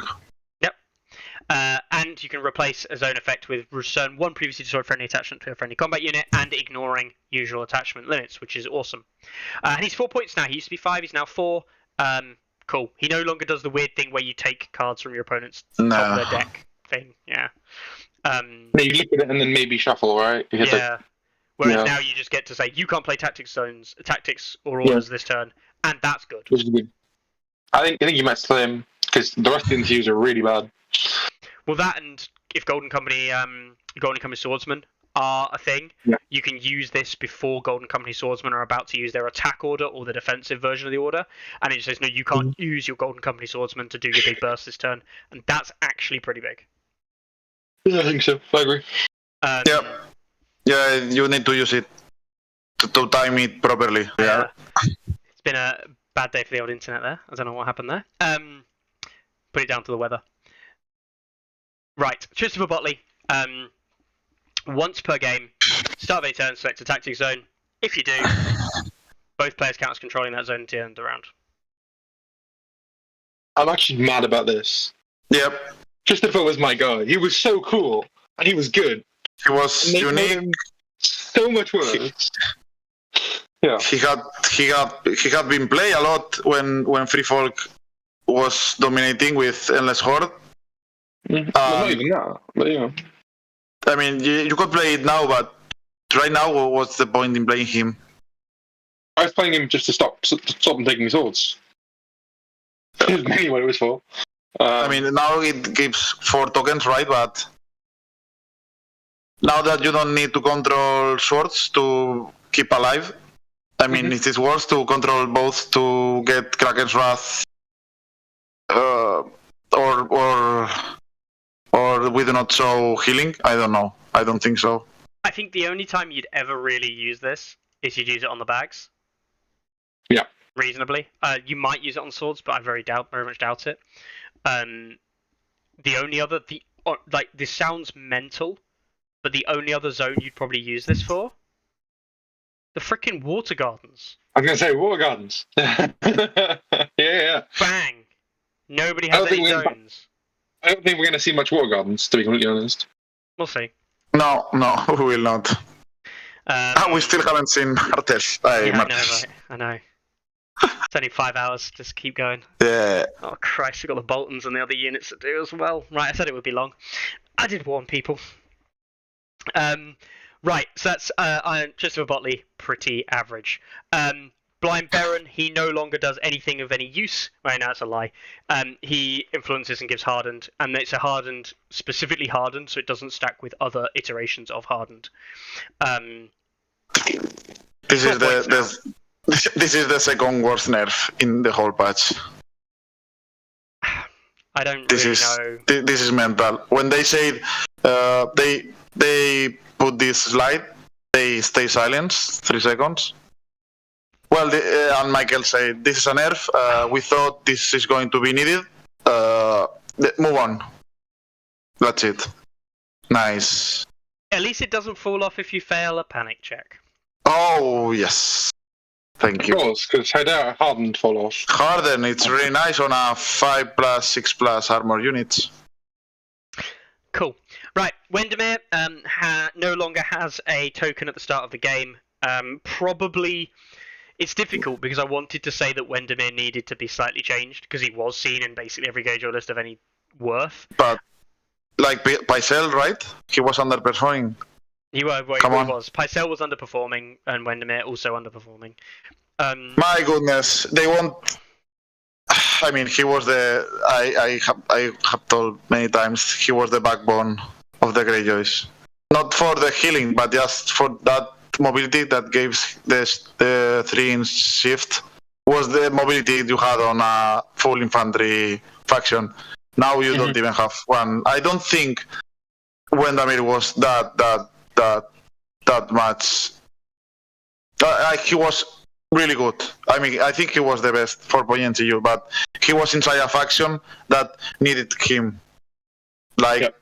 Pretty much always, if you play 3 NCUs. Right now, I think it's going to be play as well, but it's not auto-included. Like Pycelle, for example. I think Pycelle is auto-included in every... I don't want to play Wendermere anymore.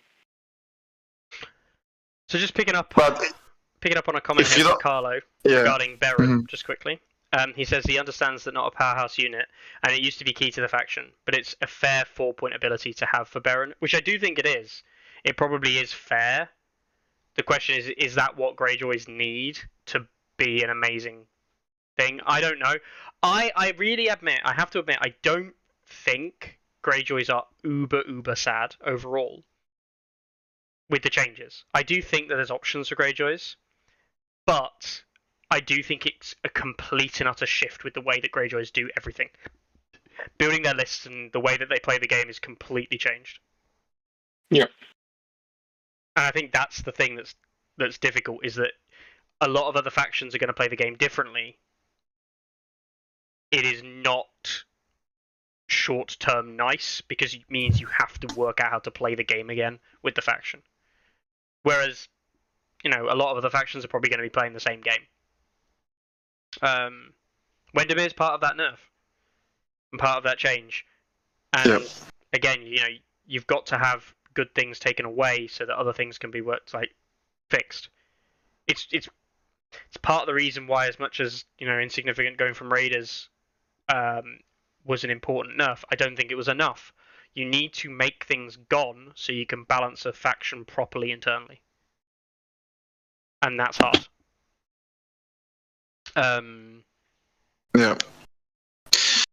Wendermere's got. I mean, I can understand, but I don't know. I'm sad. I cannot. I am biased about Wendamir because he was everything for me. What can I say? He was my everything. Yep. Balon, now actually very interesting though at 5 points. Once per game, when he activates, instead of claiming a zone, right? So it's important here, when he activates is the trigger. Instead of claiming a zone, you redeploy one previously destroyed, House Greyjoy combat unit fully within long range of a friendly deployment or within short end range of any flank table edge. It deploys with any pillage it previously had, and if it hadn't activated, it deploys unactivated. Much better than the old Balon, basically. Yeah. No longer requiring a zone replace. No, can't be shut off by intrigue, I believe. No, you cannot. The same trigger. So this is way better. Yep. I think he's going to be played a lot. If you want to do the Kamikaze Reaper strategy. I actually just think he's going to see play in nearly every Greyjoy list now. Because I don't see the negatives of taking this at all. Exactly. And they're already talking about a 9-point Death Star unit. Yep. Sure, let's do it. Yep. I think you should play. Yeah, you should build list around him. At least one of your two lists. Yeah, I actually, this thinking about this, I think there might be a list actually that could do something. Does it include Makoro as well and Balon, and you just absolutely make a superstar unit, or not? I think it's Balon, Makoro, and Varys, and then like 7 activations. You have a 9-point Death Star unit. So maybe you want Drowned Men though. Maybe it's like 1 Drowned Man, Swordsman, something else bad. I don't know. Fair. We'll see. I think there's options. I don't think it's all doom and gloom though. Yeah, but there were all the nice things you're doing, all the cool things, all the things you'd liked about Greyjoy, basically just dead. Like they killed all of them. Yeah. It's annoying because I think for players who were playing the Greyjoys competitively, those things no longer work, and it's the things that people wanted Greyjoys to do, such as charging in Reavers, engaging load of pillage tokens. That's the way that they are now going to play. That isn't inherently that good, but it's going to be a mix-up of the two that's going to work out, I think. Cool. Right, that's Greyjoys. Martells, thank God. The list of changes was not high. Oh, also there was a change to Dagmar's Cleftjaw knowledge paid in Iron as well, which I don't think made it into the stream. Yeah, I don't know what this changes. No, I also don't know what this changes, so I will check it out. Dagmar Commander, knowledge paid in Iron.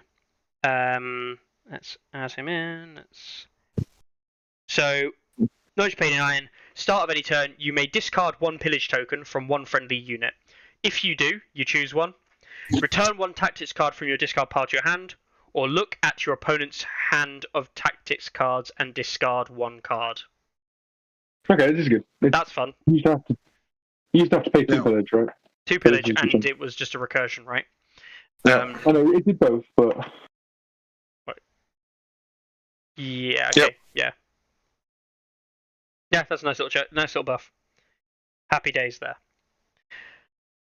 Right, but no friendly pillage gaining, so probably not that amazing. Right. Martells. Yep. Fast. Not much. Not much. Oberyn, changed. He gains precision, because that's how we buff things now. We just give them precision. And Intercept Orders has changed to be what we saw elsewhere. So 3+, you redirect. Crowns, you can reroll the 3+. And if it's in long range of Oberyn, it gets a condition token, similar to what we saw on Tyrion. Cool.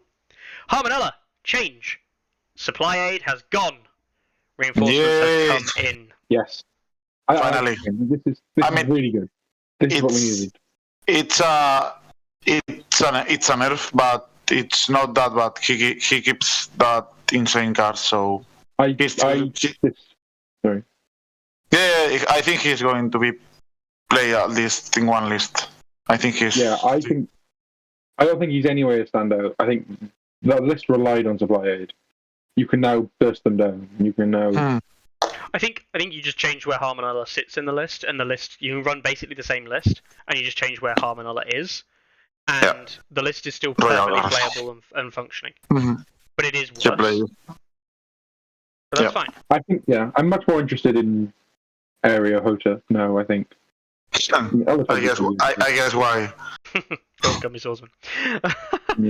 Captain's change threatened to start of turn as well, and Taine's Sand, a bit of a random buff, but she now heals one whenever she claims the zone.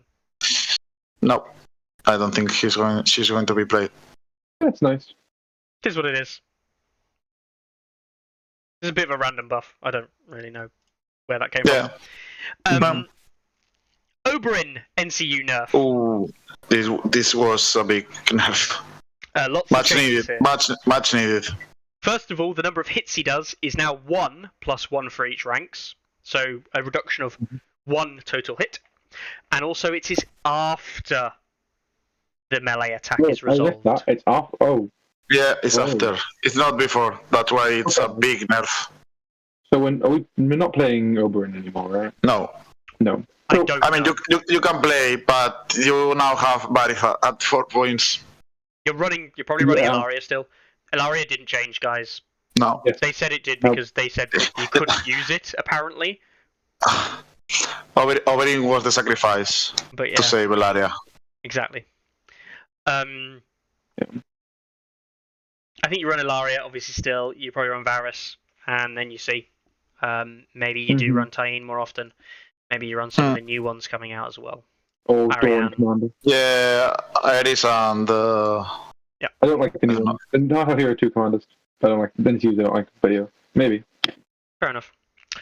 Lastly, we have Doran, who has been changed to 1 victory point per round. Rest in peace, Doran. Yep. I think it's a good change. Again, it's a good change. Yeah. It is. This is still enough to win a game. But you don't play him anymore. Well, no, but I think the difference is that this is still enough to win a game, but this isn't just this game, this game is going to be a draw, and I'm now going to gain 6 VPs over you, which is an insurmountable difference. His balance for new people, for new players. But they were frustrated with him. Again, this is a bit like Melisandre. I actually think Doran at 2 points was interesting and good. Probably a little bit powerful, but you're allowed to have powerful things, right? And it made you play interesting games. It made the tactics board super interesting. It dictated how you played, but for some games, it's not the end of the world. But it probably should be worse, right? But for the sake of everything, probably should get rid of it. Yeah. What I like about this is that, just similar to the insignificant thing, right? It forces a little bit more of interaction with the game mode in a positive light. Yeah. The big thing is not the big thing isn't just winning by 6 points by sitting back in a corner in something like. I know that we know that Honed and Ready Here We Stand and Fire and Blood, that wasn't optimal. And it's not actually a good strategy, but even Winds of Winter, where scoring can be really jank, this allowed you to kind of get extra points, and a lot of extra points that people found insurmountable. I didn't think 2 was too bad. I think that's Winds of Winter's fault. It's just a bad mode. But, 1 point is going to be enough. 1.3 times is probably going to be enough to swing games. I don't think he's worth it though. It would be, but I don't think you play him. No, he's not going to be played. At least in competitive level. Probably not. And I think that's okay. I think there's some interesting things you can do with him. The problem is that he's too easy to shut off. As well, there are so many other things that can. We already knew that he was struggling into things like Elena and stuff like that. And the game plays 4 rounds, right? A lot of games can end on round 4, and that Doran doesn't do anything then. Not really any. And Uller was nerfed, and he needed Uller healing to go from 5 and 6. Which is, I think he would have been fine before, but too many people complained about this, so I'm kind of fine with telling you. But yeah. Yep. Yeah. Okay. Cool. And that's it. That's the changes that we saw on the stream the other day. There are, of course, more changes. Let's go back to the change log and let's see what else we've got to go through. That's pretty much it, I think. I don't say that is it. No, but there's other stuff, right? So, I will now get up the egregious things that we have to go through. Should we start with units? I am going to quickly jump in. We have, see what I've got here. Yep, Boltons to go through and other units to go through as well. All right. Are we ready for this? I'll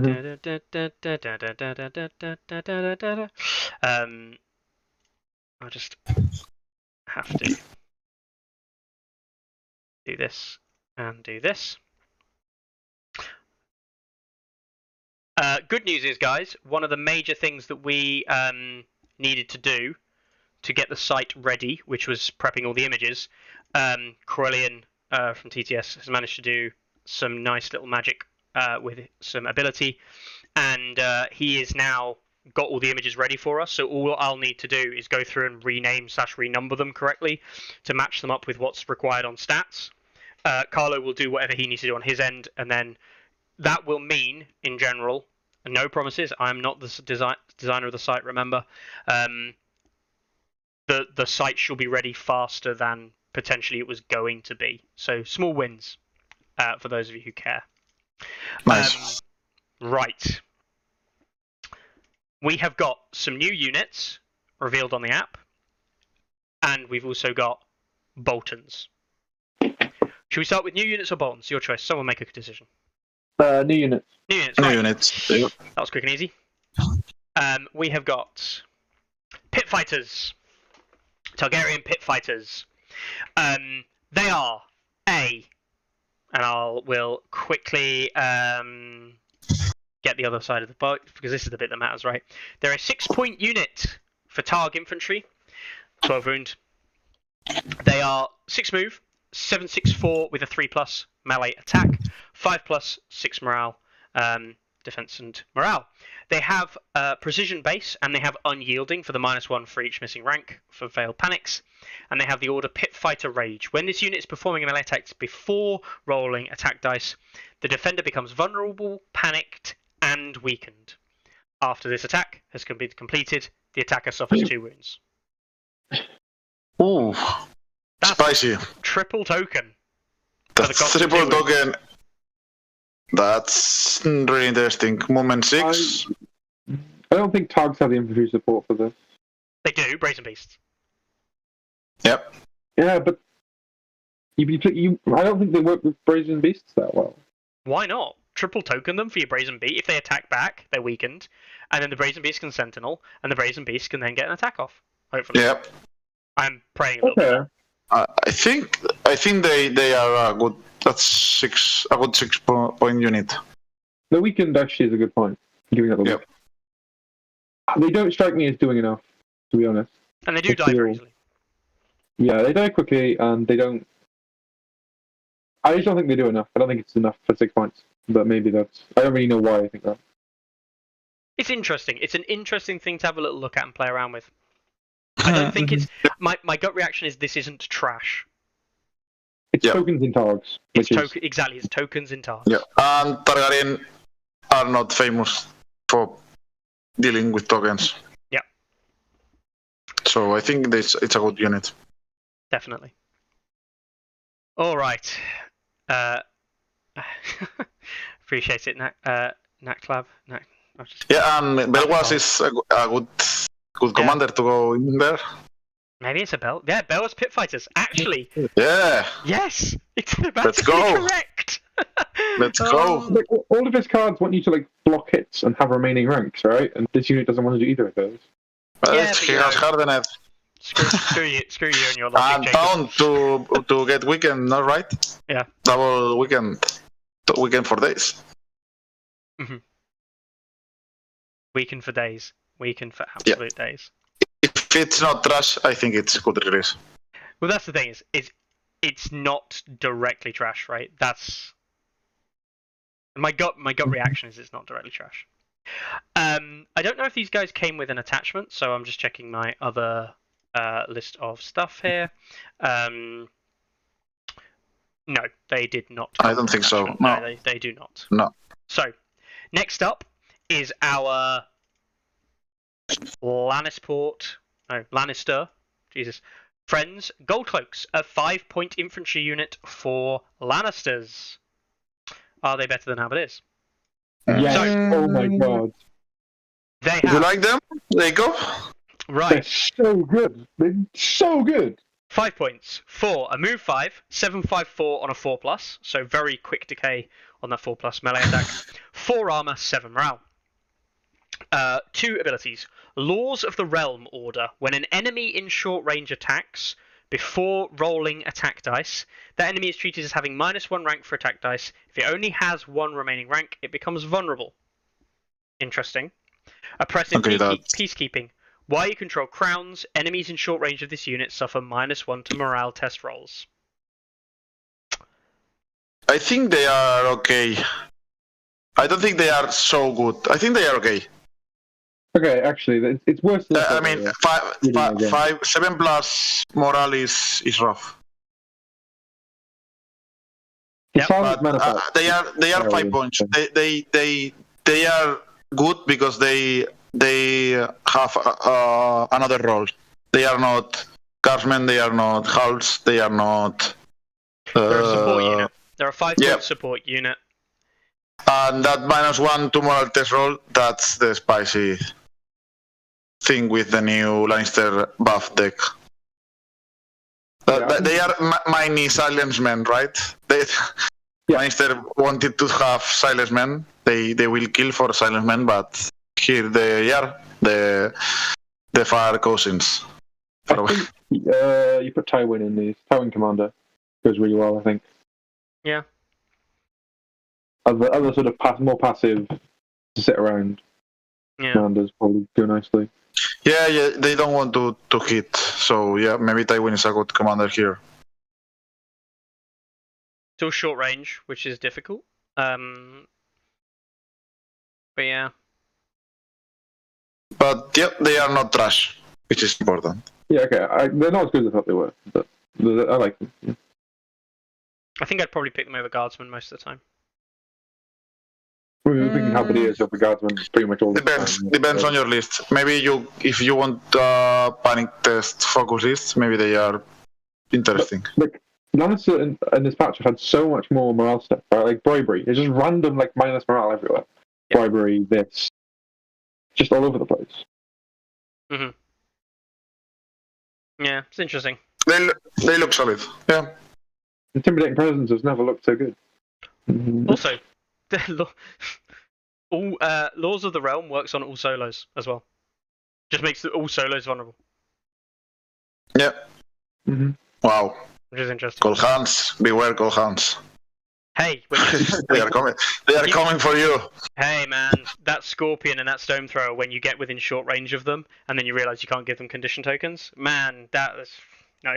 I mean, I joke. Right. So that's Gold Cloaks. Next up, we've got Boltons. Now, we're going to very quickly run through this. Look, it's Bolton Flayed Men. Look at the card. Isn't it amazing? They are the same. Yep. Everyone, look at the nice unit. Look at these Bolton Flayed Bastard Girls. They are the same. Aren't they a nice unit? Hey, look at these new Cutthroat card. He looks mental. It's the same unit. Look at this Blackguard card. Actually looks awesome on the artwork. It's the same unit. Bowman, Dreadfort Archers. We've seen these guys before. 774. They are 6 points. You reckon 6 points? Yeah. Okay. Fair They enough. are indeed 6 points archers. For anyone who's questioning, 6-point archers. So long range, movement 5, 774 on a 3+, and a melee attack of 543. 6+, 7+ defensively, and they have ignore line of sight. And when attacking enemies, gains precision and reroll. Engaged enemies and friendly units engaged suffer a wound.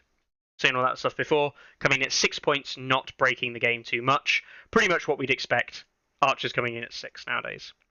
And last and not least, the last unit for the Dreadfort is the Dreadfort Spearman with the Impaling Spear. 774, 4+, 5 movement, 4+, 7+ defensively, set for charge base and Impaling Spear. After completing this attack, if this destroyed an enemy rank, all enemies in short range of the attacker become panicked. Nice little bonus. Nice, Very good. nice pillage unit. Yeah, nice pillage unit. Yeah, They are nice little bonus. 5 points, right? Yeah, 5 points. They're basically halberdiers, right? Yep. I think Halberdiers they're better now than sundering and gaining the Impaling Spear instead, Well, I but think also a like- 1 Merc Morale. Like panic in short range is quite good. Like every time that comes up, right? It's really good. Especially in Boltons, which you'd hope would play off it. Should we have a look at Yeah. the Bolton Tactics cards then? Or should we have a look at the attachments? Base deck. No, base deck is interesting. Base deck. Yeah. Base deck? Oh no, I've just seen the first card. Not good. You've just seen the first card. I haven't seen the first card. I am loading it up as we speak. I am going to take a guess, and if I'm wrong, obviously it doesn't matter.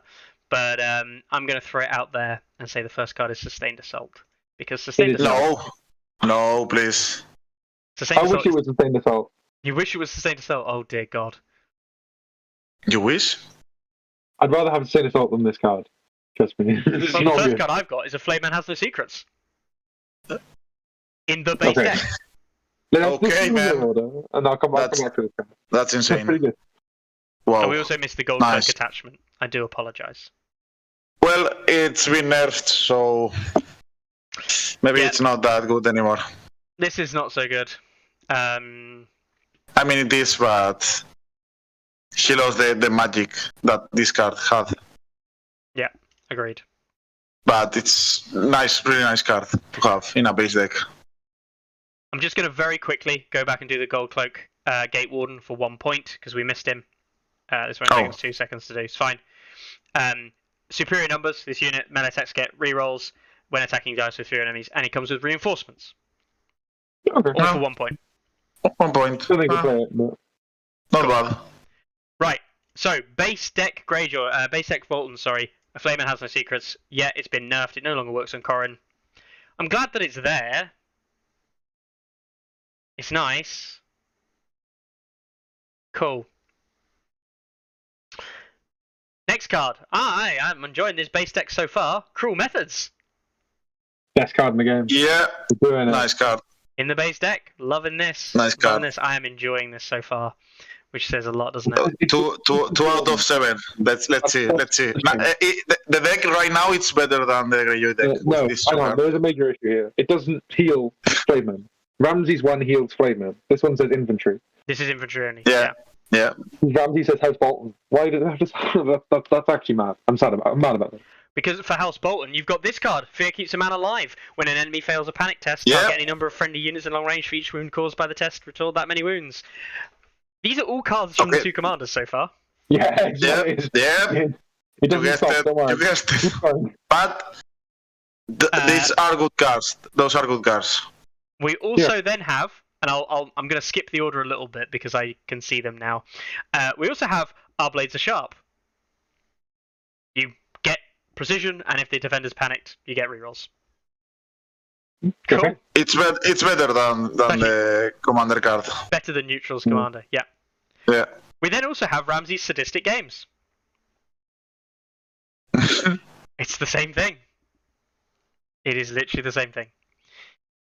And we have one more.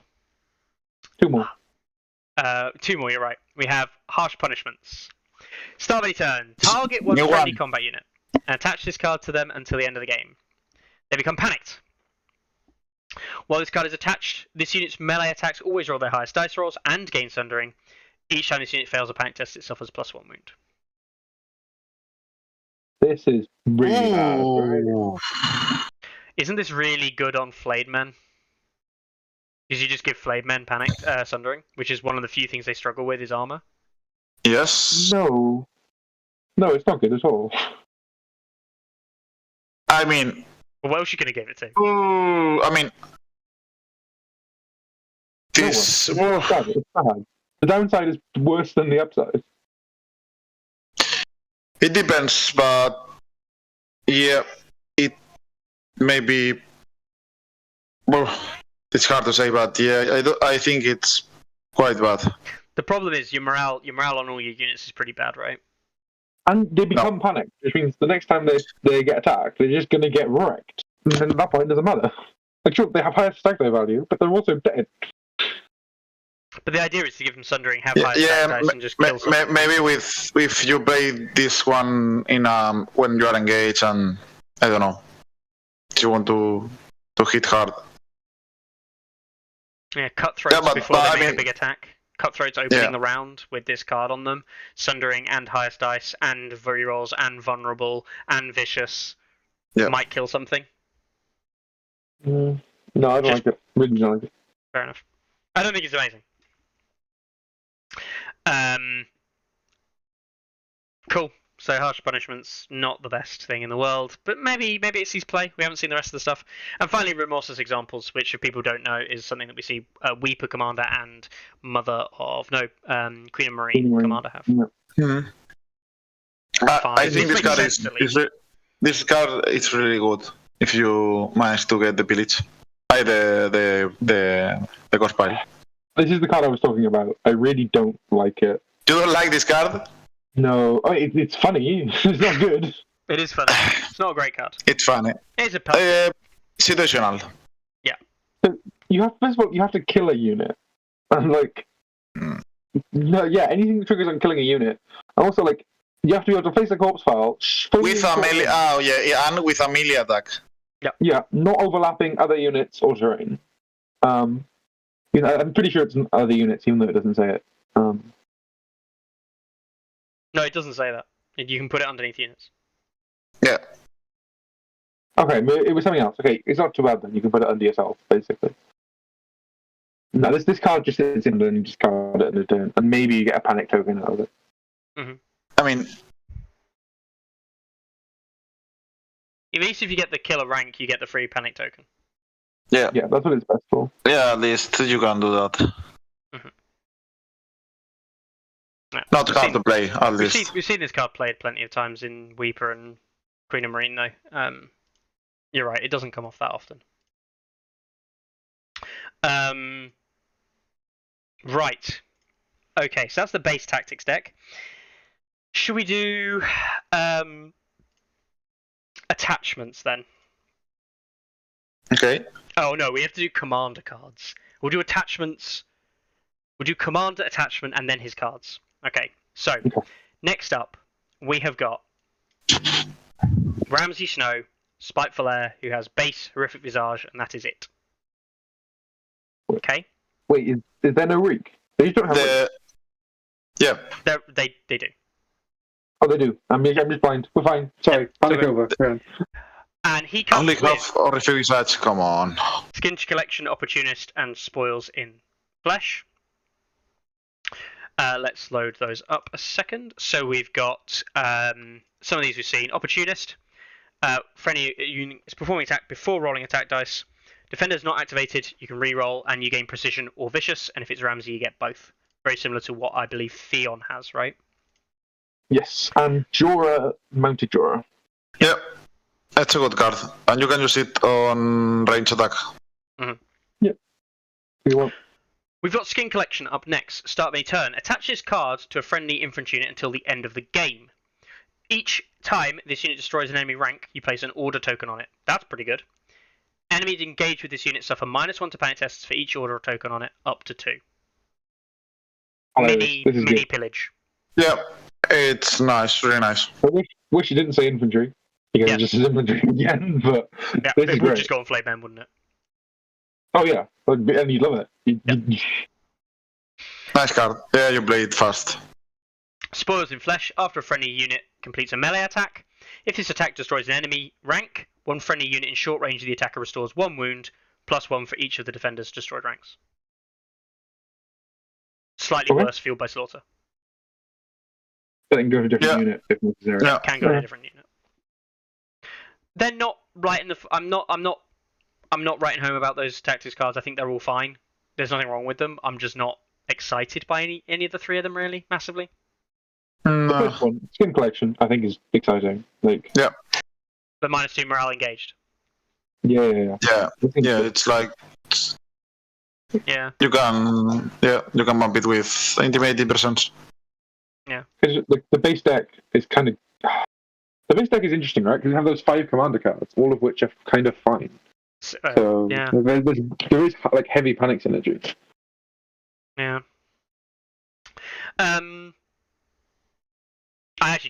Cruel Methods obviously with the AoE panic token as well as big. He also comes, I believe, with Theon. May only be fielded in an army, includes Ramsey so, and must be attached to his unit for 0 points. And Theon comes with, guess what? It's the same rule. Yeah. Still exists. Still the same. I love Theon. This ability is amazing. I play it in the Weeper. Play it in Theon. Yep, I like this ability as well. Except when you roll a 6 on Theon in round 1, and then you get really sad. Round 1, yeah. and then you just make jokes like, I punched Theon. Oops, I punched Theon too hard. He's dead. You do have to joke. Next up, we've got Commander Roose Bolton with Whispered Sets, Seeing Their Flaws and Dreadful Secrets. Interesting. Seeing their flaws being seen there. He comes with Spread Fear and Intimidating Presence. In terms of the cards, for those of you who don't know, Whispered Threats unchanged. If the NC claims a zone this turn, after resolving that zone's effect, target one enemy combat unit become vulnerable, target another one, they become panicked.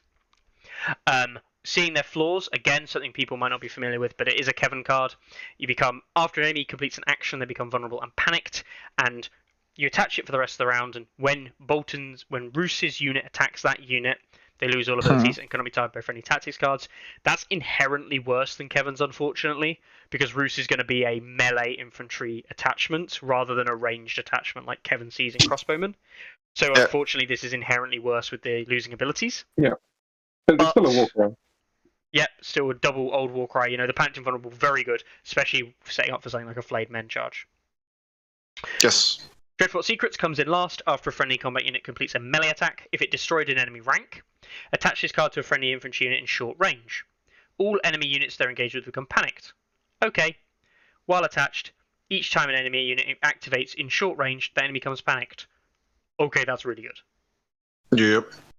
It's a bit of panic tokens for days. Like you have to destroy an enemy rank, then attach it to an infantry unit in short range, and then other units have to activate in short range. Like, there's no downside. It's kind of cool, but I feel like it's not reliable enough. You don't get the tokens when you want them, right? No, you definitely don't get the tokens when you want. But I will say that just giving panic tokens everywhere all the time for what is basically free, is nice. There are so many panic tokens in this army. It's everywhere. Yep. Which is the right thing, right? Yep. I think they nail it. Yeah. Nice. So, that's the commanders there. Should we jump straight into the other commanders that are coming out as well, which is Steel Shanks Walton, sorry. He comes with Price of Fear, Rush of Aggression, and Taunt. His commander has Iron Resolve and Shared Fear. Each time this unit fails a panic test, all enemies within short range of this unit become panicked. That's really interesting. I think it's good, though. No, but it's really interesting that you fail panic and everyone around you gets panicked. Yeah. I mean, Iron Resolve helps. Yeah. Nice combo. If you pass, you've got Iron Resolve, so you're more likely to pass. But if you fail, you do wounds, but at least you get a benefit for it. I don't know, it's weird. Yeah, but if you fail, you take less wounds, and you also get something good. You kind of want to fail. Yeah. Yeah, okay, I can see that. Okay, cool. So he comes with 3 cards that probably people have heard of before. Or 2 cards that I believe we've said before. Taunt. It's going to be long range taunt, vulnerable weakened if they don't target a certain thing. Not going to touch on it anymore. We discussed it earlier. Rush of Aggression. Crit blow, auto 6 charges. Nice. Now we're talking. Bolton Bastard Girls are in Bolton's, aren't they? Yes. This is a quick reminder. And Steel Shanks Walton inside Bolton Bastard Girls. We've next up got Price of Fear. When an enemy unit fails a panic test, target one friendly combat unit in long range of that enemy, and they can perform a maneuver action. I like that. Do you? Okay. That's I like that. The trigger's not great. The trigger's not that's great, but it's a free maneuver. Maybe everything's spoiled by diversion tactics. Yeah, diversion tactic is very good. yeah. This is just Yeah. when an No, enemy no, fails a panic test. Yeah. But the important thing here, you can proc this with the shot of your Bolton bastard girls. Can proc Thrice of Fear. You can then move your Bolton bastard girls to somewhere else, and then you can proc the charge after the attack has been done. Yeah. You can like, maneuver into the rear or something and then charge. Move her into the flank and then charge them. Because you have 6 maneuver. Yeah, okay. Oh, Mhm. I quite like that. I quite like Press of It. And then you could potentially auto 6 charge them in the flank as well. Boom, headshot. I think that's a nice little ability. Obviously, enemies failing panic tests, as we probably guessed with the game, in what we believe is going a little bit more elite at least. Enemies failing panic tests is probably not going to happen that much, but you do have lots of ways to try and make it happen more.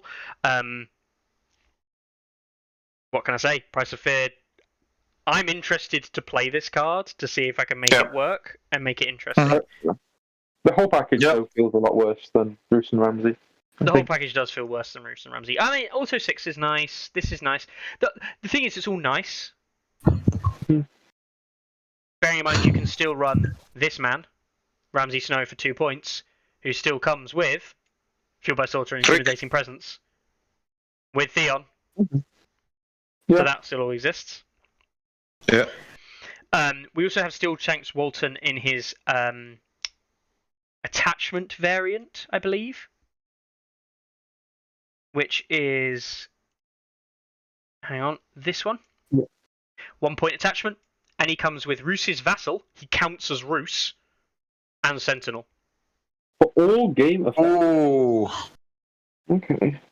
That might be interesting for 1 point. Yep. 1 point Sentinel. What did we care about Roos for? It was seeing their flaws, and that's it. Seeing their flaws. Yeah. Crising Adam Marbrand.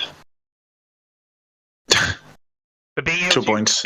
Ramsey being able to have another unit that can attack the target of seeing their flaws is probably worth taking him. And it's just 1 point Sentinel. And it's 1 point For the Sentinel, which is completely fine. Yeah. Sentinel Yeah. is worth 1 point. So I think that's fine. Yep. Interesting. Right. Okie dokie. Is Right. one gonna ask for all games? Yeah. No, so Keijo's saying for all game effects, no, because not Commander. I think would be the fair. He's not Commander, he's Roose Bolton. Yeah. He's not your Commander for all of your Commander effects. Right. So that's Steel Shanks.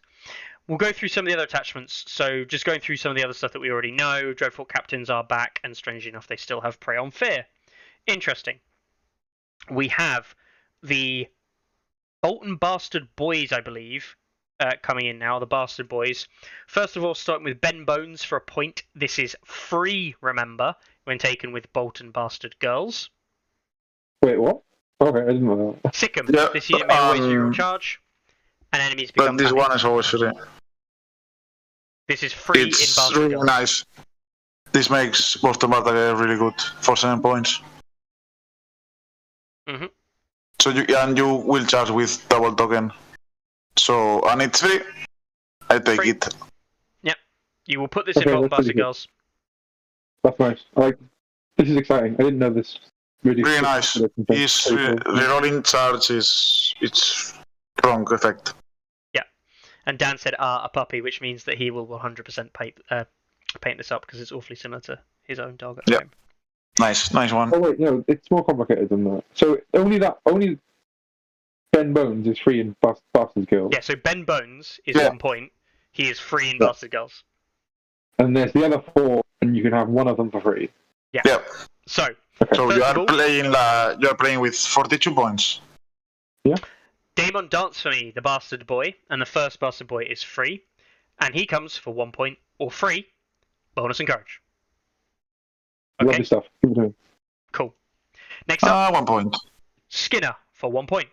He comes with, for 1 point or free, we can resolve. Eh, Maybe you run this in potentially Blackguard potentially for free. I think the only time we run Blackguard is with Intimidating Presence. Maybe I agree. I tend to, but Yeah. you know, it's something else. Yeah. Next up, Grunt. What do we love about 1 point Grunt? He comes with Resilience for 1 point or free. Crashing Greyjoy. For real. What is this? Yeah, we can resolve or resilience. Yeah, they're totally the same thing. Yeah. There we go. And So finally, here we have the 1 point. we have Sour Allen, who comes But with this one is really nice. Brutal Sadism. Before rolling attack dice, choose one. Crit blow, sundering, or the enemy becomes panicked. And this is on melee or ranged. After completing Yep. this attack, if it did not destroy an enemy rank, the attacker suffers 2. Okay, I'm paying for that one too. We're having this and resilience, so we're paying for one of them, right? Is that what we're going with this? You have to choose one of these and pay for the other one. So Yeah. the question is, which is really interesting. Brutal Sadism, it works on ranged and melees. Mhm. You can give ranged attacks crit blow. Yes, Yep. that's what I'm doing. If you got the reroll precision crit blow, wow, that's a nice shot. That's a nice shot. Does the Opportunist? Is that Opportunist, yeah? From Ramsey? And it gives precision and vicious. No, the No, bowman. re-rolls, if you've not activated. Yeah, Re-rolls, yeah. precision or vicious. Yeah, but the bowmen have, like, if you're engaged, rerolls and precision. Sure, yeah, the bowmen also have that as well. 100% grunt pick rate incoming. As the thief said, he will not be picked enough. 100%. Yeah, he won't be picked enough. His pick rate might be 110%. He'll appeal more in lists than he possibly can, and he won't be picked enough by Simon standards. Yeah. I think you are putting this guy for free. Always. Please, for the love of Boltons. In what? In bastard skills? In the 5-point unit? In On cutthroats. Cutthroats and probably. resilience just make them not Cutthroats, die. yeah. But, Cutthroat. It's free. It's free, yeah. but this starts to give credence to, you know, attack with highest dice and sundering, right? With those cards with the +1 wound to fail panics. Because what matters is you take a hit, you've got resilience, you might drop to like 1 or 2 ranks, but you won't die, and then you just absolutely clap back with sundering. Yeah. Everything else you want. Happy days. Yes. Nice. Good attachment. Okay, and now I see why it's infantry focused, because they really don't want you taking flayed men. No. It's like, there's all these infantry attachments, you've got infantry cards. Okay, slightly more on board. Bolton's so cool. Boltons do look indeed pretty cool. However, that is not all. We have some Bolton NCUs to go through. First up, we've got Walder Frey. Not Walder Frey, but Walder Frey. 4-point NCU. Fat Walder. Fat Walder. Frey Ambition. Each time she claims the crowns, when enemy combat use becomes weakened. Nice. Each time she claims the letters, you can replace the zone's effect with search your tactics deck or discard pile for one of your commander's tactics cards and add it to your hand. Shuffle your deck. And bags. Each time Walder claims the bags, instead of removing a condition token, you may restore an extra wound. For 4 points, I think she's perfectly fine. Yeah, there aren't many NCUs, right? There's only 5. So you Yeah. don't have much choice. I think she is okay. I like Yeah. being able to get the commander cards back because you can start to recur Yeah. some of those really useful commander cards. But you need to replace. You need to replace It letters. is, yeah. But towards the end of a game, that can have value. If you can make it to the end of a game where that can start having value because you can start getting the really good commander cards back. You know, Yeah. especially like if one of the cards was, I don't know, charge auto 6. That's a good point. I quite like the extra healing. Feels The good. extra healing card as well. There's I think cards that that's heal as well, right? There was like 0 healing, 0 weakened in the faction. Like I don't think I've seen any of it as well. So Yeah. the weakened is really nice. Limited weaken. Broken Resolve, right? That was the only other one. Yeah. Yeah, so Walter Frey. Yeah. She's going to see play because she's a 4-point NCU in a faction that doesn't have many options. Next up, Jane Poole, the fake Arya Stark, for 5 points. A loyal imposter. Influence. While influencing a unit, that unit gains +2 to morale rolls. Okay. Just +2 morale. Once per game, at the start of any round, you may have your opponent gain control of Jane until the end of the round. If you do, you become the first player. Jane cannot influence a unit that round. That's interesting. That's very interesting. I Yeah. quite like that, not gonna lie. Yeah. I think she's worth 5 points. If you can steal the initiative and get the killing blow, Yeah. that may swing the game.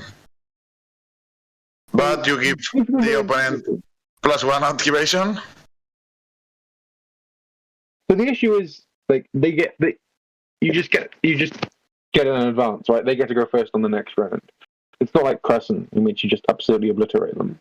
True, but I think you get to go first, and they will have more activations than you at that point. Mhm. But I think the interesting thing is it puts them at what will probably be 4 NCUs, so they won't be able to get the most out of their activations anyway. Yeah. Even if they can pass with activations not onto the tactics, if the tactics board is full. Yeah. It does mean you're at 2 NCUs, of course, though. But that means you're always going to get both of your value that round, because you can just go to the board straight away if you can't pass. Yeah. So I don't think that's terrible. And going first means you can take the swords, or you can take a tempo play, or make a good charge off the top of the round if you need to. I can see this being a position where you can just try and play for a little bit of a riskier start of round, but disrupt your opponent's start of round kind of like opener. And that, if disrupting an opener is exactly what you want, and I think that's good. Yeah, I think also just the +2 morale. It's not bad. Don't want to be paying 5 for it, but yeah, +2 morale's fine. Yep. Still worth. We also saw quickly. I just noticed that, or I didn't notice. Corellian sent me the another thing quickly. Bolton Flayer is a new artwork for the Bolton Flayer cards that was missing from the other pack, and he still comes with Spread Fear for 1 point. Those of you who didn't know that was in the pack, all there. Right, next NCU we have got the man himself, Roose Bolton, at 4 points. Calculating and cruel, and he is the same as his current version. 3 tokens. Nah. okay. Missed opportunity. Yeah, I feel lazy. I'm probably not running him. You know, I'm going to be running Fat Walder. I think Fat Walder's interesting. Do you run Fat Walder? I think Jane might be interesting with Boltons. You run Jane at least one of your 2 lists in Bolton, definitely. Roose, probably not that interested. Maybe run him with Ramsey. We get Ramsey NCE though. For 4 points. Ramsey Snow Redhelm. Now that's answer you. Sadistic butchery while influencing a friendly unit. Its melee attacks gain fueled by slaughter. Oh, Boom. it's really nice. Done. Okay. I can see that. I mean, we don't really have much choice, right? Like, we No, you don't have much choice. I think this is fine for 4 points. And you're definitely going to use it. This is nice. Yep. Yep. Plain and good. Melkor says as well, influence flayed men with Jane Poole to shoot your own, shoot into combat with your own flayed men. And now you're on morale 4 on your own flayed men. And that means you're less likely to fail that panic with the combo of the Dreadful Archers. Mm-hmm. Moving on, we've got Tybalt, 4 points.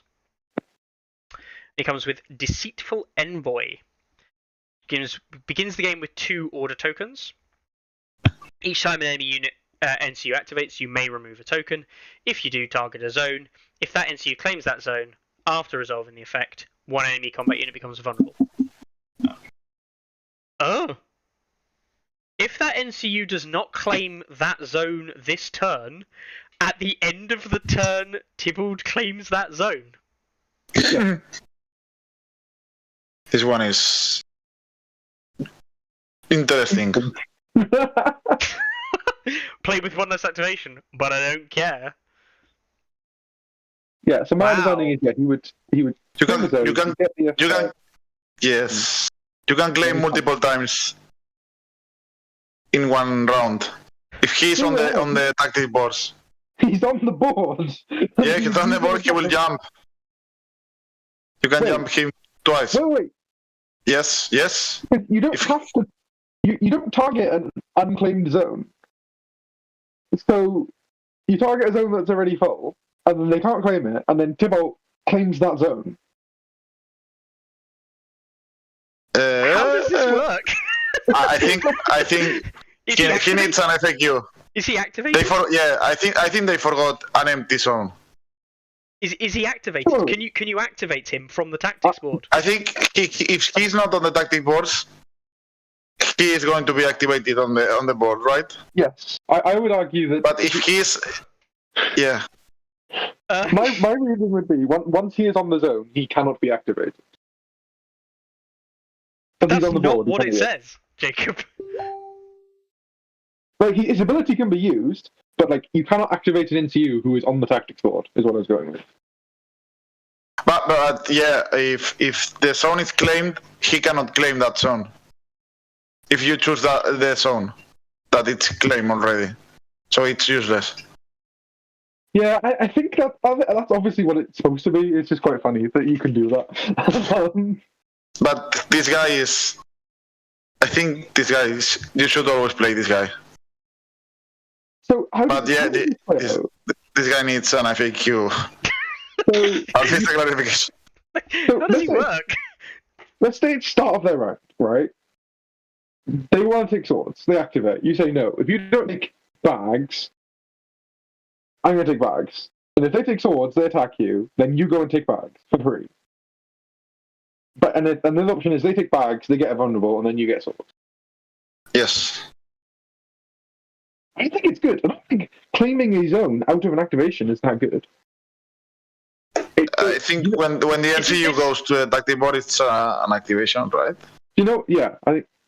Isn't this You know what nuts? it does do? Isn't this absolutely nuts though? Because you can take something like horses or swords, and your opponent has to do the thing that you said you do. Otherwise, you're then going to get a horse maneuver up to then do a sword Yeah. shot, or you can get a sword Yeah. shot for free.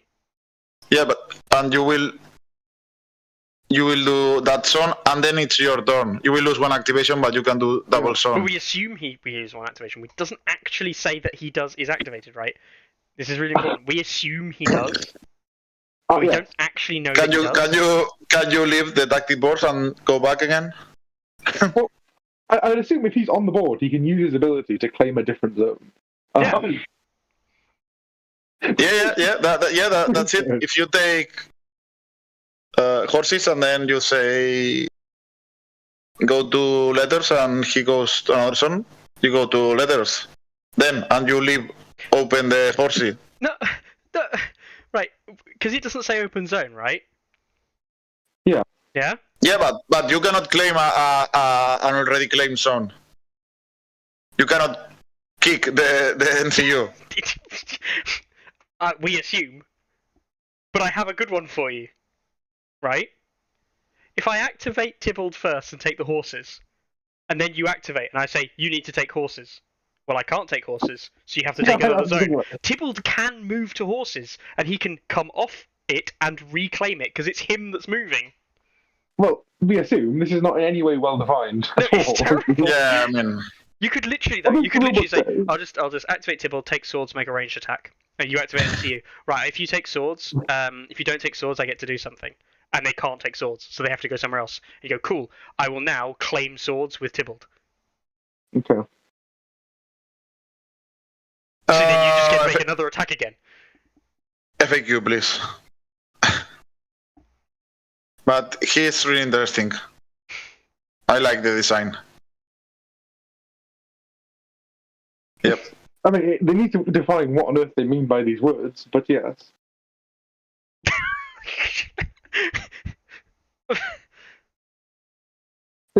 claiming a zone isn't a phrase used in the rulebook. It's not clear what it means. This It's not- obviously this has so many questions around it, because if this works without being defined, if this only does what it says here, mixed with the rulebook, I'm actually pretty sure you can just do, right, I'm going to take swords, you have to claim swords, you can't, right, you go elsewhere, I then reclaim swords at the end of your turn, I then get to activate and I'll just shoot you, and then next turn you activate and I go, right, if you don't claim swords, I'll take swords again, and then strangely enough you can't take swords, so I just shoot you again. Yep. You just strung together like 3 to 4 shots. Yeah. And if this is the way they intend it to be, in which case, what the fuck? In which case, politely. What the fuck? And there's nothing in the FAQ about this guy. He's just not there. It's just not in the FAQ. No, I think they will have to make a new one. So that's it. Yeah, that's it. Oh I my God. appreciate everyone who's hung around for 5 hours and 58 minutes of bullshit analysis from 3 people who know nothing about the game. Look, Boltons look fun to play, if nothing else. Yes. I think they are not. I mean, they are not top. I don't think they are going to be top faction, but I think they have some play. They are interesting and fun to play. They look fun to play. Look fun to play. I think they might just get killed. I think you might just charge them and they die, and you go, ah.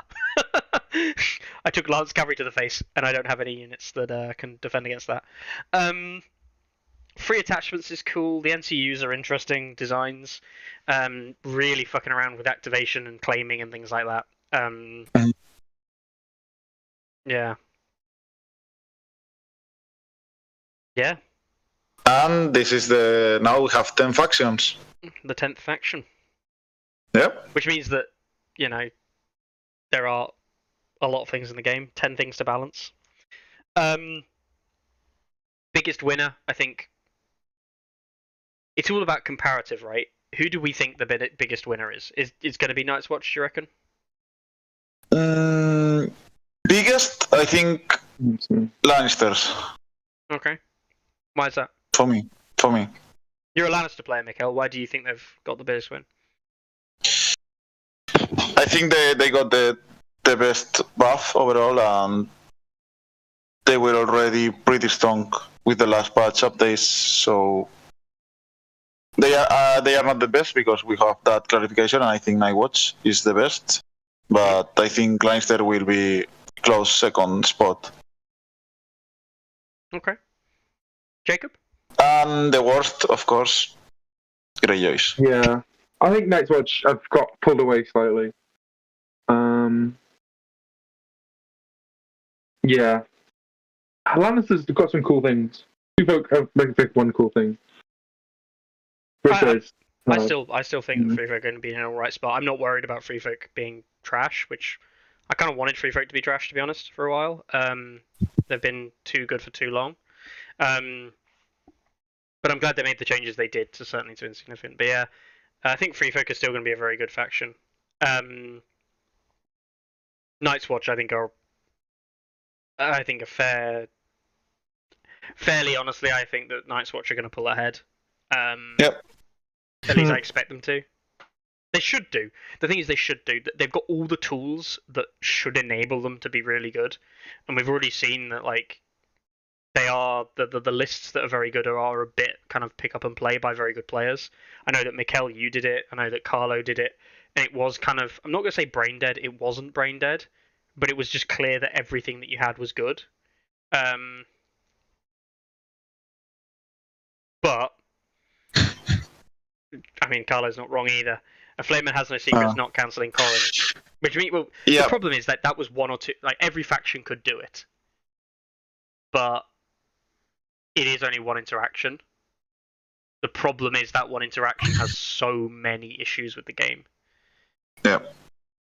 And that's as well a Bolton nerf. Yep.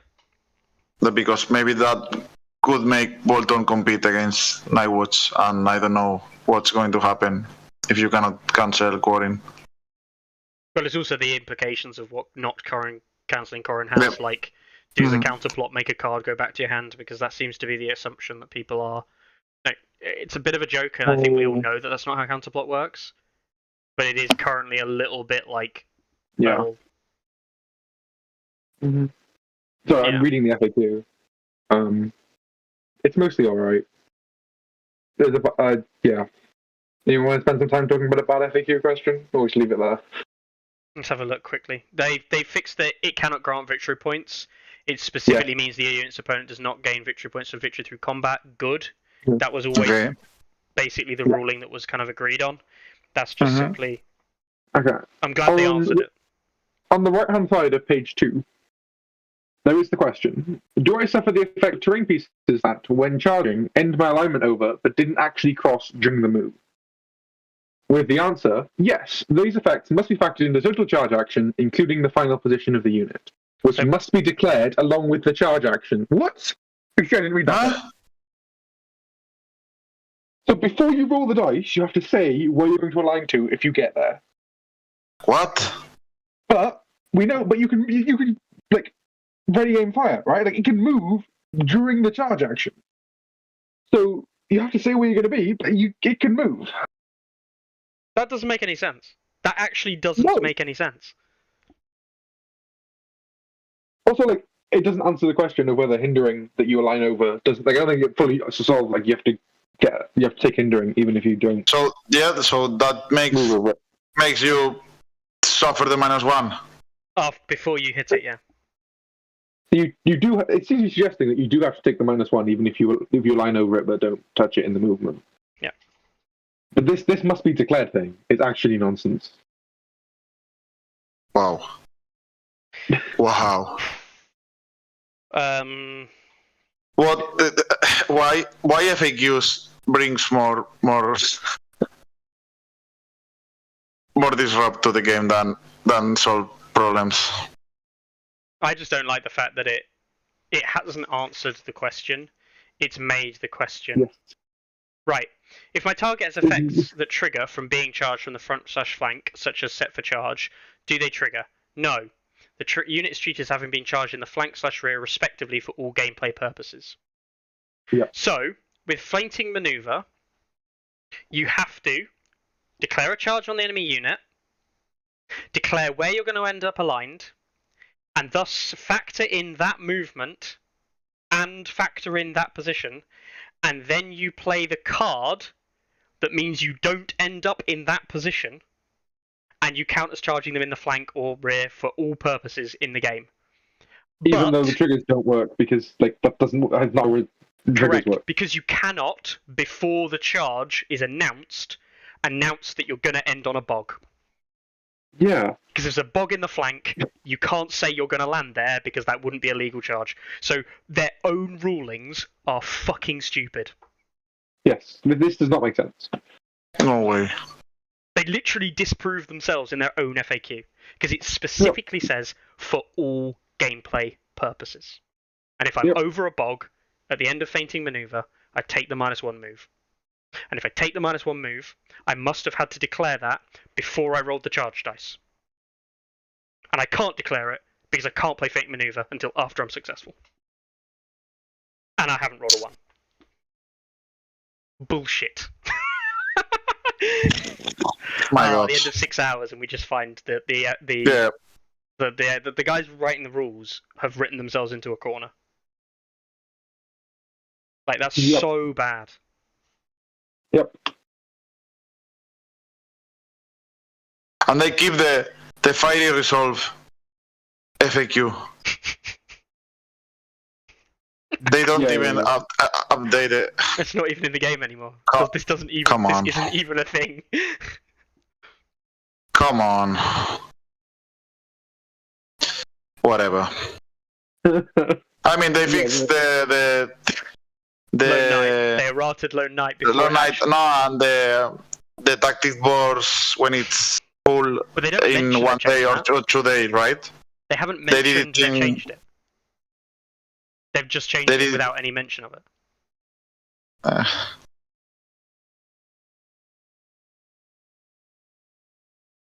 Also, I don't know what. Yeah, this new the first thing in the document, new rulebook errata, page 15. I don't get what's different. I have no idea, mate.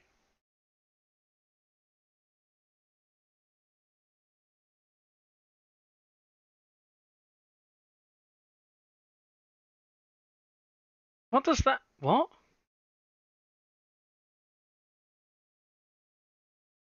What? Yeah, they Okay. forgot the full tactic board in the new rulebook. Yeah, it's just not there. Well, yeah, because the new rulebook is an old version. Yeah.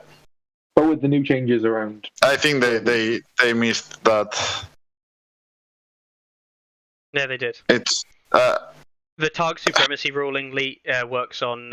It does work that way for her unit. So They on changed it. Queen and Marine. But yeah, it's not relevant for the rest of the time.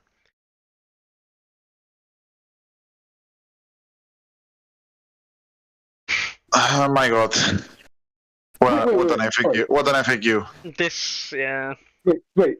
Question: if supply aid is cancelled, what happens to the wounds suffered as part of this ability? If an ability is cancelled, all parts of the effect are Yeah, cancelled. you heal back. You heal back as they rule it. I No, think you they're have to just arguing declare that you just declare the target you before have you to declare cancel. the target first. Yeah. Which doesn't really get around it, but technically does. Here's a good one for you. Can Miri's Magi's knowledge return multiple instances of the same attachment since the condition previously destroyed would still be satisfied? No. Well, okay.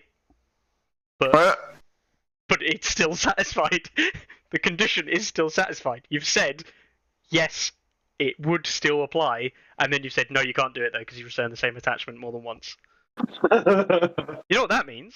Yeah, because she is so powerful. Yeah, you need to do that. Do you know why? Do you know why I think that actually has implication? It's like Greyjoy, because Greyjoy will be doing shenanigans with this. Take the black. Take the black would steal your attachment, and that means you can't take it back because it's now in your opponent's army, and even though it has been previously destroyed, you can't take it back because your opponent has it in their army.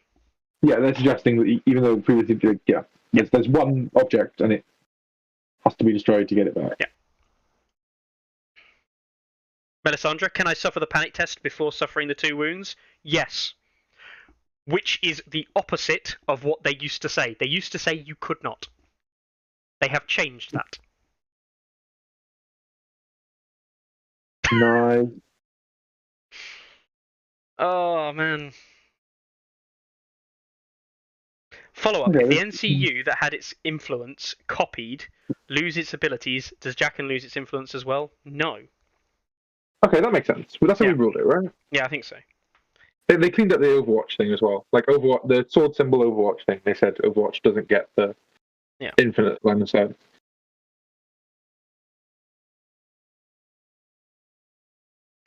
Mm-hmm.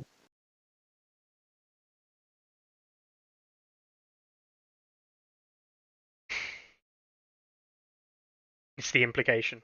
Exactly. It's all about the implication. Yep. I was right on the True Bond thing about John and Ghost can't utilize the same, and now's what she's ended. So, yeah, this is what we knew or expected. Yeah, I mean, it makes sense. Like, we're doing a lot of rules intended here, right? Like, I feel like that's how we struggle. They've ruled on to the last. If a unit fails its morale test, can I spend another wound token to try a second morale test? Yes. Lol. I don't like that, but sure. That's the reason I don't like that is it literally just plays around, like it just breaks their own trigger ruling that they had. Yeah. But sure. Yeah. It just...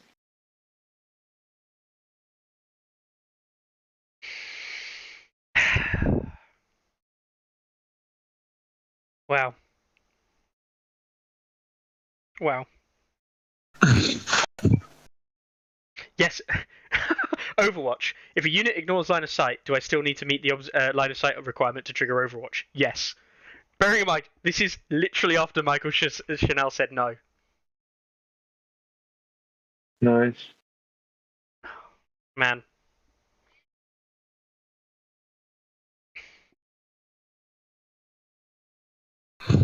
No one was Carlo on that one.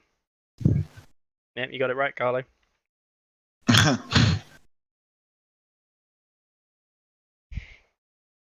I'm still scared of the whole declare all the targets thing and how that's going to work out.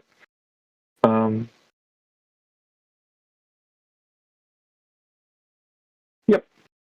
We have a fun time. Here you go. Right.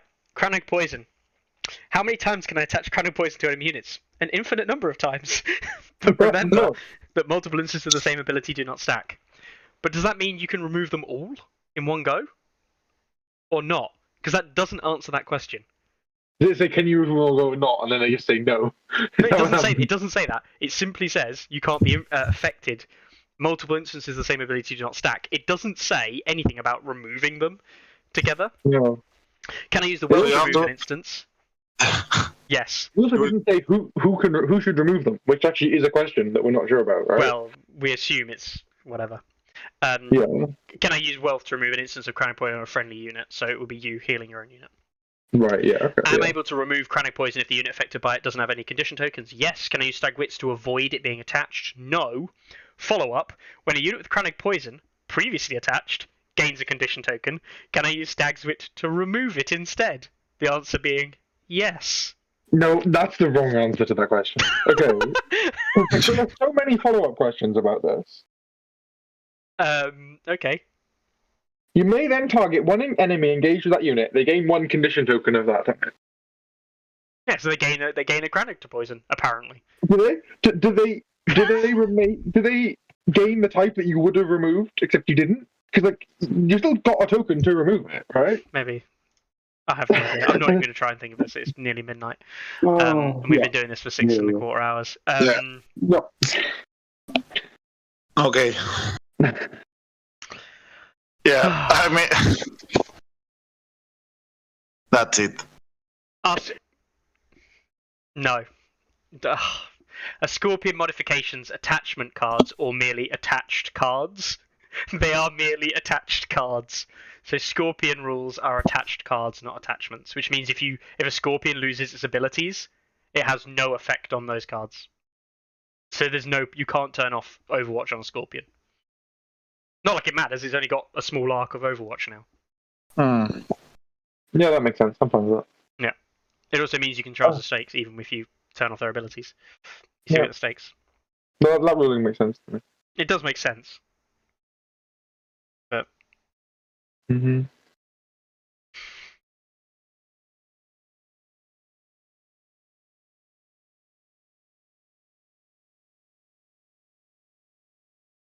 We're not turning it off now, are we? We're too far in. We can't just end it there. can't just end it there. Yeah, I know, right? We're like, cool, done.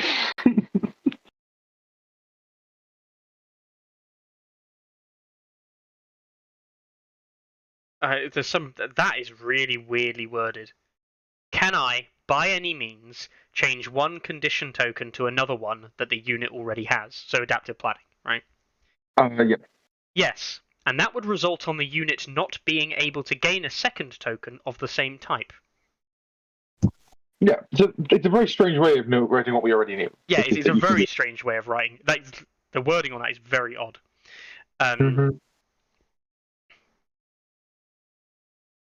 When searching my tactics deck, you don't need to show your opponent for the card at all. Just don't need to show them. Yeah, I think there's just one specific question about commander cards later on. But they're like, yeah, sure. Yeah. There we go. It was just a bit of a mess, isn't it? Well, we'll see.